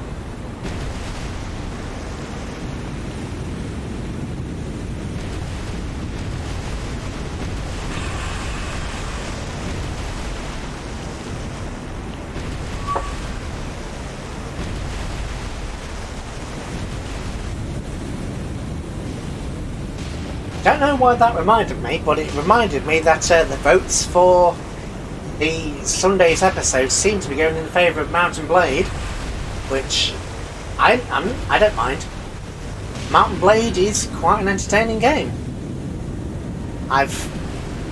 It's been in a long development cycle. I seem to have a knack for picking up games that have small developers.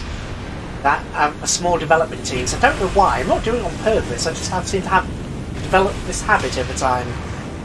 But yeah, it's by Telltales. I think they originally started out as 3 guys in a shed or something like that. They're very small developers, but they've been going for decades. So, but yeah, Mountain Blade 2 Bannerlord. It's a game that I poured 180 hours into.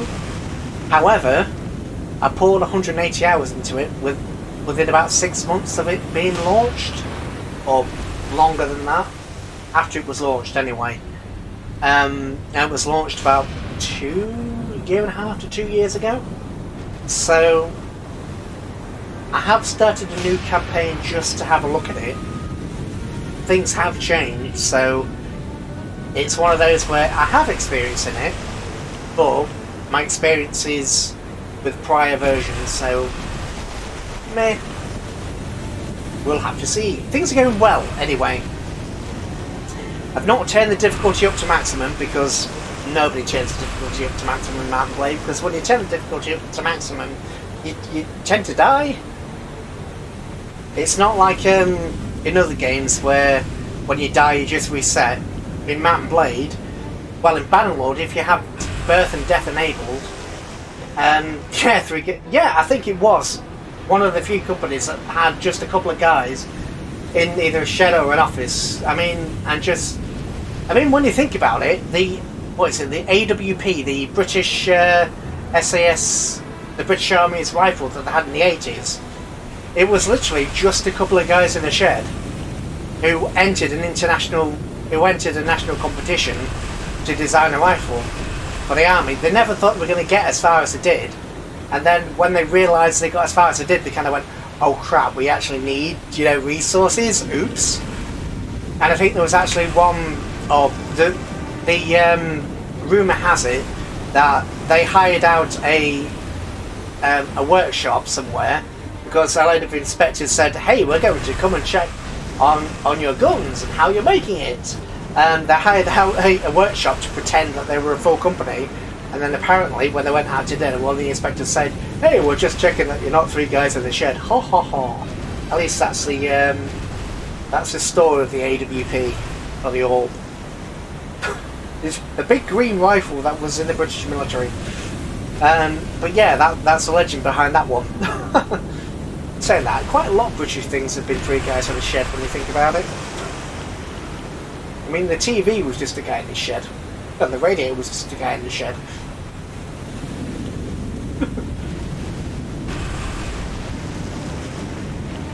Yeah. Oh. Yeah, I was getting off topic. But yeah, in Mount & Blade, in Bannerlord, you have a death and birth system. So you can do things like get married in game and have children.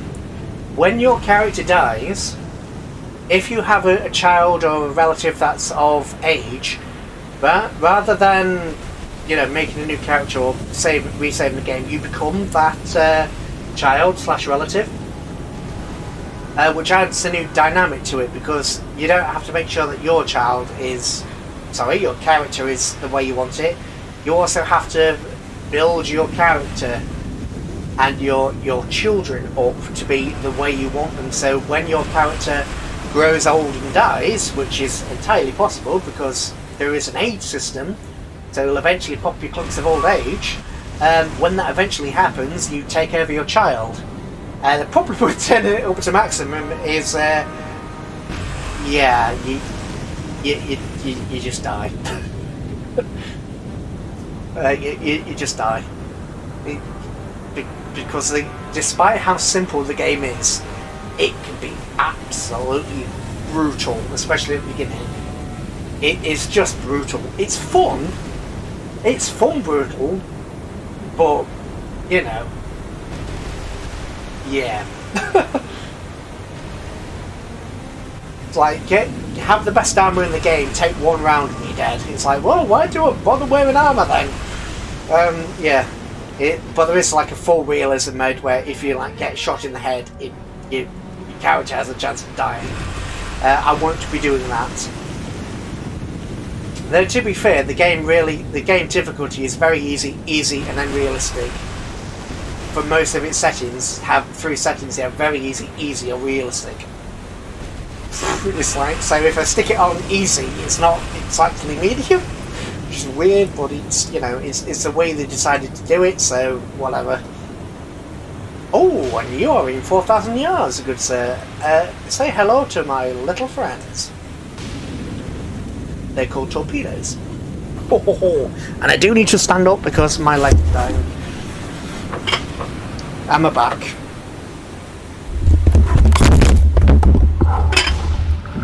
And apparently my microphone. Because, yeah, that was the microphone hitting the floor.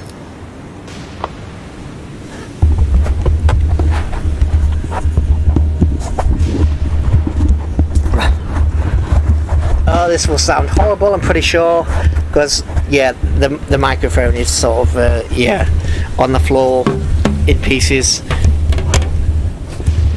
wiggly. You're not supposed to put a microphone like this, but it's kind of hanging off a cabinet, which is why it's unstable. But there. Anyway, back to normal.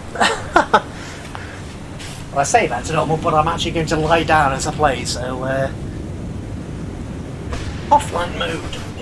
Right. So torpedoes are out, but they've turned, so they're all going to miss, the little buggers.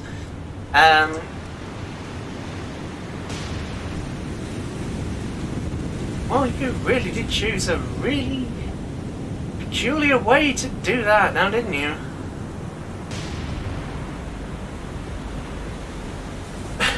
Sorry. Sorry, it just, the way I have my microphone, it's got a proper microphone, well, a proper microphone stand. It's got a tripod to it, but I have the tripod. I have a drawer that's open, and I put the tripod hanging off the side of the drawer because that's the only way that the microphone doesn't get in the way. Yeah.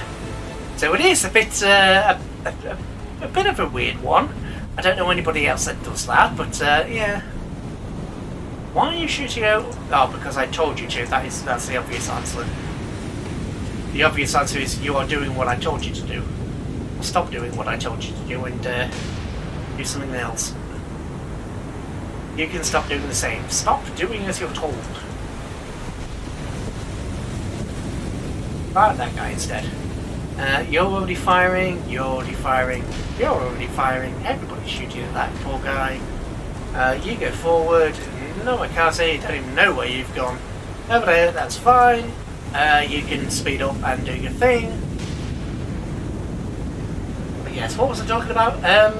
Yes, Mount Blade. Honestly, it is a whole host of fun. There are some aspects of it that are repetitive, but it is an open world sandbox. If you want to be a trader, be a trader. If you want to be a mercenary, be a mercenary. It's just one of those things where it really does give you, takes the gloves off and says, here's the world, go get it. So if you want to be a trader, be a trader. If you want to be a mercenary, if you want to start your own kingdom, then go ahead. If you want to join an existing kingdom, go ahead. Yeah, it's fun. Wait, you have sonar, you're not a Momi. You're Watatake. Oh dear God, you're actually, slightly awkward there. I was calling you a Momi. I do apologise. It's quite the insult I gave to you. But yeah, so there is a birth system, there is a marriage system. You have your own castles and you manage the castles and towns. Basically, you build a kingdom from scratch or join an existing kingdom or just do whatever you want. It's a lot of fun. A lot of free roam and a lot of fun. You know what? Just because I'm in the mood to do so, I'm going to have you crash. What are you? Are you a Momi? Yes, you're a Momi. That is good. Right. You come this way, please. Who's the Momi here? Are you a Momi? I believe you are.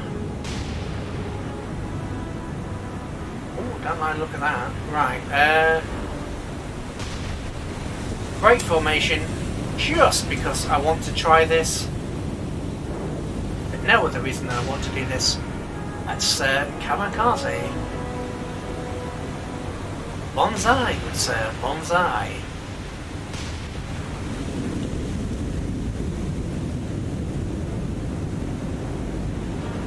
Yes it is. Yes it is. I think it's going to die anyway, but 6 is... as this guy's already launched his torpedoes, and this guy's shooting at this guy, so there's no torpedoes available to hit this guy. Oh. I was going to crash into this guy / torpedo it, but it's already dead, so that's not going to happen. Start targeting this guy, please. Open up. Lute. Lute.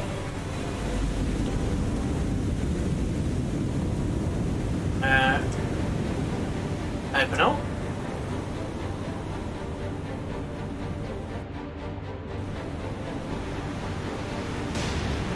You're already firing, which is fine.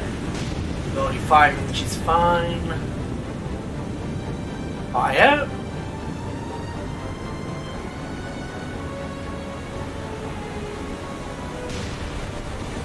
Okay, you're firing that. Not firing that. No, it's fine. There's plenty of ships on the screen to get mixed up with. Oh dear. I'm gonna have to stop soon because I think my voice is starting to give away a bit. Ooh, this sea state is quite rough. You don't normally see them coming. What is sea state 6? You don't normally see the ships bouncing around even in sea state 6. But yeah, anyway, as I was saying, it's looking like it's probably going to be Mountain Blade. Oh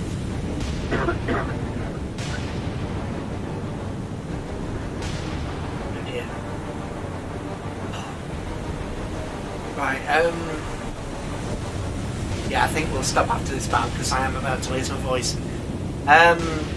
Yeah, looking like Mountain Blade. I'll probably do an extra long episode on Sunday. Depends what's happening on Sunday, but I'll probably do an extra long episode just to introduce the game and get some bits and pieces done. But yeah, that's obviously there's still a couple of days, so I'll see if there's any more votes. But there's been 3 from Mountain Blade so far, so and none for the others. So I'm probably gonna give that a go. Probably won't change, but you know, I said I would leave it, so I'm gonna leave it. I'm not gonna just decide otherwise. But yeah, potentially Mountain Blade.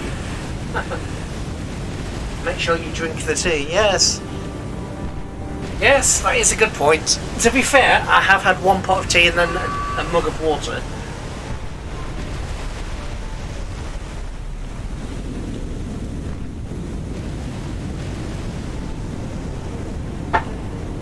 Drinking the tea that you've just made did help.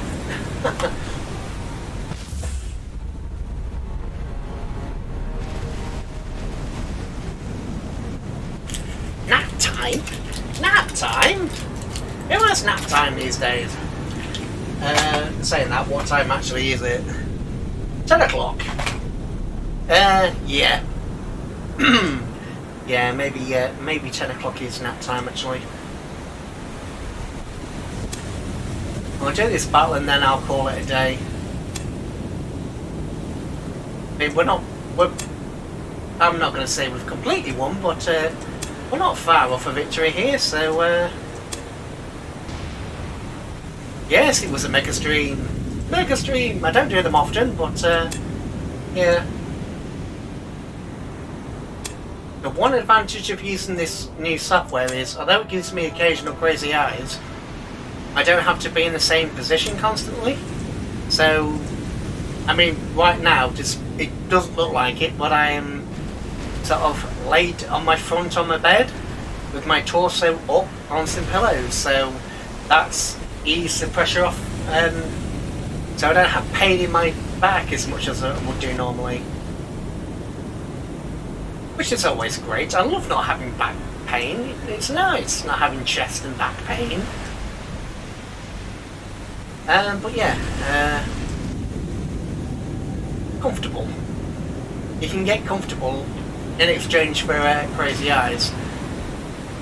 I think upgrading my hardware a little bit, because most of my neighbours are awful, but one of them is nice, and one of them, the one that's nice, also likes computers too. So, and works with computers. So, had a bit of. Maybe not though if I could sleep normal at night. Honestly, I know that feeling. I know the feeling too well. I mean, I've been going to sleep at sort of 10 or 11 o'clock. But I've still been tossing and turning between 3 and 5 o'clock in the morning, and not getting up until midday, which is really peculiar for me because normally I'm out like a light, but I just don't know what's up with me lately. Probably stress, to be fair, probably a lot of stress, because that's the thing. Yeah. Well, that's some of it, but I'm always stressed. That's one of the reasons why I started making videos, was to have a new hobby. Because I always liked video games, and I've played video games since I was in school, a decade plus. But yeah, it's just a way to de-stress and do some new things, so... Yeah. I mean, now that I think about it, I haven't actually had a holiday for... I mean, actually gone away.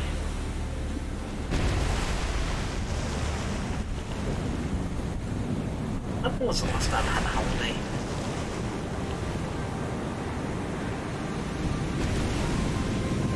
...2016? I think I went to Llywelyn in Wales at one point. That's about it. Yes, Maru Power. So ironically, the merchantman may actually be a way forward. I mean, we have almost 800 command points and no dispendables, so getting more swarming the place with Marus might be a good idea. Obviously, I'm going to send some destroyers with them, like in this group, so they don't automatically get killed by every submarine they come across, but yeah.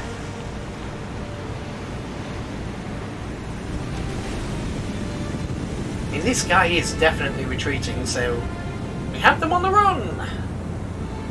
All these destroyers are going to catch up.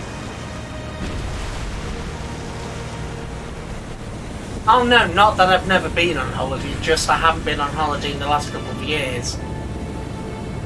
I mean, I used to go around the country a couple of times when I was younger. But just that I haven't, it's not that I've never been on holiday, but I haven't been on holiday recently.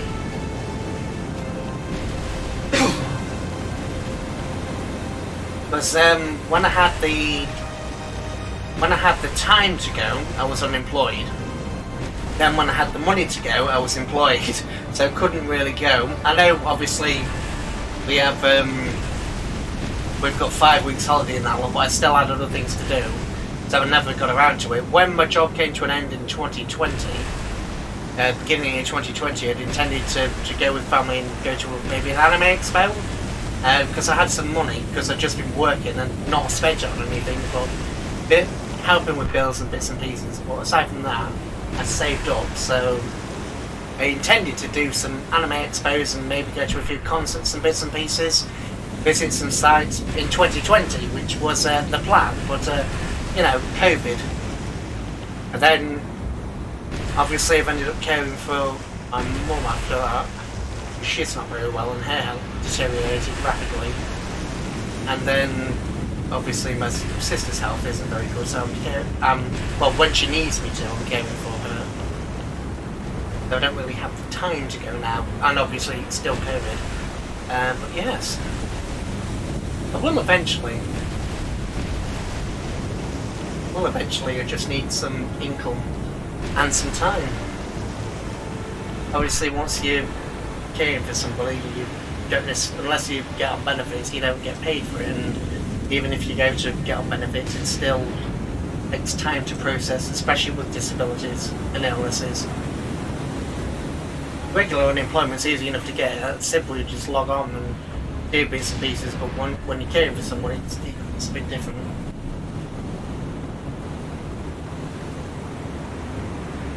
Yeah, it's a bit. I also, because of my own, I don't have a driver's license or anything like that, so I can't drive. I've got my own bits and pieces wrong with me, which means I can't actually drive. Even if, so I could afford to take my test, but I could never actually drive, so I don't have a car,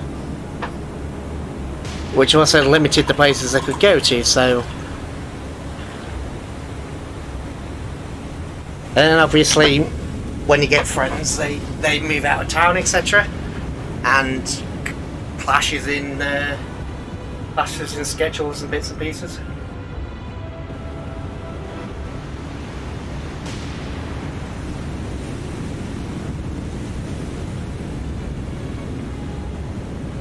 Camping for 17 days, what the hell?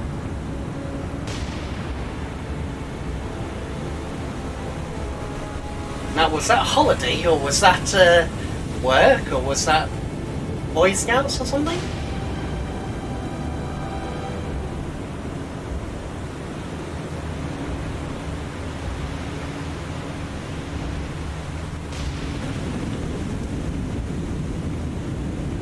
Was that Merchant Marine or something? Or was that just, I want to go away, so I ended up with a backpack?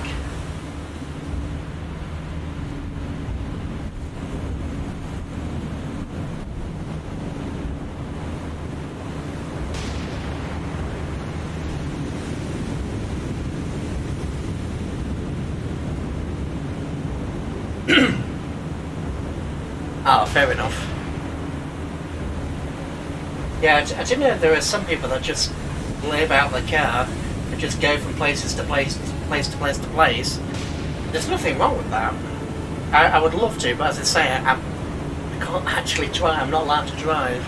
I'm not allowed to even take the, well, I suppose I could, but I would have to go through all the health checks and everything else to get the certificates to show, hey, I can actually drive these health conditions. Because I've contacted the VLA and they went, nah, not unless your doctor signs you off. Just camp by the river. Yeah, well, as long as it's not flooding, it's fine. Yeah. I'd love just to have a car and just decide to go for a bit, but yeah. Not that I mind current life, I mean, you know, computers and everything.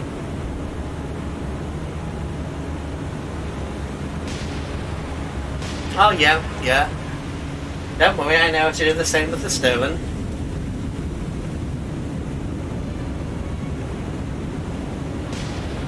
I am, there was a running joke in my family about, sorry, there's a running joke in my family with my wallet and a defibrillator, because every time I get my wallet out, apparently it needs to be defibrillated. So yes. That pretty much goes to show me money.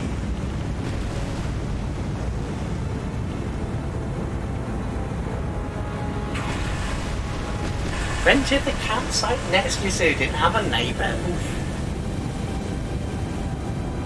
Now that's splurging. That's just plain and simple splurging, that is. Would you please die, Mr. Fletcher? I mean, we've been chasing you for what? It must be 10-15 minutes we've been chasing this guy. This is the time where the game needs a fast forward button that actually works in combat. Run, Fletcher, run! I actually wonder how many Fletchers have we killed today. How many Fletchers is there left, actually? Fletcher, 176. 1, 2, 3, 4, 5, 6.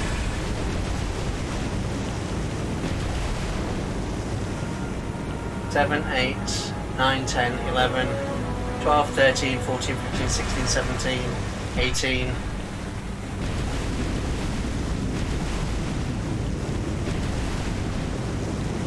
So we've killed 18 Fletchers already.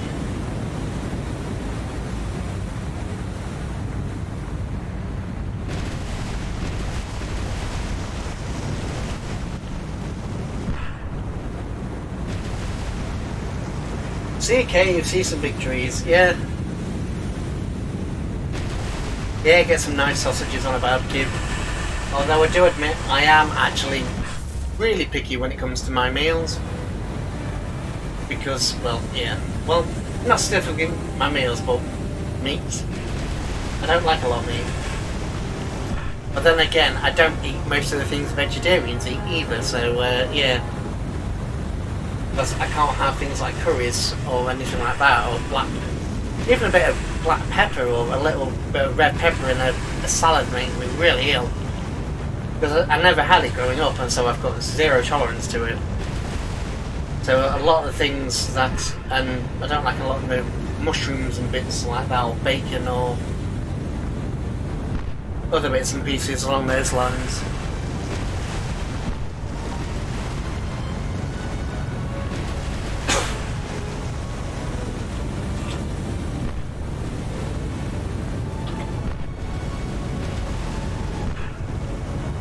Yes, £27. Well, $27 a night. That's like 20 quid a night. That sounds fairly reasonable. Depends where you go. Some places are ridiculously expensive, and others are fairly cheap. Obviously, just because it's cheap doesn't mean it isn't good, but I'm sure you know what I mean. Fletcher, I know you're going 7 knots, but can you please just give up the ghost? I mean, please give up the ghost.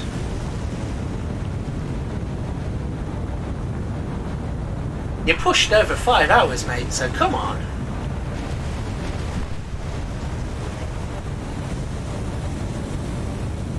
Burgers, bacon, and I mean, I like hot dogs. Don't like bacon. I never found bacon that I like. Don't like steak. Don't like mince. That's another moth. We'll squash that later. What else don't I like? Don't like lamb. Don't like gammon. I do like eggs. I really like eggs. I like a lot of eggs. And I like some hot dogs, not all. I'm really fussy.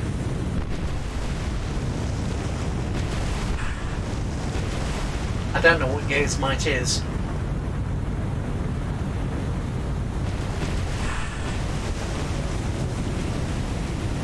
Yeah, that Years Might isn't ringing a bell.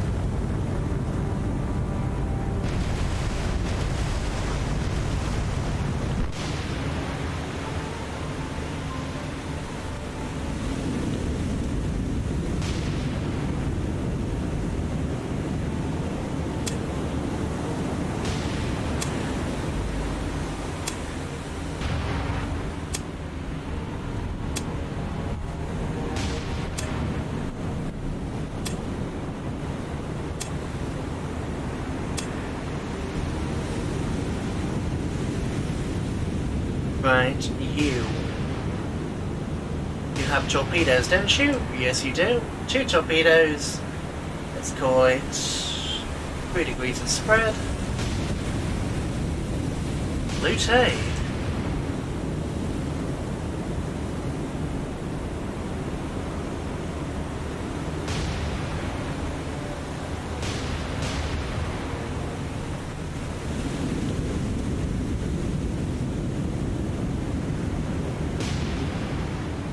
Honestly, I don't care what's in it as long as it tastes good. I mean, if somebody would give me a chicken or something that, you know, tasted good, I would eat it. It's just, I've never had any that I was able to stomach.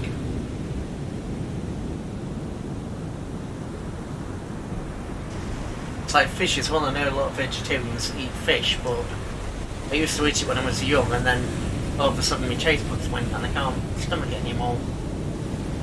Which is really annoying, because I would like to be able to eat some of the stuff, but I just can't. So what about the Japanese Merchant Marine? Yeah, they are doing really well. Well, they're all the way back there, like, but, you know. At the moment, we just have these torpedoes coming in to finish this guy off. Or at least that's the hope. Ooh. Oh, you did. You died before. I've wasted 2 torpedoes. Well, that was a waste of 2 torpedoes. If ever I did see a waste. On the bright side, that the torpedo would have actually hit. But, you know, let's watch it. There we go. So I would have got a hit, even if it hadn't died, but still. Yes, but the, let's end this battle. Treat, leave, confirm. Yes, so we have no damage at all. You must have expelled several thousand shells though, just to kill these three. I mean, these are good, but they are so slow. They just can't keep up. If these guys run, these aren't going to catch them. Oh, pardon me. Now it sounds like we're getting hiccups as well. Oop. Yeah, I mean, we're down to 100 shells. Well, that guy's down to 79. And these guys had 5,000 shells when they started. Now they've used half their ammunition trying to kill 3 destroyers, so it's a bit hit and miss by the sounds of things.